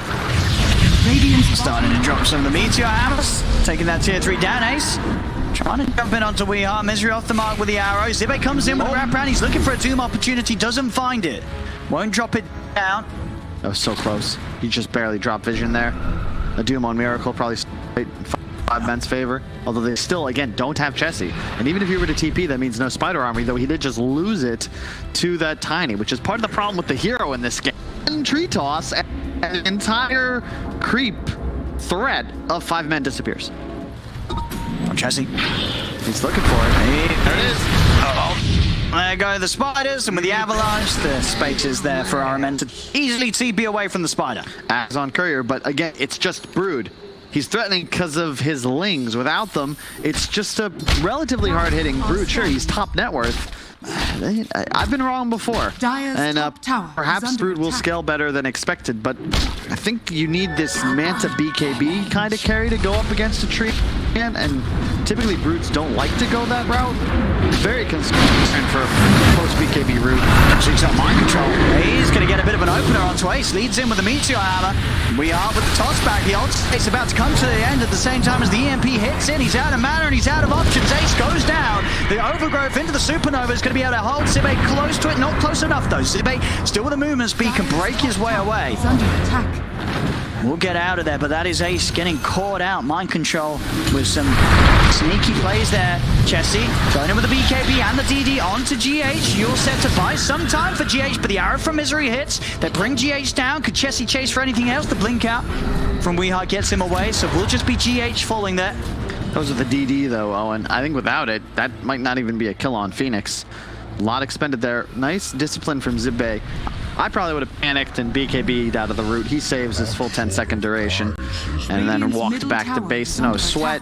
You can feel it. Even though Nigma's behind in gold, they're still up in kills, and they're certainly up in map control. Feels like they're able to play enemy jungle with reckless abandon, whereas 5 men, just crossing the river, has proven challenging. And soon to have a Lincoln's on Miracle. That'll make the Doom initiation significantly more difficult. And there's always the threat of a buyback later on in the game. Tank the Doom, who cares? Die, buy back. Zibe's now got no BKB. And the big concern is, as you saw there, without BKBs active, it's so easy for this Nigma lineup to cut. They have so much lockdown and team fight potential. The tossbacks into the ice wall, the vine wall from the tree end, and then whatever creeps RMN gets, all will be useful. Essence string on the Ursa soon to go straight up abyssal that it feels, and that makes sense. They need to find a kill right away. No long fights, just find somebody down. He's TP'd in, and that Sunstrike, that'll do it. That is what you sound like. Very aggressive TP in from Pi, takes a full combo to the face. Yeah, the box come out, Miracle roasting chickens. No sweat. And once again, just keep, every time, whenever you see heroes up here, look at the mini-map. You'll always notice Nigma's got heroes in every single lane. In this case, they even have RMN in the jungle. Like, they're always the ones applying pressure. Even though they're behind in net worth, it just doesn't feel relevant. They're going to look for another rush maybe here. They're playing around the pit. I mean, still very hard for them to do it quickly. And at this stage, with the items that 5men have, 5men definitely with a good solid opportunity of fighting around this area. They're getting themselves very close to the pit. As they're sort of hanging around in the jungle between the Roshan and this top lane. Seeing if they can get any sort of catch. As we see as well, are you a fan of this Pi build this game as the Prophet? He goes for the Rod of Atos on the Natures. I haven't seen it ever, but makes sense here. They were limited on lockdown. Yeah. Just even in terms of TP interrupts, it was Doom and Mirana. Now, of course, they got the Abyssal, sure, but it made sense under the circumstances, especially the way they were playing. It seemed like Pi was almost always there for ganks. Roshan the target. This is the fight 5 men have got to be willing to take. If you give up another Rosh, you're giving up all chance of finding a window. Invis pop. Can Nigma get in the hit? Around the side, Ace starting to make quick work of it. Dive forward for GH as he begins to throw out the spirits. We are coming in with the combo from the side, takes out Misery. The Meteor Hammer getting thrown down into the pit. We are mind control being held outside of it by Zibe. Ace has the space to finish Roche, grab the Aegis. We are stands his ground, pops the Agnes, but the BKB's out from Zibe. They've taken down the Tiny. GH high ground with the Supernova. We'll be able to hit the stun on all 4 of them, setting up for Zibe to fall. Jesse commits now with the BKB onto mind control, but mind control pops the Overgrowth, holds back Jesse through the BKB. Miracle thinking about maybe turning back in on this. The cold snap. It's going to be the Yule's catch into the Chaos Meteor. Chessie getting beat down now with nothing to save himself with the BKB already used. Ace tries to come in onto Miracle, but the living armor keeping Miracle alive for now. Turns with the deafening blast, disarming the bear. They're kiting out Ace. RMN as well with the slow from the creeps, kiting up Ace, that further potential, making it so hard for Ace to actually fight it back. He's going to lose the Aegis. The ice wall's laid down by Miracle. They've got the follow-up Meteor Hammers coming crashing down onto Ace. The Sunstrike as well. Ace will juke it, but he cannot save his life. As Ace goes down, 5 men may have managed to secure Roche and the Agent, but the fight, it just falls entirely out of place. I mean, stars align for Nigma. They call in the wrath of the heavens. Double Meteor followed by a Sunstrike. This is the trouble with the draft. You see the BKB from Chessie completely neutered by the AoE route. And now what? He runs away, and as soon as they don't have BKB, of course, there's none up on Ace. Who cares about Aegis? They're just going to kill you twice. And just the movements here, straight down towards bottom. They catch out Pi, trying to split and push this bottom lane out, meaning the Nigma can get all 3 lanes moving into 5 men's half of the map. GH for the dive set up on mid. Will hit the hammer. It's by the tier 2 though, and Zibe still with the BKB ready to pop. It's not going to be a hero they can dive upon. But that, that little lead that 5 men had, it's been totally taken away, despite them being the ones getting the Roshan, getting the Aegis. That was all eliminated very, very quickly. I think it just goes to show that your sort of point about 5 men, they did have net worth lead, but it never really felt like they were ahead. We just saw that in action. Yep. It's not about net worth. That's another Seb line. Yeah. He was of the opinion that adding this little notifier up top about who's ahead and how much gold is one of the worst things to help a viewer understand Dota, because ultimately it's not about how much gold you have in your coffers, but how strong are you and what can you do to utilize the investment you've made in your items and in your heroes to actually go win the game of Dota. Because the objective is what, Owen? To defend your Ancient. Correct, and to destroy the other. Sure. And if you can't cross the Rubicon or the river, tough to do so. Well, we hog, giggles. Oh, not some giggles here from we. Smiles all around there Very smiley team today, Team Nigma. Looks like MC just tabbed out. He's like, I'm chilling. Let me check out Dota Buff. Maybe I'll go look at the VODs. Yeah, some good vibes here from the boys on Nigma. Is that art on the left or is that just his wall? I like this room. Oh, yeah. That's quite nice. I think he did it himself. Possible. Yeah. Inspired by the Impressionists. We'll go back into the action. We've got being picked up here. Full Octarine now for Miracle as he sits comfortably at the top of that net worth after those last few fights. 18k net worth on the Invoker here, 30 minutes in. No, it's only going to get more and more powerful. I remember a conversation I think I heard through hearsay with Miracle, and his opinion on Invoker was, you know, it's never a bad thing to be pushing lanes because ultimately you're playing for level 25. He does it the Cataclysm linked up, and I think there was also, you know, a couple of years ago, but ideas Invoker scales. And oh wait, hold up. He's going to walk into a straight up Doom. I mean, he's pretty tanky. He's blocked. But yeah, there's no way out. Nice little play. He ran out. I mean, the Hand of God and the Living Armor, is it really enough to save him? It's close. Robin Hood. Oh, is he going to die? There's no way. No way he gets out of that. They slam him down. They'll be able to find him back over in the river as well. 2 more potential kills being found as the Overgrowth is not going to keep him alive. Chessie and Ace, they're able to take down Mind Control. What's happening? A bit of an opening there from Nigma as they split. Lose Miracle top. Nice moves. You're going to have to use them. That's how you got to take fights. 5 men. Don't walk into his team engagement. Just pick off the top net worth enemy hero. Just as we got to stop praising him, Owen. We are. It's going to be able to find Pi there. The follow-up damage of GH Sunray. They'll be able to start putting into action the defense of this tier 2 tower. In fact, that's so sick. It is. There we go. It's going to be able to dodge it with the Earthshock John. Zibe going. And We Are. It's actually committed into this. The 4 of them. They're going to pop the Supernova to the side. Oh. We Are turns with the Aghanims. The Supernova is going to be successful, but they're able to get out of reach of it. Only Ace caught. But with the ult up at boost state of resistance, he doesn't care. They've killed off We Are. There's going to be actually a buyback from Pylai Die. If they just diving in, the aggression in from 5-man. They're straight on the GH. GH, he's surrounded by the Treants. He's already used the dive. The hammer does the onto Ace. GH trying to get his own one out. Does manage to land it onto the bear, but he's already dead. GH loses his life. Ace back up to full HP with the cheese. 5 men with a good old punch after that pause. We'll find the hidden heroes. Oh. Sick fight, though. I can't believe 5 men are still in this. This felt like, even though the game was looking Nigma's way for a while, in fact, even when it was 5 men favor, we were talking about it. We're like, okay, yeah, this is cute, but, you know, this is Miracle Invoker. Look at the team fight. Nigma got this in the bag, but, yeah, Where's the smiles? The smiles. Oh, no. Uh-oh. Oh, no, no. Oh. MC's still fine. I don't know if the smiles are gone. It's just like, oh. It's like, oh, no. Guys, let's make sure to team fight this time. No more solo pushing. Please play back to serious business.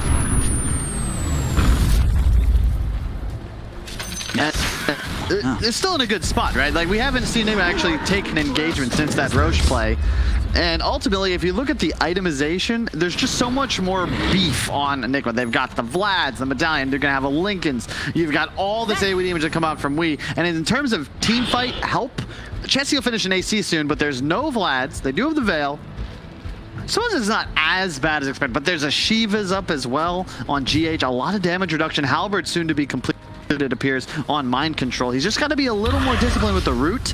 He can't really use it for anything other than Chessie's BKB. Even Ursa's ultimate isn't as big of a deal. You can at least deal with him in other ways. Still no BKB on Ace. If he finishes that, that's where things get a little more spooky for Nigma, because these 2 cores can just go full Defile into the back lines, find the Doom on Invoker, and perhaps that'll be enough to win the team fight. Oh, they're going to come out with a smoke. Radiant's Nigma courier has been killed.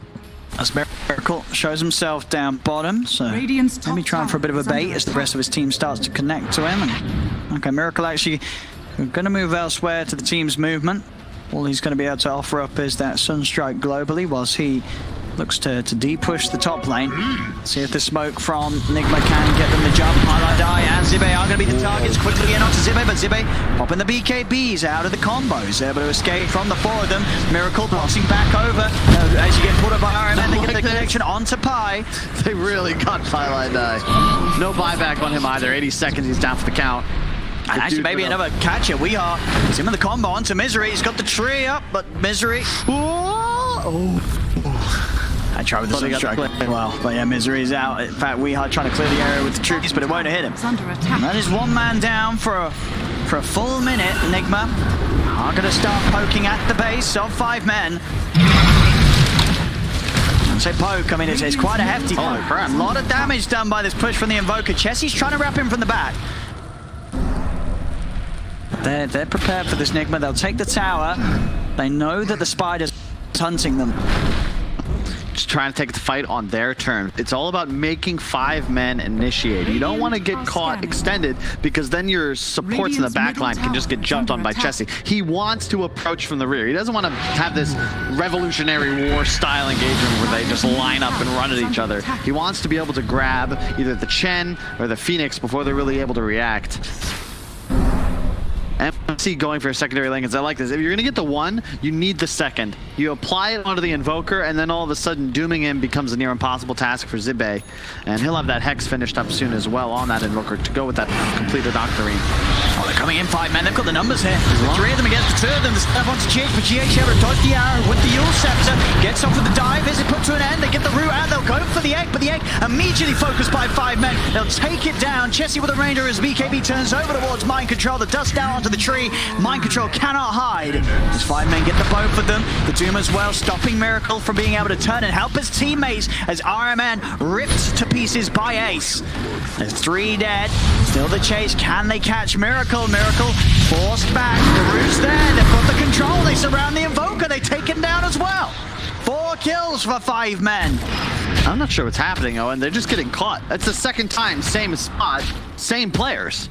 You know, you lose 4 for none, and all of a sudden this game, really, it doesn't feel like you can lose team fights as Nigma, but you've got to get them. You can't keep losing your team fighters isolated. And it's the second time, yeah, just caught in no man's land. The BKB on Ursa, 3 BKBs on these 3 cores of 5 men. If they find somebody, they're going to be able to take him down. Zibe, holy crap, that's damage. Start to get some more answers for Ace's Ursa, which is certainly needed, but the way that those last few fights have gone with this Abyssal, Ace has been tearing it up. There's a halberd done on Mind Control, but they need to control this bear. These, you know, this Ace Ursa and Chessie Brood, a huge problem in the fights when Nigma start to get overrun. As soon as they lose 1 hero, really falls apart. In the team fight for Nigma is great, don't get me wrong, but if you look at the way the cores are scaling, this is an off-lane tree. He's not really looking to do damage later on in the game. And you have a core Invoker and a Tiny going for the Ags build. So you don't really have anybody that's going to scale with straight up right-click damage. Meanwhile, 5 men, you can have a Refresher Doom pretty soon, and both Ursa and Chessie on the Brood are huge. Like, that's a Midas Ursa. That's a fat Brood. He hasn't done much but hit creeps and heroes this entire game. And if you look at the net worth, whoa. 26. Did Miracle drop an item? No, I think he just picked up the Axe Blessing right in the pit. Yeah, you're right. Okay, that makes sense. That's already 3rd Roche. Wow, it's not typical we have that complete by 37 minutes. Oh, we got Chessie. So I'm gonna poke. But they have the Aegis and the Cheese ready to push on with 5 men. Again, maybe finding some of them caught out here. Bottom lane, RMN and GH are going to be chased. The jump in onto RMN. GH has got to let him go. Pops the Shiva's guard. Yeah. Is there any real way that they can fight back into this? I don't think so. Nigma's got to be careful. The team fights are so tough now, too, because with all these BKBs, the egg is no longer nearly as easy to protect. Mind Control effectively has to save root for them, but who's going to initiate an engagement, make 5 men use these BKBs, if not the Treant or the Tiny, who are kind of needed to follow up. It's just a really weird spot now that they've fallen so far behind. 15k gold lead. And you even see vision control. This is the first time we've seen Nigma lose ward occupation on the enemy side of the river. Yeah, some very nice plays here from 5 men. Just the way that they've caught out Nigma about 3 or 4 times back to back now has put them in a much more comfortable position. 15k ahead now, Chessie. See what he can get in terms of catch. Miracle keeping the distance, but Pi steeping over. Chessie still able to get in onto Mind Control. Ace heading over as well. Jumps in with the Abyssal. Mind Control can't even get the ult off. He's dead. The Doom's down onto Miracle. Pielighter is going to have the control with the Sprout. It's again another time where Nigma They're just getting caught outside of the base one by one, time and time again. Yeah, I mean, we just saw Liquid get taken down by Viking. That was what we figured would be our upset win for the day. This is looking like the makings of number 2. Oh, my Nigma just all over the place right now. We are offers his life up in mid. We haven't seen them I haven't seen them use their spells in conjunction in like 10 minutes. Middle tower is under attack. It's just death all over the map. Radiant's middle Look at this graph. I mean, this game was in a pretty stable state until about 5 minutes ago. Radiant structures are fortified. And 5 men now just beating on to Nigma. Nigma just not able to get any sort of play together. Push coming in. Nigma have got a little bit of safety with that repair kit. 40 seconds without Miracle's Invoker. The space is there for 5 men to take the tier 3 out. Starting to damage this barrage. GH is going to try and do his best to slow them down. And will be enough to push them away from the racks. So the racks are getting healed up slightly, but they're staying here relentless. It's 5 men. They'll recommit. We are. Look at the toss back into the hammer, but Ace just pops the ult. He does get to some arc, but he still gets the kill on RMN with the Earthshock. And we are for that attempt with the setup. He ends up going down. He's gone for 100. He bought back as well for that. That was his buyback. As We Are is just out of the game. Miracle's back in, but now you're without your mid laner. Your Tiny's gone. RMN will also buy back, but 5 men, they feel very comfortable. They're just going to continue to push on, take the tier 3 out in the top lane. A second set of Rex exposed. As what can Nigma do? They're trying. Zippy's going to come in with the BKB. Miracle's out with the Ghost Walk. Overgrowth from Mind Control comes in, but Ace takes it off straight away with the BKB and the ult. Mind Control goes down. Zippy's going to be more than fine as he steps back. The space is there. Second set of racks taken by 5 men. As at this point, it just feels like Nigma have nothing. What the hell's going on, Oh? Dive for GH, but to a stop by the Abyssal. They will use him. Miracle stands still, takes an arrow to the face. As GH is gone, Miracle tries to push them back with a deafening blast. Will be able to create the space to jump back. Chessie pushing on the BKB comes to an end, but they're knocking on the fours. 5 men, they're hungry to close this one out. They're at a 34k lead right now. As Miracle goes in with a Hex, but they're in on top of him again. The Atos and the will force back, but the tier 4s are falling. The first one down and out. GH dives forwards, trying to push 5 men away. Hex as well from Miracle again. Setting up the Sunstrike. It's not enough damage to kill Misery. He's okay. Chessie now having the second Abyssal finish for the team. Nigma just cannot catch them. 5 men are able to walk away, run out of here. They're now 2 sets of racks up, as well as 36,000 gold in the lead. I can hear Misery in the comms as well with this eye. One eye up on the Tinies, respawn. 10 seconds, 15 seconds. I'm like, get out, guys, back. We got the tier 4. We got 2 racks. Game is secured at this point. We just got to chill. Roche can spawn 2 minutes 30. And yeah, Nigma, you got to go make a play now with that Aegis off the field. But seriously, man, what?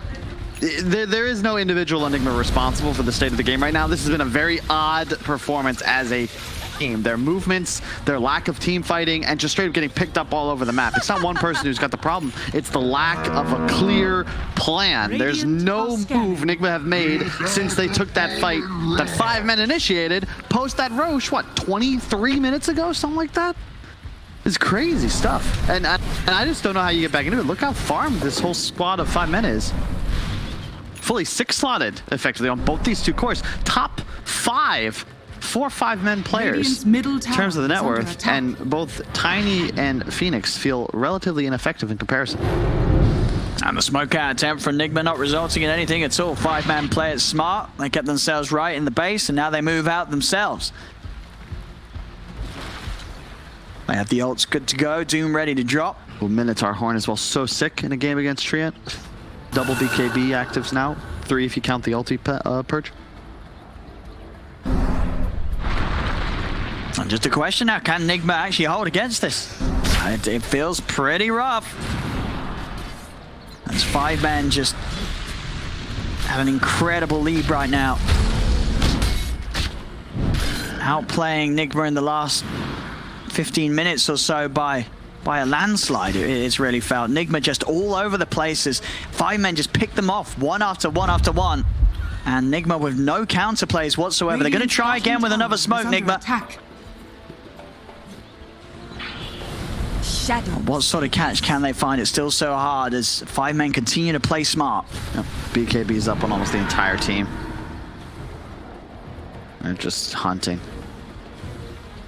Radiant's bottom tower is under attack. Are scanning. Even if Nigma do find a way to start things off, it's very hard to see a way they win the 5v5 with how big the cores of 5 men are. Yeah.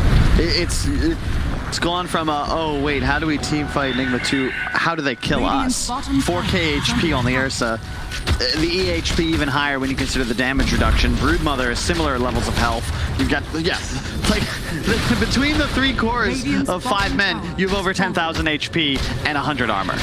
Not to mention all the self-sustain that these heroes possess to keep themselves up high. It's just, where's the damage for Nigma? Where's it going to come from? You need a rapier on this tiny and a hell of a lot of trees.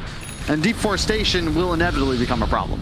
Yeah, if it isn't already. Yeah, they're gonna need the rapier on Tiny and the Ag's refresher it feels on Miracle, but that of course many thousands and thousands of gold away from both of them. So Mikey Miracle is gonna go for high.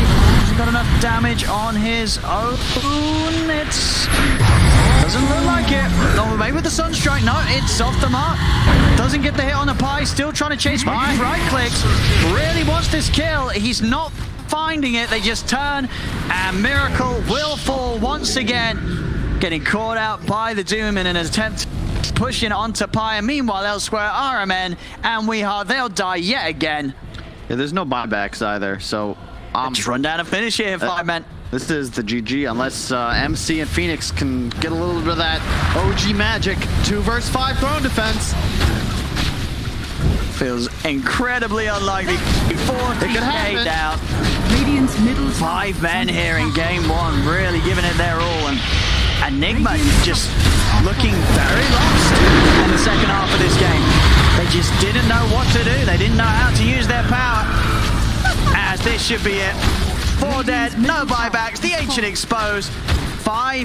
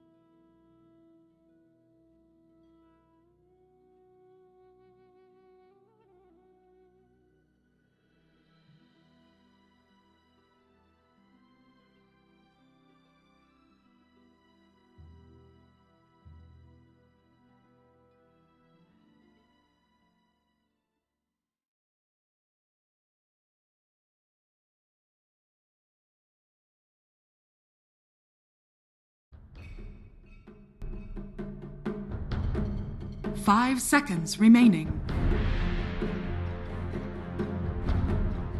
Like still too long. esports? Oh my You don't God. support Valve and all these teams? I plead the fifth. Gracious.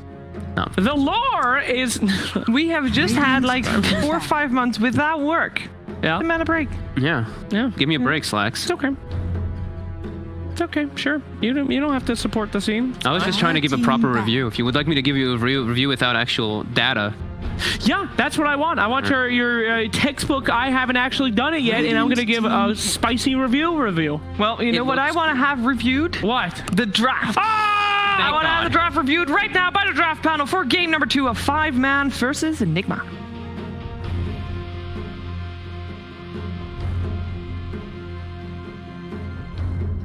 Ten seconds remaining. 5 seconds remaining.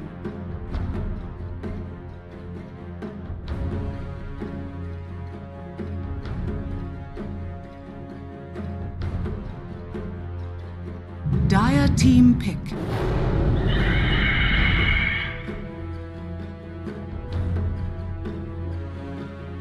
Welcome to the Pantheon, where only power poses by power users are allowed here. I've got BSJ and I've got Jenkins. We're about to break down game 2 of 5 men versus Nigma. 5 men who are currently 1-1, and if they actually beat Nigma here in this series, they've got a really good chance at the upper bracket, gentlemen. Yeah, we're hearing the panel talking about they haven't won a game yet. They beat Navi 2-1. You're just gonna throw them under the bus like that? I was trying to be a little subtle with. Look, I mean, it was Slack, so nobody expects him to know what he's talking about. But come on, man.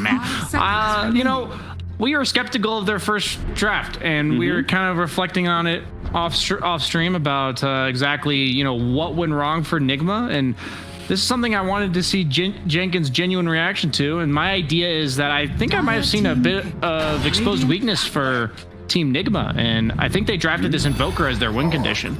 Okay. And that's how they've always played, right? Miracle's their win condition. The rest of the 4 heroes are pretty much about enabling his hero to win the game. And with this Broodmother pick, this Invoker's forced to a side lane, and I really think they just had to have picked like a carry mid. That's what I was kind of saying, like a hero that's their win condition.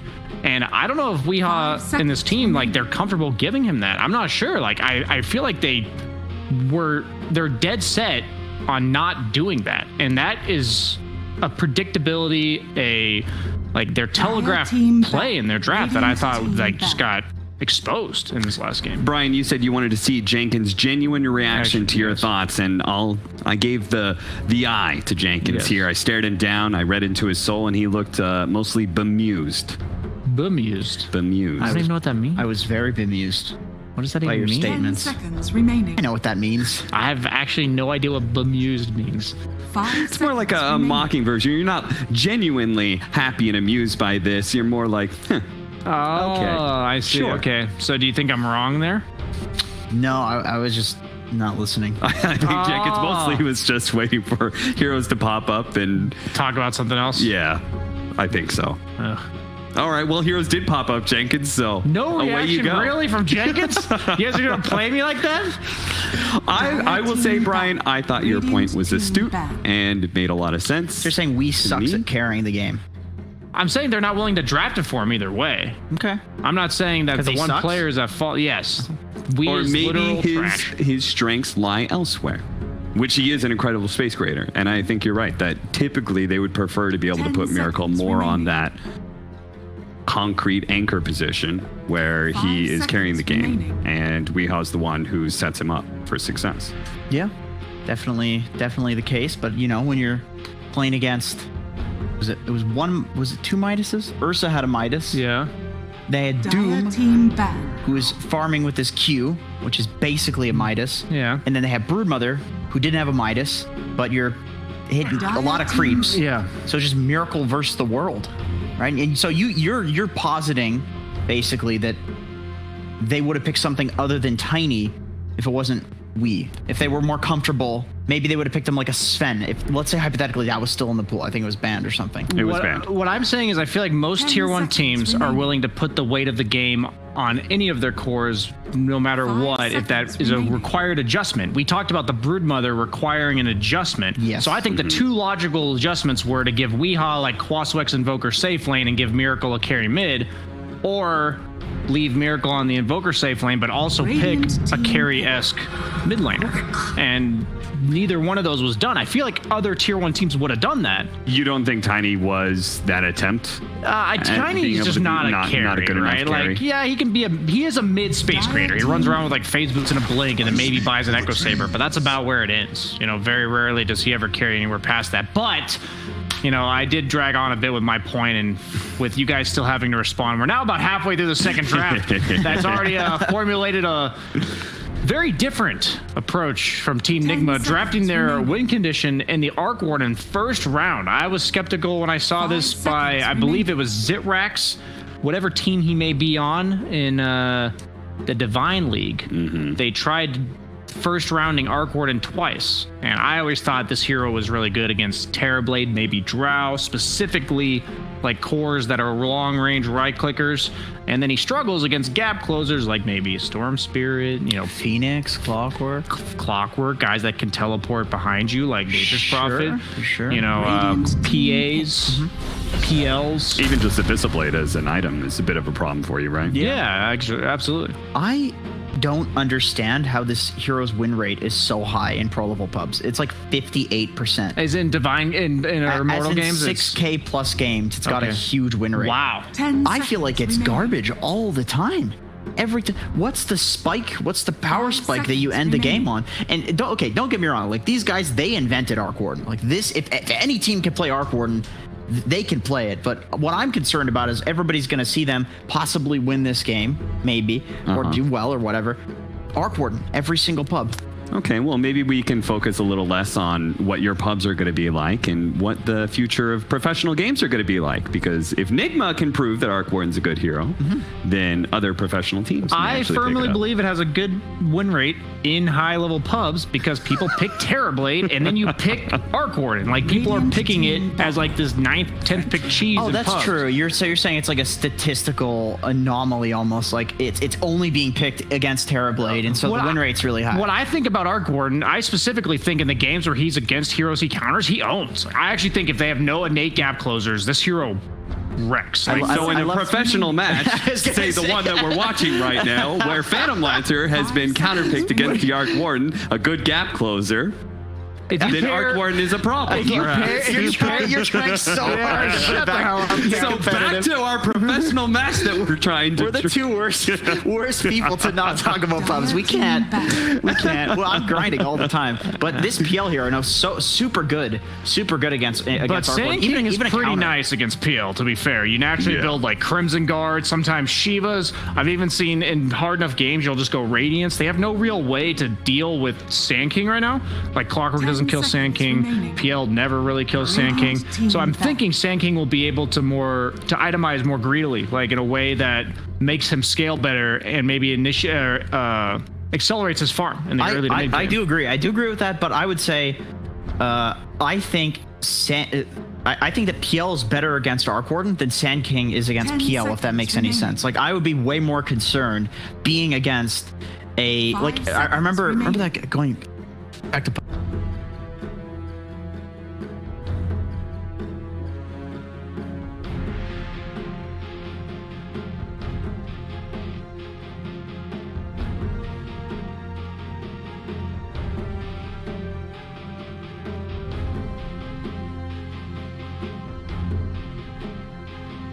out there, because I've heard Sand King, some people saying this is still kind of a garbage hero. I Underlord think was he's still out there, insanely for good against example. illusion heroes. Like, okay, here's my deal about Arc Warden, right? The problem in games, every hero in Dota has like a formula for a game that when it's ugly, it usually looks some semblance of this. And it's like Arc Warden's farming, but his entire team's sitting in base. He's sending his clone out, and that's on the entire team getting. That's the only hero on their team getting farm. It's kind of like Terrorblade sometimes when he's behind too. And I feel like because of what I talked about with Sand King, he's going to scale. Like, this hero is going to have impact later on in the game, and they have to itemize to also deal with the Sand King. So there's some games where Sand King is dealing with like 2 or 3 like silences or like annoying things that he can't, like roots maybe, and he's gonna have to itemize a Yules or something like that. But in this case, he's gonna free. go. It's relatively free. He's gonna go blink and then like, you know, Shivas and Radiance are like he's going to itemize against PL, I think. So if you combine that with the Arc Warden going Mjolnir, we saw a PL game against a similar lineup that just had so much random AoE that the PL just eventually dies. Like I couldn't read what that says. Read what says. One thing is certain and the rest is lies. The one certain thing in this panel is you guys will continue to go back to your pub. That's the only information we got, man. We got kicked off all the other teams we tried to play on. He got replaced by Monkeys. I got replaced by Trowel. What can you do? Yeah. Thank you, Monkeys Forever. Every single team. Very good. So 5 men are the ones to actually ban away the Storm Spirit, and they will pick themselves Pango. That's pretty decent against Sand King. You can like at least disrupt his Sandstorm, Okay. but it's instant into Rubik, who can steal the roll, and then it's also instant lockdown up from Sand King and Rubik on the Pango. And also it's kind of hard playing Pango against Venge too. You've got 2 swaps and a stun. Like you just continuously interrupt his roll, and he Void feels Spirit, pretty right? bad. That's what it has to be. It's one of the spirits. Storm got banned. Yeah, dude, it's such a free Ember Void Spirit game, man. I'd love to see Ember, even though it's not in Miracle's hands. You definitely go Ember. I mean, against a PL, like that's just knowing Weehaw, I'm thinking it's Void Spirit, but I do think Ember is better. Yeah, I think. Like whenever I think of PL, he hates all the spirits, man. All of them suck. Searing Chains owns Phoenix, Pango, and PL too. Like I really do feel like they just have no instant lockdown on 5 men. So any hero with innate mobility that doesn't die to roll is gonna have the same kind of game that Sand King's gonna have, I think. So this looks like it's either a Nature's Prophet or Pango mid. You could also run a Queen of Pain. I'm saying, like, I think Ember's the best pick here, but I'm thinking like if they pick something that's Queen of Pain would be fine. Queen of Pain would be fine. Yeah, it would be fine. Not against a PL. If they did run the PL against it, I think she could, or that could be some kind of cheese strat that 5 men could do. So you always have to be concerned about that as somewhat of a counter. But okay, they do actually go Quap. Okay, that's more of a Weehaw hero. Anyways, yeah, that's right? kind of what I was thinking. That was just my gut was saying Queen of Pain, but I think Ember is better. Yeah, I think the Pango. You have to pick for your players. I think Pango has to go mid here because he's not the best in lane against Arc Warden. So they can't really like swap that up at all. And do you think is that part of the reason why they went the Quap? That's going to punish the Pango the most compared to Ember and Void? Really hard. But that's going back once again. That's my concern: is what happens if the PL just goes mid and then you just put the Pango in side lane. No, you I know max screen, but then PL will still be kind of fine because you're just letting he gets a nuke. It's not. You'd be surprised. Queen of Pain spamming Scream on these agi carries. Like maybe it's different in a side lane because I've only experienced that matchup in a side lane. Yeah, I'm just. Where you don't have a lot of. All I'm saying is that Queen of Pain will absolutely free farm this mid lane regardless of who she's against. And this is true. Always talk about the concern with Arc Warden type heroes being that Alchemist, Arc Warden being in that category. The rest of his team getting no farm. And I think Sand King Quap will both have really good games here. I think both supports will be able to either play aggressively like they want to, or they can focus all their attention on setting up this Arc Warden for success, whether that's defensively or not. So. Well, the odds are a little bit better for 5 men. They did take game 1 pretty handedly much there. more normal drafts here. Yeah. Yeah, this is... So, Jenkins, are you sticking against Nigma? Are you still going to be going with 5 men? You know what? I do want to say, just because we were very, hard on them in the first game, I do want to say very impressive stuff from them. I think they're better than at least I personally thought when paired up against this team. I think Nigma has a way more normal draft. I think they have an easier win condition. I think they have actual late game. I think 5 men did a good job holding out the game and farming, but I don't think you can do that against this lineup because of the counters you mentioned. Yeah, I just think Nigma has the recipes for success that they as a team need, and I think the first game was less impressive for me than 5 men, more disappointing for Team Nigma. Like 5 men played fine and all, but I think Team Nigma played below their expected. All right, BSJ thinks they have the recipe for success. Let's see if they can execute in the kitchen, shall we? As we head to our casters of Odie Pixel and Kyle. Thank you very much. Yes, game 2 ready to go between Nigma and 5 men. And Carl, what do you reckon about the drafts this time round? The last hero can be that lane dominating hero in the mid lane. Is she going to get the matchup though where she's able to do that? I'm not so sure, and I've learned a little something. I think me and BSJ quite have a bit in common, because the more confidence we speak with, the more likely it seems that we are wrong. Because I'm fairly certain there's going to be a Fury in middle, and I'm pretty sure Quap is not favored in this matchup. I also know for a fact Chessie loves playing that hero middle. Well, seems likely then. Yes, I think it's quite likely. Yeah. Indeed, we have to reevaluate. I think the analytical minds that we have backstage. I hear them giggling because they now know. Oh yeah, Chessie's going mid. However, Nigma's lineup is very much in their breadbasket. Weehaw on an active hero, the 3 support style stuns for the 3-4-5 position, and then Miracle Arc Ward. I mean, another one of his staples. Yeah. So you think overall, again, you would prefer what Nigma's doing here? You like the fact that in comparison to the game one this time around, Nigma actually having Miracle on a bit more of a traditional hard carry, right? This is a hero that in the later stages is going to be able to do a little more than his Invoker was able to pull off in what sort of ended up being a bit of a full Protect 1 draft of game one. It depends on how they deal with the Phantom Lancer, because ultimately you don't really have answers for him. Because PL on paper, late game is pretty good against the Arc Warden, right? You're going to have gap close, you'll be able to get the Bissell later on, you're going to jump on the hero, the clone, and you're going to be able to take him out. You're pretty good against Quap as well, once you have enough survivability. Before that, it can certainly be tough and you don't have lockdown. But late game, you get an Abyssal Blade up and all of a sudden it's the Quap that has to be afraid. And indeed, Chessie on the Nature's Prophet will be going middle. And I think that that's a lot harder for Quap than people give it credit for, although it's very much a skill-based matchup. Yeah, I think they're going to be aware of this, though. We see already, at least, is leading towards the top lane as the Quap, and they're going to be sending Mind Control mid on the SK. So is this them anticipating the Prophet mid? I believe so. I think it's the right SK versus Furion, very SK favored. But then you have Quap in a side lane, and there's difficulties around that because I know we've seen Zai play it for Secret, but he goes a very obscure build. In addition, he's the off laner. This is Weeha. He likes to snowball, and it's hard to do that from a side lane. Of course, that will leave this bottom lane matchup to be Ace. He's down here on the safe lane. And at the start, Nigma, they're going to have the three of them out here to secure these bounty runes. But we'll see if one of them does head up top, whether it be Iron Man or GH to help out Weeha, or if they can get away with leaving him solo top. I don't think you rotate here. Ideally, if you end up in a try-on-try scenario, I think you're comfortable with that. Phoenix clocking out the greatest in 3-on-3s. In addition, Quap owns Pango 1v1, especially in his own safe lane, so that would solve the level issue. Plus, this is an insane tri-lane. Like, every single hero in this bottom lane for Nigma will have 2 spells that help.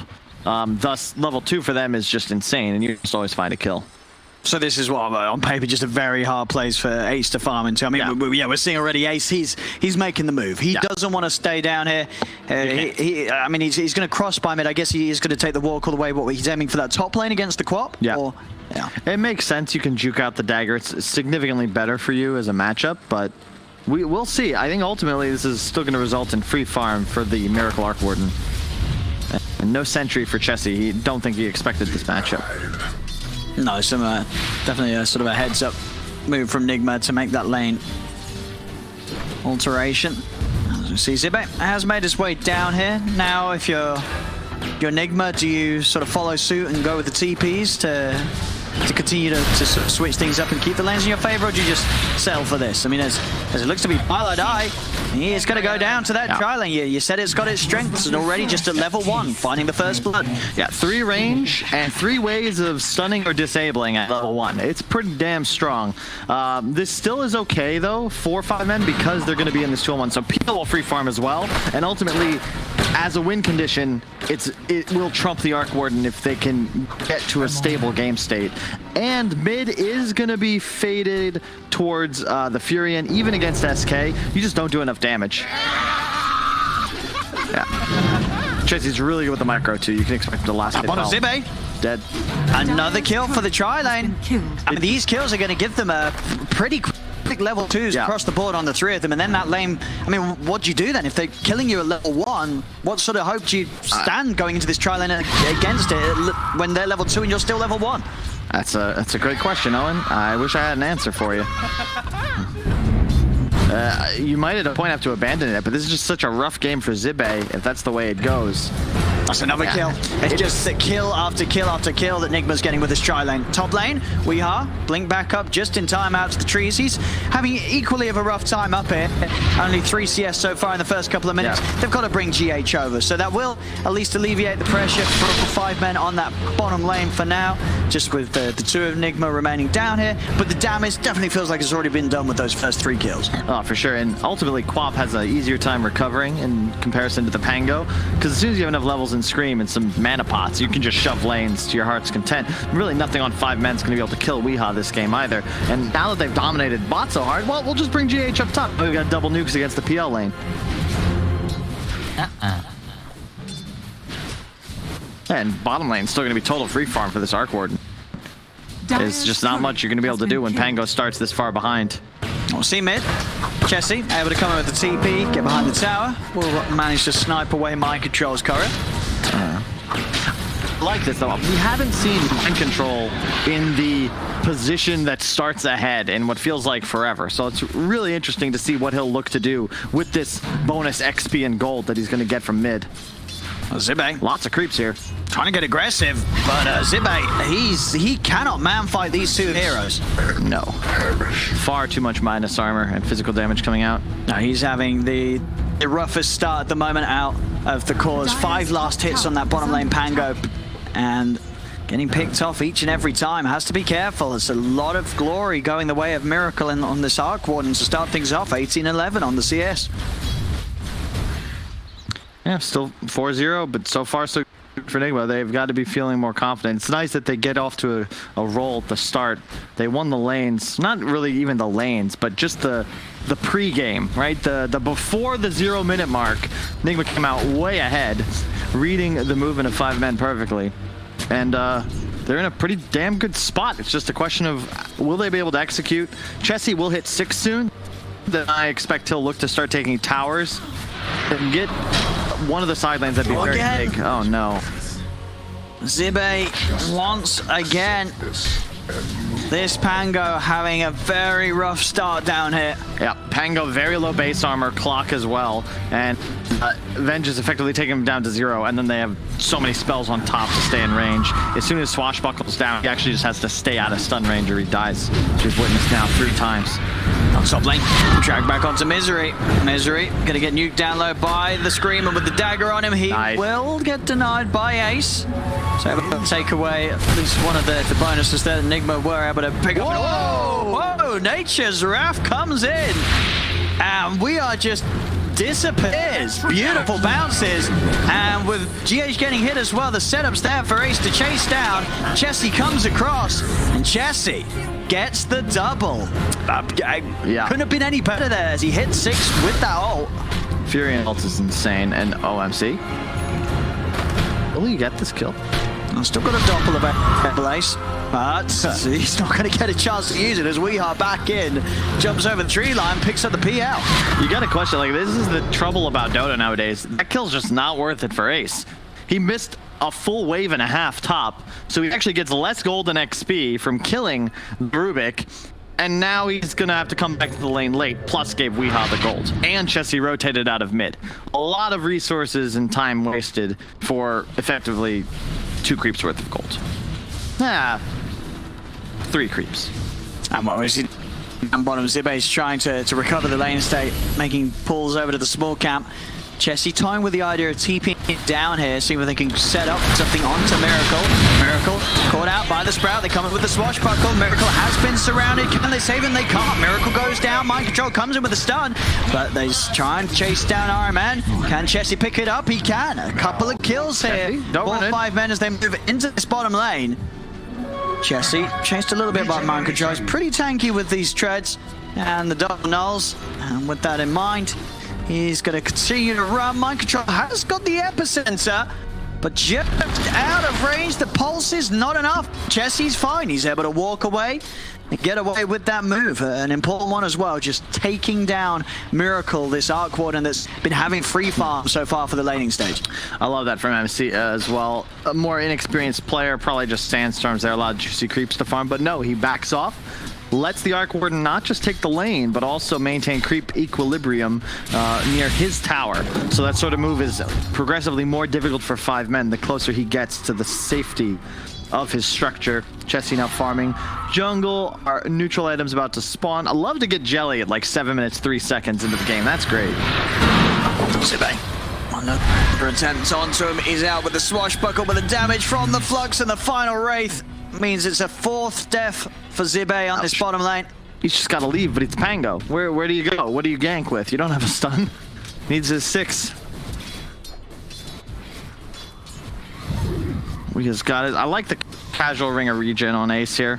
It's always nice to have a little bit of extra regen against Quap. And oh, Chessie, that's very ambitious play. Finds it as we are Radiant doubles back. Sprout Vision not going to catch him either, so we are should be fine.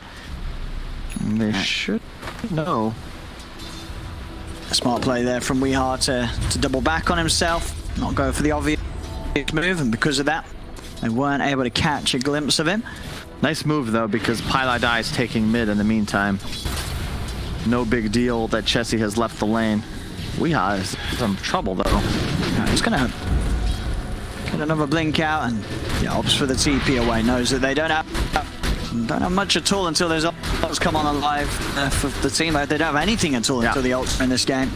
Cancel TPs. Once again, it's the miracle show. I mean, MC is fat, don't get me wrong, but this is a near free farm arc. Midas approaching very soon. He's already got it. It's pre 8 minutes. Really? Yeah, Midas already done. I mean, it wasn't enough on the Invoker, but somehow Miracle finds an even better start than game 1. Yeah, I mean, this time round, I think he had about 6 kills. Well, involvement in 6 kills in the lane. Top lane, mind control. Going on to Chessie. They've got the burst of Weehar with the Sandstorm, the Sonic Wave, the Epicenter, the whole combo. No chance for Chessie. They blow him up. Nice move by MC getting aggressive there, because it's not just a kill on the Fury, and it stops the push and ensures a full reset before 5 men are able to put any extra tower pressure on. Pi is going to hit 6. He's been mid now for almost 3 minutes, just soaking up the XP, which will leave Misery free to pick up the tome once we hit 10. Question is, how does Pango get into the Dota? Because right now, he's net worth.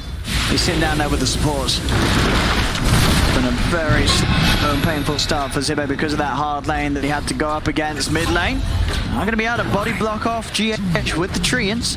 Hold him in range for the kill, and Chessie trying to have a bit of a poke to the tier 1 tower. Hasn't really managed to do that much damage at all so far though mid. His focus mainly has been on trying to help his side lanes get into a bit of a better spot. Hasn't really been too successful though overall. Nigma still with quite a lead after these lanes. 3k advantage. Ace being chased here, still got the doppel. And Pi coming in with a hook shot to hold them away from the P-out. Put his own life at a bit of a risk though, as Mind Control leads in with the stun, and indeed Pylai went in to buy some space for the P-out, ends up costing his life.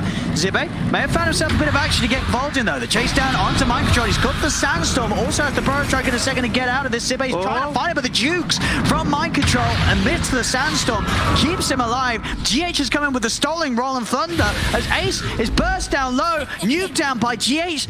Zibbe, I mean, he tries to come in and help out, but he ends up helping out Nigma as GH with the Stolen Rolling Thunder does way more than Zibbe is able to do on his own, as he cannot find the kill on Mind Control with those Jukes from the SK. It's one of those sitcoms where the main character tries to help. He tries to make up for what he's done wrong, and ultimately he ruins the birthday party. And yeah, GH making more use of the first Pango ulti than Zibbe did, unfortunately, as Miracle still is just sitting bottom.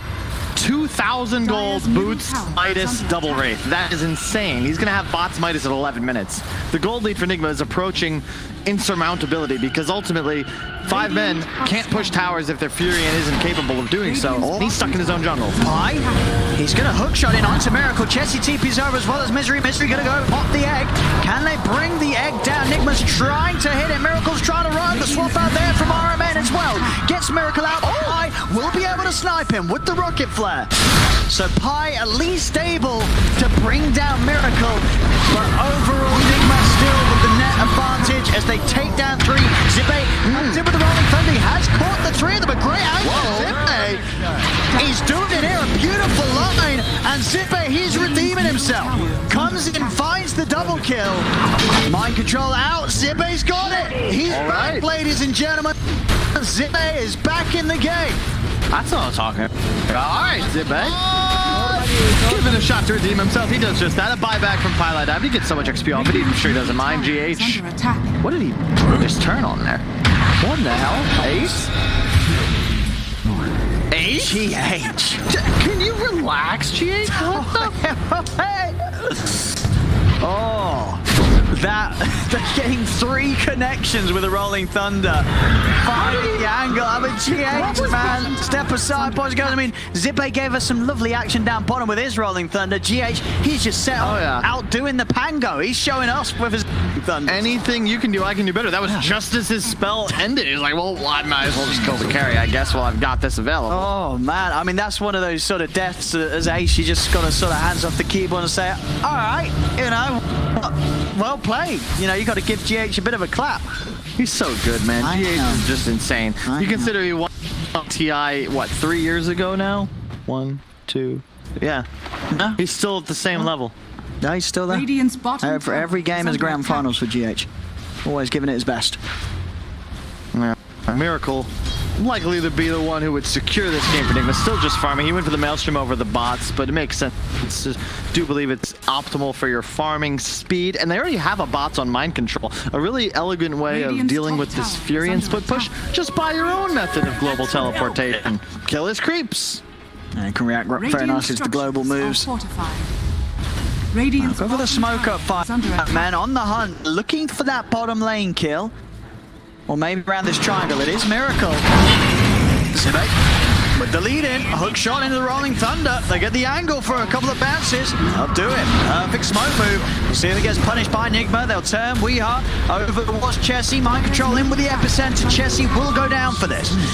They get the 1-for-1. Instant smoke up as well from Nigma. They're trying to make a move over towards mid. Lead in with the magic missile onto Misery. GH with the telekinesis to put the dive to an end. Really well played. Chessie now finish up the Orchid.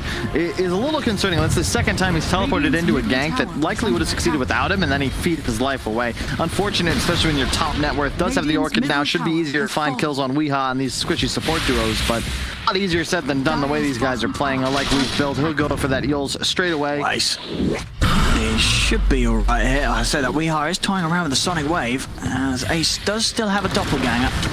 Be a lot to find us now. Oh, he's been baited in. Weeha's been baited in. The bait was successful. The sad trombone's out. Oh, Chessie going with the tip. Weeha with the trombone. Hey, and they're going to go for more in 5 men. They try and go in with a hook shot onto RMN. Zibe finds the passive procs to slow down the Venge. Venge trying to swap his way out of the cogs, but it's into the heat of the Sombra. Double kill for Chessie. Zibe, he's hunting for more. He's in onto GH. Chessie TP's over. The Orchid's back up again. They're popping the Supernova. He's slowed down by the Lucky Shot proc, and the setup's there. Chessie picks up the triple kill. The Supernova stun. It stuns up mind control. Chessie's getting a little low, starting to tank the tower hits. He's got to back away. Spark Wraith down. Pylite Eye making sure that he tanks out for the team. Keeps Chessie and Zibe safe. As they get in, they get the triple kill for Chessie, and they get everybody out 5 men. Not bad, not bad. Also wanted you to take a note there. Oh, and the Venge trapped in Clock Cog swapped an enemy, not an ally. Just for the record, thinking maybe moving forwards in future games.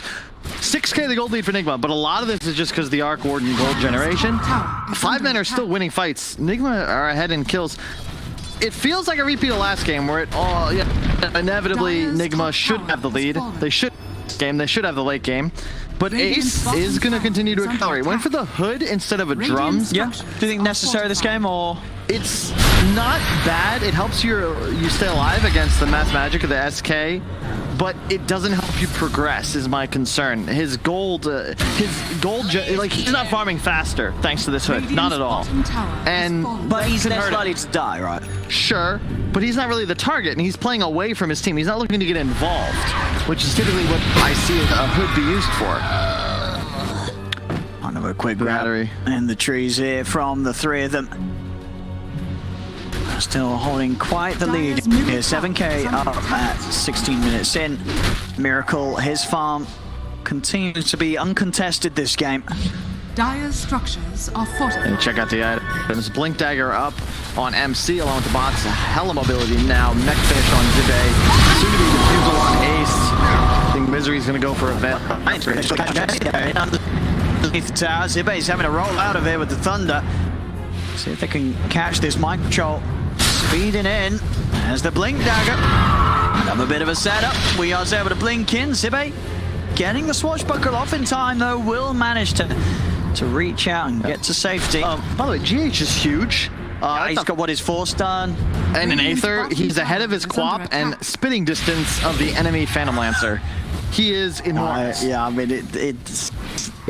when you're bringing out plays like we've seen for GH this game, it pays. It really does. I mean, you're absolutely right. The fact that he's He's on his way towards the top 3 this game. Miracle. He's on his way towards the top 2. Miracle leading in damage dealt, structure damage dealt, camp stacked, gold generated. This made okay. I was making that up. He wasn't leading in damage dealt. Yeah, I was just hoping. Very, very evenly split actually. I'm on Nigma's side. I meant damage done to creeps. Essence ring now for pretty much anybody on the side of Nigma. That's a great item pickup. There's very limited sustained DPS on 5 men. It's almost all burst. See GH just pushing out on his own. He feels that solid. Zibe coming in with the chase. Look for GH. There's a lot of backup. Pi coming in with a hook shot connection onto GH. GH trapped to the Cox for now. He'll try and lift out the clock, but he's already been burst down by the Nature's Wrath. They've lost 2 though, 5. And as now Zibe, he's out of options for escape. Swap back by RMN. Tries to swashbuckle out of the side, but can't get off the high ground. Middle tower. Yes, I mean, you can't really blame Fight for trying to focus GH. They're like, dude, look at this Rubik. He's massive. We've got to kill him. But because of that, the rest of Nigma are able to take the entirety of the team. As now Ace, he's pressured up top. What? I'm just so confused with this hood pickup, Owen. He's not fighting with it. This game is not gonna like if you're playing against an Arc Warden, all inning for farm speed, Midas into Maelstrom, and you're going for a hood, it's to go kill the Arc Warden, not hit creeps. Look at the net worth. Miracle's gone up 4,000 gold since Ace went up, what, 1,200? It's just not equitable. Nigma is just compounding their lead, increasing by the moment. And 5 men, they're losing map control rapidly. They're now playing against multiple aggressive wards in their own jungle. They have no real method of getting out on map right now either. Bounty placed on Ace, so you know Nigma's going to keep the aggression up. I'm on control. Another catch is straight in with Thor. The epicenter will be put to an end. As Pi's able to pop the boundary assault. Still means that he goes down. There's a supernova on the high ground here, and it looks like they don't have the preparations to take it out with the Rolling Thunder control. Zibe keeps them held inside it. All the egg does finally fall. They kill off the Phoenix. Before it's successful, Zibe turns over towards GH in the river. The Sonic Wave pushing back Zibe and Chessie. Blink forward aggressively from Weeha onto the Pango. Sets them for Miracle to burst down another mind control in onto the high ground, controlling Ace. Weeha, Miracle, and GH turn towards Chessie. Chessie tries to TP out, but the telekinesis is back up. GH puts it to an end. As Nigma take the for 1. Radiant's top tower is it looked like things were going to work out there with that egg, but Nigma able to deal with it. Yeah, it's just the Miracle just showed up. Yeah. He was there. He put a bubble down, and from the safety of it, just killed the egg. It's still just level 1. Radiant's top tower has fallen. Yeah, this is not a really winnable game. 15k the gold. Like, this is not the same as the Invoker. You felt pretty confident about last game, Carla. This one, comparison is just... I may have overestimated Invoker's scaling potential. This is no longer 2017. But you don't think there's any overestimating the Arc Warden in this position? Here's the thing. Arc Warden, pick an item. Yeah. Pick an item. Battle Fury. Let's say Midas. Why you guys pick an item? If Invoker buys it, he only gets to use it once. Arc Warden gets it twice. Same with the Mjolnir, these bots. This hero truly... He's killing Pylai Die without even having to be there, Owen. This is not Invoker. Radiant's bottom tower. Yeah, Sunstrike on Invoker. That kills people when you're not there. Well, usually you need help for that.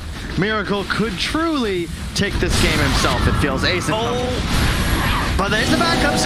He's coming in with a Rolling Thunder. Oh, Delta's good. Keeps Ace alive. Lose control for We-Are. Dodges the stun. He's out. Now that was pretty. Radiant's bottom tower. Just like a cat playing with their food. Nigma force out spells and chill. And every minute they buy of space, keeping 5 men on their side, it's more time for Miracle. Yeah, it's insane that, you know, we have seen Ace for the most part trying to avoid the action and farm, but he's literally still only just got more farm than GH. GH is still right up there, level with this PL. They found the strat. Okay, Arcane Rune, the best rune in the game for Quap. You'd think Weeha would take it, but no. He will give up his bottle to his carry so that Miracle can get more efficient usage out of it. Yeah. They have determined who their win condition shall be. That is the real Miracle, just TPing in face first. He's feeling pretty confident right now. not scared of 5-men making a move on him whatsoever. In fact, it's going to be Nigma again, just making the move on to 5-men. Zibe, he's jumped upon GH, closing the gap with a shield crash.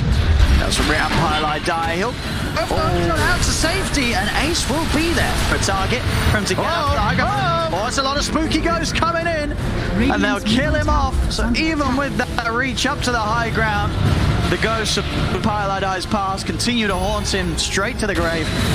His Pi is gone. Tower is under attack. And the clone going top to Midas and shove that lane. Sorry, Misery, but this will not be a successful split push. That'll be a mid-tier 2 most likely, and a 20k gold lead by 24 minutes. I mean, and at this rate, this game is going to end with GH more farm than Ace. Radiant's you know, one more objective. So in it, he's... I mean, why is Ace so far? How come Ace hasn't been fun in space? I feel he like is fun in space. He has a hood. You don't farm with this item.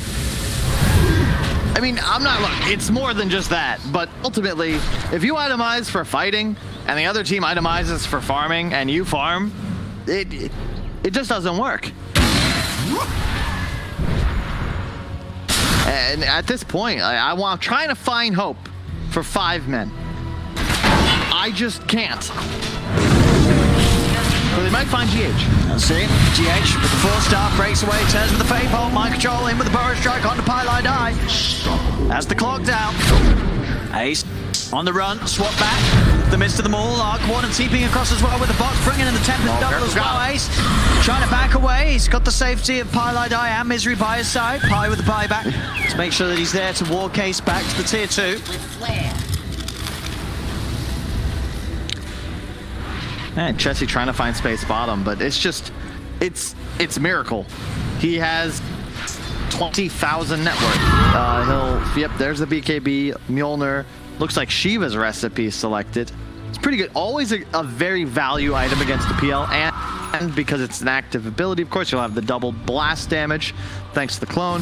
BKB now on Weehaw. He's done a really nice job recovering. It was a tough lane up top, and altogether, so far, so good. Seeing the river, I think Pi, he's just hooked in onto Miracle. That's a little alone. I mean, an ambitious hook shot from Pi. And you got to remember, he did just buy back, so he'll be gone for quite some time now. Yep. Moving his death per minute down from about 2 minute 30 to 2 minute 15.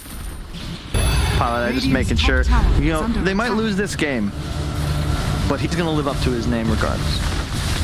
Yeah, I needed to after having quite a good game one. You know, Pilot dying game one. He was not dying. He was not sticking to the standard. No. He came out with a very nice performance in that first game. Much too many kills. Way too many kills. Yeah, he was all over the place as the Prophet, but yeah, definitely having his work cut out here as the clock. As it's, I mean, just who does he go on? Anytime he hook shots in, it's just having to be in a way to buy space for the rest of his team to get out. Yeah.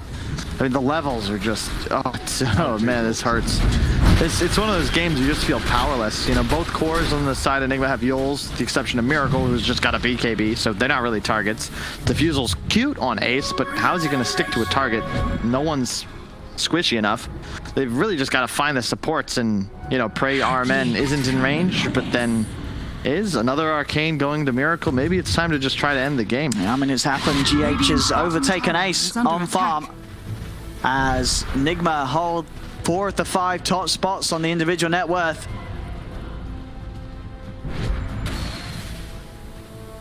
And it's not getting any better as they continue to chase Ace. That is a Rubik Rocket. Radiant's Ace. He's going to have to got some serious jukes here to survive. And there isn't enough jukes in the world to save him from these 3. As Ace picked off once again, feeling pretty helpless here in this game. Not a lot he can do whatsoever with the difference that's been created. Top lane Chessie will manage to get out. BKB a solid answer to everything that Nigma has, so Chessie able to keep himself alive. Radiant's bottom tower. Miracle's clone taking a tower bottom as this occurs. It's just not much you can do, Owen. This is a really rough spot, and ultimately evidence why you should never give an arc not just free farm, but 4 kills in lane. Yeah, it was a very rough bottom lane. Zibe, he did manage to come in with that really nice play. He got himself back in the game. It's started to feel like, at least, in the mid game, but the damage was already done, right? You've already propelled Miracle towards this sub 9-minute Midas. Look at the ghosts. Yeah, good luck stepping anywhere close to this tower for the defense. Okay. There we are. Straight in. Onto Misery. X swap back as well. The ghost just evaporate him. Oh no. As Yellow call it, they know this one is well and truly over. GG is called.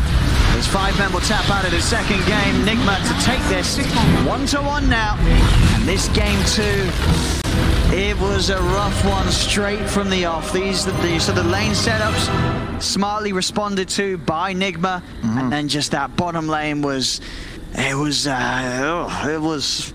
of the roughest lanes I feel we've seen in a lot of these series, right? Just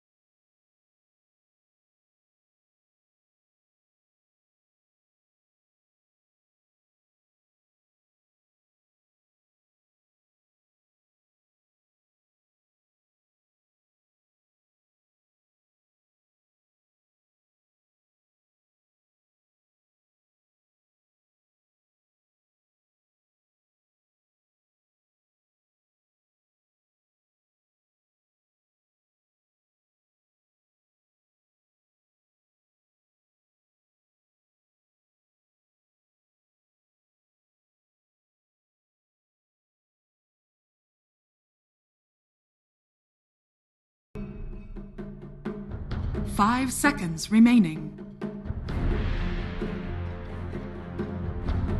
Radiant Single team hero. ban. And Dire if they've team won an ban. international, he Radiant does it team super ban. hype. Team ban. Oh, really? Yeah, so he'll be like anti-mage. Radiant team Axe! It's pretty great. But no, that's probably one of the best voice packs I think we've seen so far. I really, really like that one. When are you going to bring out a voice pack? I think we're trying to grow the player base. Can you imagine being someone who's never heard my voice before, a first-time player? Valve drops the Sir Action Slacks voice pack in there. Hey, Goblin! They'd be fucking back to league. No thanks. Okay, bad idea. God, every time you do that, I actually just pictured the baby dinosaur from Dinosaurs. You're actually the baby dinosaur. The baby dinosaur? No one knows what I'm talking about, but people will know. Yes. I'm the baby, you gotta love me. See, you wouldn't know. It's an American show from back in the day, but yes, I know one dinosaur show, but I think was one of them was it like with yellow hairs? No, they were puppets. They were puppet dinosaurs, and there was a baby that complained about everything. Hey, you know what? I don't care that I don't know what you're talking about, because what I do care about is Game 3, and the draft has begun. So let's head over to the pantheon of drafting.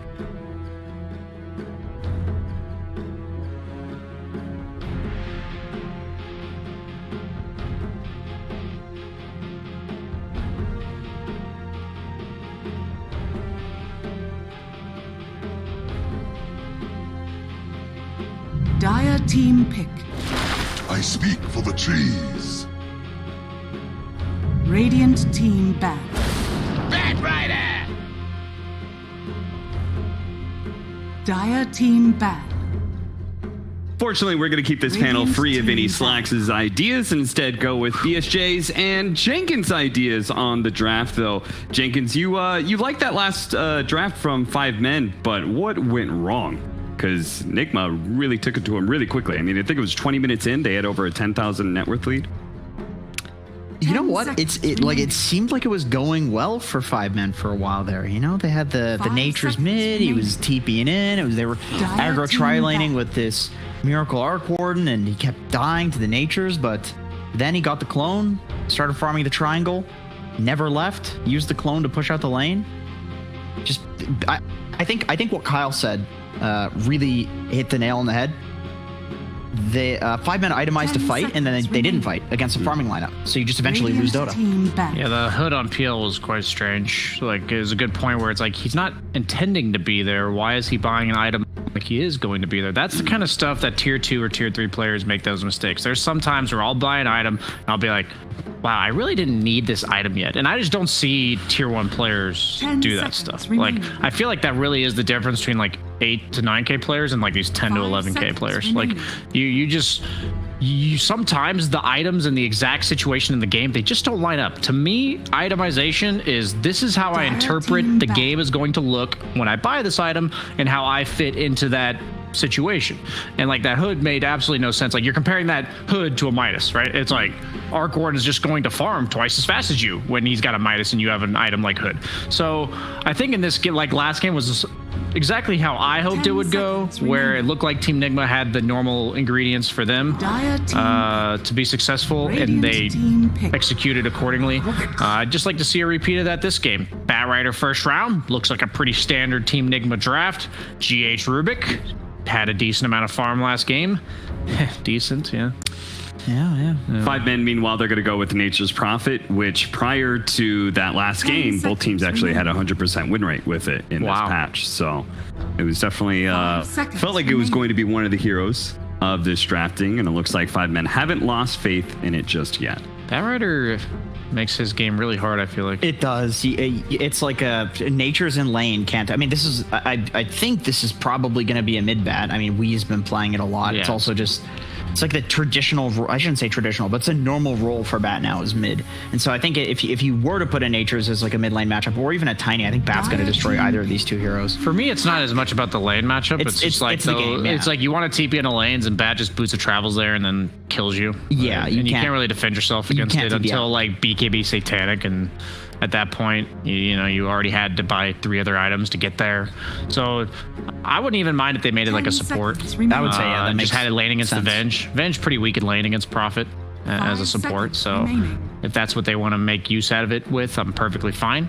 Puck, nice against Venge not like Rubik. Not so much. I don't think I like Rubik against Puck. If you steal Coil, it is so damn All of her spells are good, and you have an instant stun. Yep. And they go for a Medusa. Okay. A slithery snake here. I've never. I don't think I've seen a Medusa this tournament. We saw one. I think Viking picked it. They were. I was not on that game. It was. They picked it as like an answer to the Void. 5 seconds. They had the Alk as an answer to the Void, and then the Alk got banned, and then they picked I think I it. did see. Did they win with it? They won with it. Okay. Yeah. Venge Medusa. It's kind of like Venge Terrorblade, right? It's just like this hero that stands its ground. You buff it up, give it a little bit of extra range, extra bit of damage, repositioning Swaps tool as well yeah. are really nice. Like she's almost impossible to kill with. Well, it's like they countered the Venge. swap, right? They said, okay, we have Puck. You're gonna swap your carry out. He's gonna get stunned and take a ton of damage. We will. How about we just pick a carry that doesn't actually need to move? Yeah. And I think that was the idea with the Medusa. Yeah, for sure. So. I definitely feel like you pick a Medusa answer. Like I don't see you having 2 picks left. Like Slark, PL. I think PL would actually be really good here. Control. All right, that's very interesting. Sorry, can I get a close up on Brian's face on that one? The initial reaction's already gone there. I remember back. Okay, so this is a problem you face when you're a limited hero pool player. I remember back when I had 5 heroes and. Troll was like one of them. A couple days ago or what? Yeah, this was like 3 weeks ago. And Troll was one of them. And what you realize when you have a limited hero pool is certain heroes in Dota, you just hate them. And you don't know why. And you realize because most of the heroes you play suck against them or whatever. And even though Slark's good against Bat or whatever, Troll is unplayable against Bat Rider. I actually cannot believe What about Troll versus Medusa? Doesn't she just press R? I'm saying, like, ignore the carry matchup. Have you ever played Troll in the Bat? I play Bat against Troll. That's pretty. It's a pretty good great. play. You sticky that guy 3 times, and he's then like, you just whirly axes. You can't right click me. And then ults and you yules him. It's like I don't know, man. Very nice. Okay, honestly, I'll put myself out there. Like I refuse. I'll die on this pedestal. Okay? I'll die up here. Okay. This Troll will not win this game. This pick actually might be the worst pick of the tournament for me. All right. Well, be sure to tune in after the series for the crucifixion of BSJ. I will die on this pedestal. Pedestal, more like a cross, right? Yeah. I mean, okay. Any possible reasons? Anything you guys think about? Maybe he's gonna go Diffuser Blade. If they pick, really wild, he's got to go Diffuser. I was gonna say if they pick Oracle or Abaddon, maybe I can get behind it. Okay. They've already banned Oracle. Like that's like the only way they salvage this, even slightly for me. Yeah, they have to pick Abaddon now. Like I have to pick some purge. It's literally it's actually Abaddon or 5 Legion. Yeah. You can do offlane Legion. Is that how bad Omni Knight is? He's just not even the discussion. You know what? If they want to go Omni, you know what? No way. If it's one of those 3 heroes, I'll say they have a non-zero chance to win this game. Okay. But I still think this Troll pick makes like Omni Troll is actually sense. pretty good. Unironically, that's a solid. Like let's assume Omni isn't the worst hero in Dota currently. Yeah. Okay. It's a good hero to put status resistance on. One of the best. But unfortunately, he is the worst hero in Dota. Even worse than Pudge somehow. Yeah, I don't know. I think Omni's better than Pudge. You don't like auto lose your lane with an Omni Knight. Normally I like to keep things as balanced as possible in my support of the teams, but I am all in on 5 men right now. Damn. That's really some serious and this Venomancer pick you want to pull me to them be through. I mean, Veno's a good hero right now, but okay. I'm gonna watch this game, and all I'm gonna watch is Troll get kind of Bat Rider and die. Like that's what I'm expecting to see. Maybe they think the Puck plus Veno is like enough control, AoE slow, and stun to make Bat Rider not wreak the havoc that he wants to. But I think he can just go like no blink Yule's BKB and just ruin this Troll Warlord. I love Underlord against Troll. I actually laned this matchup in a professional in a pub the other day, and Underlord usually free farms it. Like both heroes will do fine, but I think Underlord, the only thing that's ever held this hero back is that his laning stage is just atrocious. Like he just gets demolished, and I think he's set up for a good lane here. I think I don't know how 5-men ever break this wall of Unlord Medusa, and whenever I see a Medusa, I'm worried about the team having playmaking potential, which they have plenty of with the Rubik and the Bat. So I just think Team Nigma's draft is well-rounded, and I will declare this troll the worst pick in the tournament, and if I'm wrong, I will do something embarrassing and that Slacks can pick out. All right, Jake, it's like, so what if the Bat Rider has a bad game, right? What if they take away the only... 10 seconds remaining. 5 seconds remaining. Now for the old razzle. Now for the old razzle dazzle.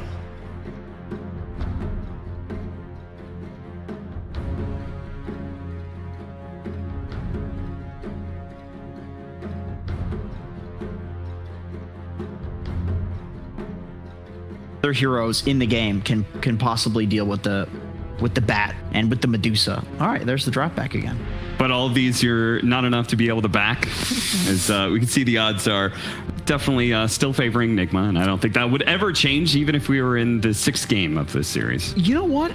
I'm actually going to go 5 men. I feel like the team fight of 5 men is easier to execute. I think Medusa's a garbage hero. It is Miracle playing it, so obviously, you know that. You also want to see the movie The Passion of Brian. I would love to see that. I would love to see that. I wonder what Slacks will pick out for you. He was up here in a Palpatine costume yesterday, so I'm pretty concerned for you. Whatever he picks, I'm telling you, I'll you know, right hand up, promise made. Right. Man, this is such a hype series too, because like upper bracket is on the line for both of these teams basically. And now we've got right? even bigger odds. Nigma's 1-1 too, right? I believe so. Yeah. Who did they lose to? Will to live. EG. Point to my animal. EG. Right? EG. Oh yeah, they lost to EG. And they played Alliance 11 times before that. 11 times in a row. Wow. They played I believe it was either an upper or lower bracket final. They played a grand final, and then in this tournament they played Alliance. It was Alliance. All right, we're gonna see if Nigma can actually close out this series against 5 men and make it a 2-0, or if 5 men can keep that upper bracket dream alive and a dream of seeing Brian in a very interesting costume. Yes, let's find out indeed who's going to take this 3rd and final deciding game of the series. I'm ModyPixel here with Kyle once again. And Kyle, I mean, but what do you sort of think about the panel's opinions? Brian's in particular really doesn't like this troll pick. Do you sort of agree, or do you see a chance for the troll to actually perform this game? I agree it's a terrible matchup against Bat, but you're limited in options to deal with Dusa, and Troll does eat Dusa. You just run at her. I'm very excited, and I think it was very foolhardy of him to make a promise to allow Slacks to do whatever he wants. I don't think he really truly understands just how much creative madness resides in Jake's brain. So I'm really rooting for 5 men. Okay. But I would favor Nigma. I think that they have found the right method of gameplay. Yeah, you like this sort of setup with Miracle just being on the big bad carry. Yeah, 100%. And it's ultimately like... It's just such a hard draft with the Furion, with the Veno. I think Chessie on this puck has got to go absolutely nuts to take this game. Or is he playing the... Yeah, he's playing the puck, right? He's on the puck, Okay. It's Pie Profit like we saw in game 1. Yeah. I think this is better for the team, though, the support Prophet. The core Prophet didn't function as well for them, and I think Chessie does best when he's just on these heroes that kind of dictate where the team's going to make the plays. Yeah, and the puck's one of his best, right? Yeah. I mean, when you're playing that this would be a hero, you'd be very, very solid. If it's a good puck game, you're getting Chessie on the puck. Pawn players, puck, quap, tiny. It's a tried and tested combination. Well, let's see what sort of setups we're getting and what sort of lane Ace is going to have to deal with as the troll. Yeah. It's going to be down here at the moment. It's the two of them, and we are seeing, of course, worth mentioning that one of those things you sort of said maybe take away. GH did get his Rubik again this game. He did not get the... Pylai Die is going to be really effective in this bottom lane. Underlord, strong laner, sure, you get some levels, you can deal with these trees easily, but with that Blightstone early on, oh, hang on, GH, be careful. Look at that little juke. He doesn't know they're there, but he sensed they were there. The little bait and back off. And then looking at these lane matchups, Chessie in the mid against the Bat. I mean, this lane, I guess, is nobody's going to die here, right? In theory, the Bat can pressure the puck if Chessie were to make mistake. And this is the trouble with this lane bottom, because Pilot is just going to click MC. He's got some lovely blocks here from Pi too. Getting a lot of damage in. I mean, if he continues these blocks, Mind Control's going to be straight up dead there. Pi died. Hit with the tree. He nearly had it. He nearly had it, Pi. Pi stopped hitting because he wanted to get the last hit. But rule number one, you get the kill. Who cares who gets the kill? You gotta get the kill. Very nearly had it. I mean, that was nearly brilliant from Pi. Some great micro, but now they just might straight up lose the lane because MC comes back full HP and they can push it under tower. Top is going to be near impossible. Misery is at 0 armor already, then -3 once RMN blasts him, and Miracle can just smack him in the face. It's a very tough lane up here for Misery. Or one could say it's a miserable lane. Damn. They don't go too all out, Kyle. All right, I'll save some of these clever ones for later in the tournament, you know. I agree. Thank you. Always looking out. Pi? I'm getting the slow, but no treants out at the moment, so no further way to block him in. And so Ace on this troll, I imagine the build right, you're going to want to get a diffusal into your build-up this game against the Medusa, or not necessarily so, is that a must for the troll against Dusa? I wouldn't say so. I think it's not essential. I think he's got to focus more on survivability than damage. I wouldn't mind seeing the Thompson build, maybe like a Vlad's into S&Y. I don't think we've seen trolls get it, but it's a really good halberd game on literally everyone. But I don't know who's gonna pick one up in this game. Puck, you could on Veno, you could on Puck. It's just not ideal. But ultimately, if you disarm the Dusa, it's a lot of time. There's just 0 physical damage output from the Nigma lineup. Yeah, it could be a little tricky to find who's going to itemize for that, though. But we'll see which member of 5 men does do it. Bottom lane. Pi getting locked up a little bit by Mind Control. Enough for them to find that first blood down on the bottom lane. Ace will turn, gets the root onto Mind Control, but the stick charges and the firestorms there stops Ace from being able to continue on the Underlord. That missed first blood just straight up lost the lane for 5 men because they blew so much regen in the chase, and now they're just losing the lane. They're losing the lane hard. Mid, slightly bat favored, but relatively even. Chessie might be in trouble. Got a lot of stacks on him. It's nice moves from Wii. You don't see too many bats do it, but you always want to get this point in flame break in a mid matchup because you just have threat now. And if you get enough stacks up, just a flame break oftentimes enough to kill somebody. And when you're playing against a Puck, it's quite necessary.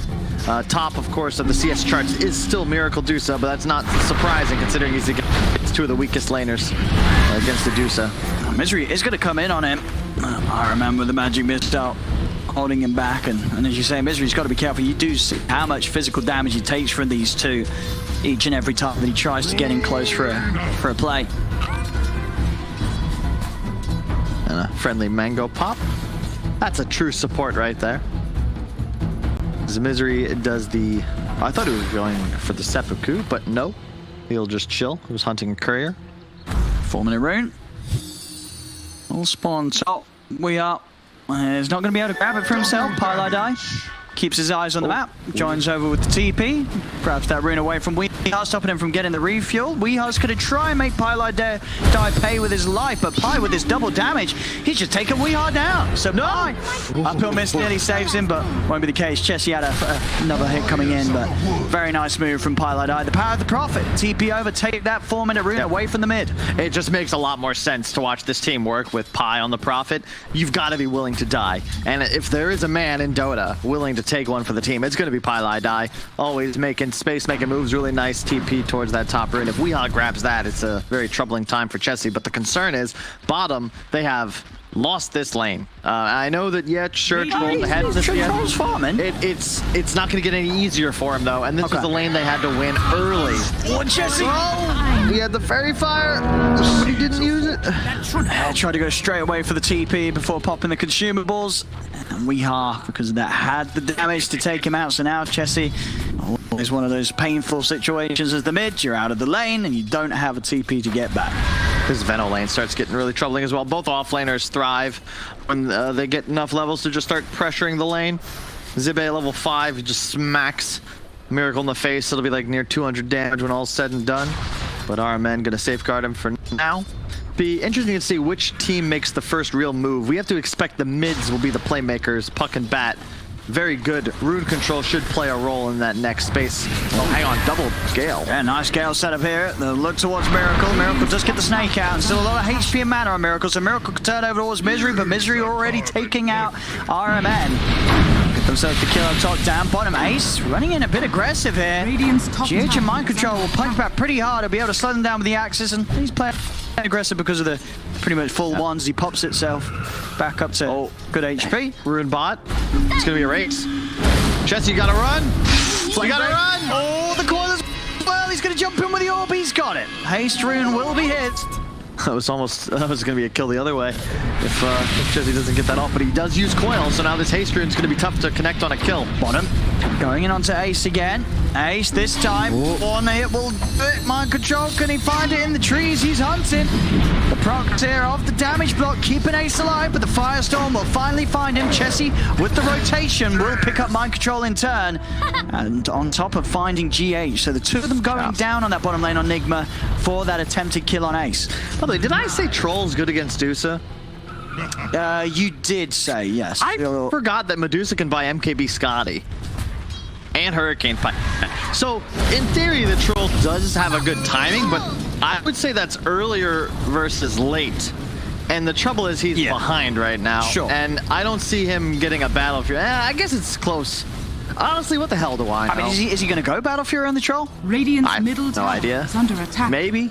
I mean, we'll see. I feel like not necessarily the common build, but maybe he feels that he does need to have something to match the farm that Miracle's going to come in with, as this is another game that, you know, Miracle on this Dusa, if he gets this Midas, he's going to be farming at a rate that no other hero can keep up with in this game. Yep. And I love the build. Once again, Weeha always loves the bots on his Bat Rider, and it's so good in this game. You have the global mobility thanks to the Underlord TP out, and ultimately two supports that are either going to be playing static behind their Dusa or looking to make plays. The bots just make him so aggressive on map. Misery, nice toss back. So if they've got the damage to do it, they have the three of them beating onto Miracle, but the backups here from Nigma. Weeha coming over with the TP, and already the backup players. 5 men realize they cannot stick around. Flame Break will catch Misery, so Misery will fall to the reaction from Weeha.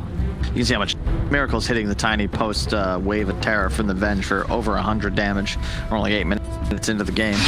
Chessy top net worth. Looking at GH. There's GH trying to find some XP in the mid. Doing his best to hold this one out, and will survive because of it. Chessy not with quite enough damage to take him out. Yep, Raindrop. Raindrop, drop one off the top, down to 4 charges. Doesn't matter, and I love that from Nigma. They always do the little things. Raindrops all around, and that just makes Puck a bad hero.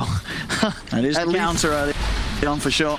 Yeah, you just have your combo damage reduced by 1/3 effectively, and ultimately that's a kill. But Raindrops, the wave, not doing.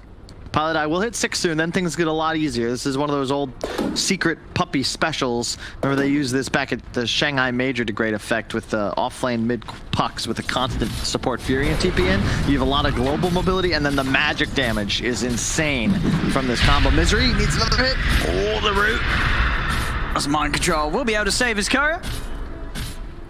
Also just about to have the money for the Arcane, so then his farm's going to really pick up as he's able to quickly spam creeps in the jungle and in the lane. Top lane Chessy is going in aggressive onto the two of them.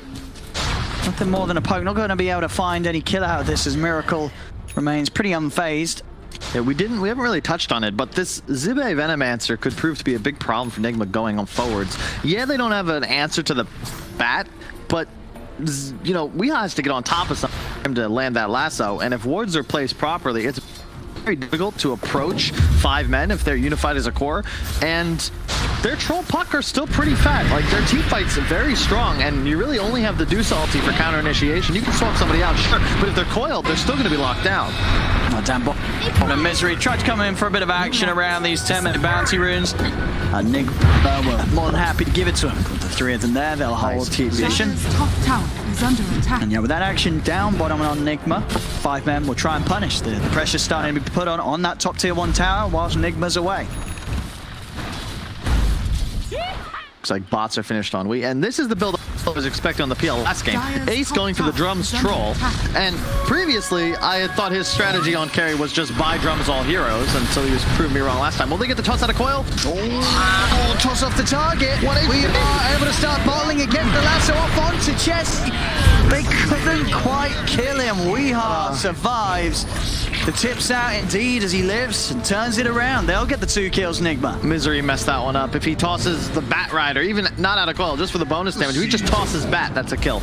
And instead he gets the catapult. Very unfortunate. Instead of a 1 for 0, it is a 0 for 2. And ultimately that is not what you wanted out of the 5-man gank squad.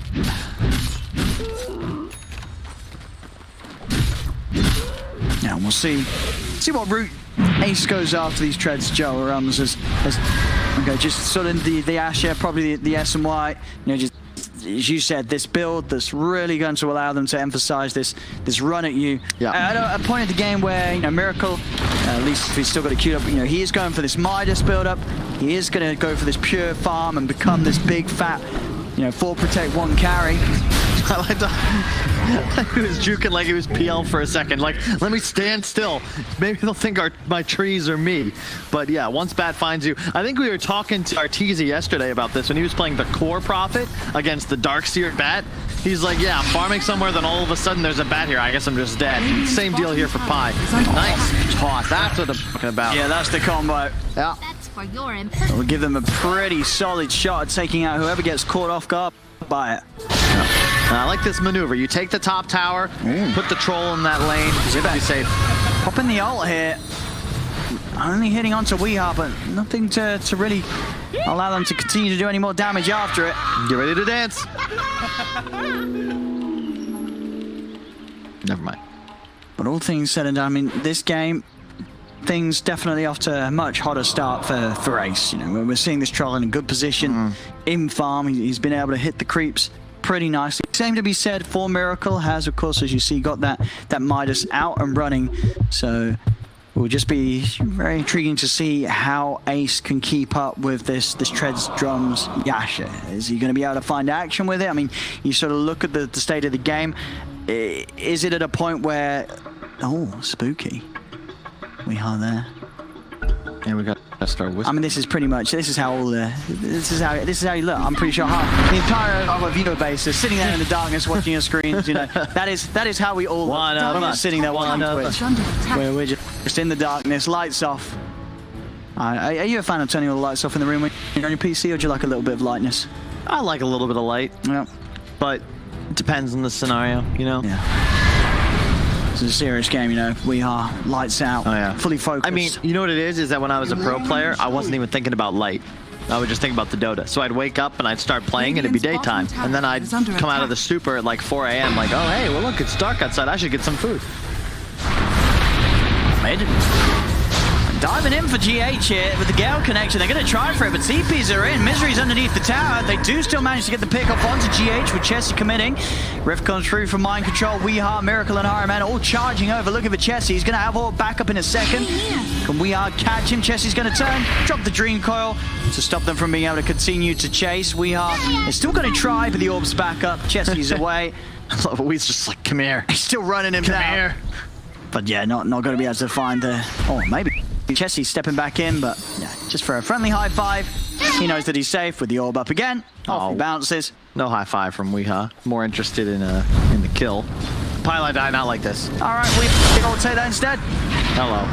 Dives in past the tower. TP's coming in. We'll see if they can make Weehaw pay for this. High will fall, but the remainder of the Firefly allows Weehaw to quickly escape. That was perfect from Wee. Like, everything he did there. Just the slight bounce back and the one auto attack to ensure the kill. And meanwhile, he's just still beelining away from the incoming teleport, so it also makes a little bit of space. Plus, he can now chill down here and farm anyway. Misery going for the blink, but he's so underleveled.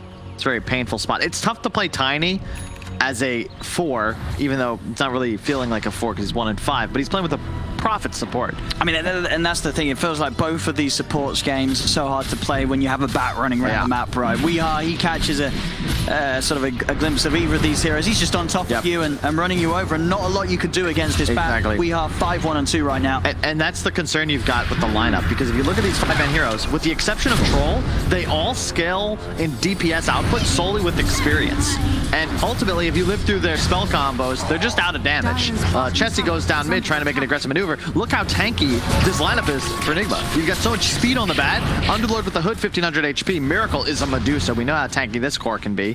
And ultimately, you're going to cast all your spells on 5 men. And if nobody dies, well, then you better pray Ace has got some damage. And there we go. We are, as I said, he spots out of support. Misery will be able to break himself away for now. He's got the movement speed, so that distance only lasting a second or so as Weehaw can run him straight back over. No. Now looking over towards Pi. He's on the retreat. He's running.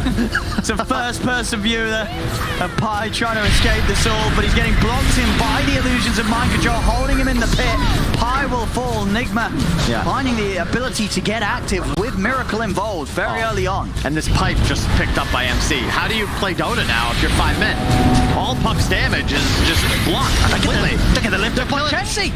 He's dead. They got both of them. Chessie and Zibe just being taken out as Nigma just swarm across the map over towards the mid. You've got We Are an RMM poking around at Ace. They're doing it carefully though, as Ace does have the ult. The napalm stacking up. Misery by his side. The stolen plague ward's also being dropped down as Ace. He's got to pop the ult and where's it going? Wait, how is he? What? You can do that? I guess because there was just no creeps or nothing around. It just, I guess wards, you know, it must be something with wards, because if it's neutral creeps, I'm pretty sure you still hit those, but probably because they're stolen. He didn't have vision of any neutral creeps, right? There was no vision on any cap. But the wards don't count, you don't think? No, but yeah, plague wards you won't battle trance towards. Why? I don't make the code, Kyle. I don't. And you can see the problem though, like Nigma just used their spells and it's like, oh shit, we can't fight this, we're in big trouble. And 5 men like Radiant's bottom tower is under attack. Oh, Chessie. The turn rate. He's got the orb, he's fine. But again, it's a lot of these moves, it feels that Chessie's just having to drop the Dream Coil to save himself. Not really being able to make too many active plays, and when he has, it's ended up in his own death. Pupil's gift for both a piece. And interesting, Carl, I've got to say, there's too many of these games where I've seen when both teams drop a neutral item at the same time, it's definitely linked to the timers. You know what I mean? The RNG roll of the neutral items, without a doubt, it's linked to the time, don't you think? Have you not seen that? I thought there's too many coincidences where I'm seeing these same items dropping at the same time for both sides. I thought they just made it so that the same items drop for the first round of neutral items. Oh, I'm an idiot. Is that true? I have no idea, but they have the 4 same items for the first 4 for both teams. I think the chances of that happening randomly Wait, no, they slim. Yeah, they do. Well, they all have PMS, Keen Optic, and the Brooch, and I think Mango Tree for both teams. Did I miss a patch? No, I mean, well. Anyway, meanwhile, Ocean Heart. Sorry, no, wait. Can we pull up the items again real quick? Can we get the shop open? Because I think there's a Mango Tree for Radiant, definitely, and there was an Ocean Heart. Check the neutrals. No. Yeah, you want to see the neutrals, right, for both teams? Yeah. So, and then just click over onto Enigma here. And do the same. Yeah, so it's different. Yeah. So it's just random. Maybe you're right. Maybe you're on something. I'm saying it's linked to the time. I mean, unless it's a coincidence, but I see it so many times. These items just dropping in uniform together. Bottom lane. Typically, hang on. Miracle. He's in with the Stone Gaze. That toss actually going to put him in front of the Tiny. So Misery sort of tossing himself into a position where he ends up getting frozen by this. Well, looks like we might be having another game 2 on our hands here, Carl, as this one is getting pretty bloody.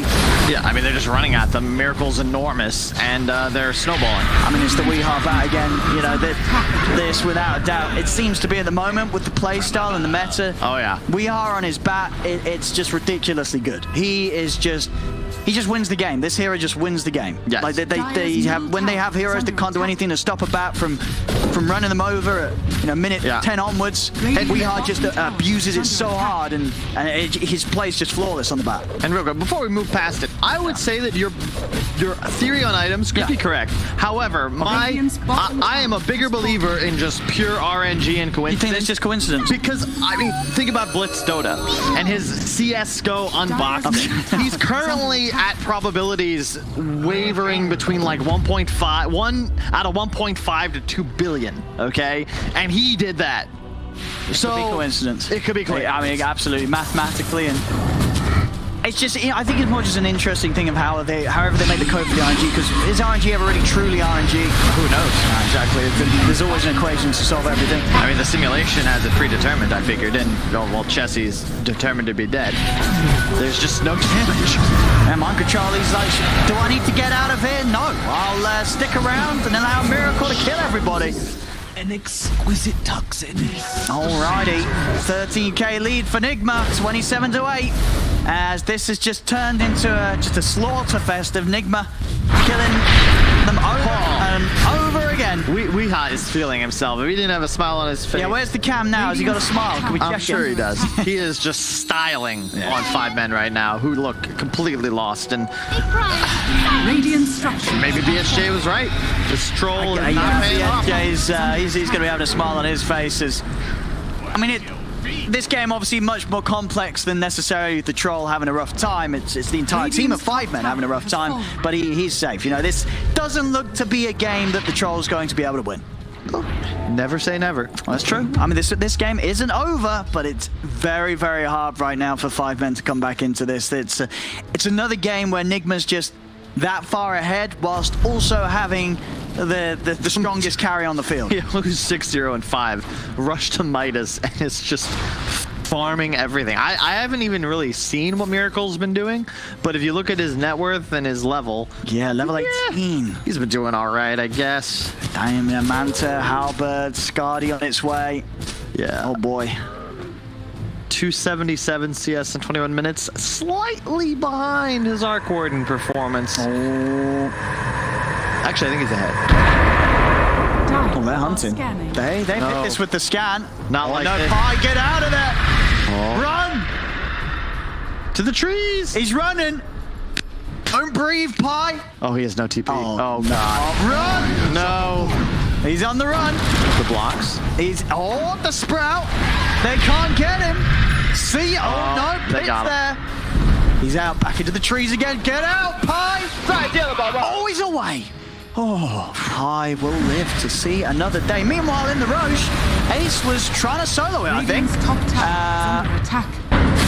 All right. And he's gone. Swapped up and dead. I think he was trying to sneak the Roche there. I can only imagine that was what was going on.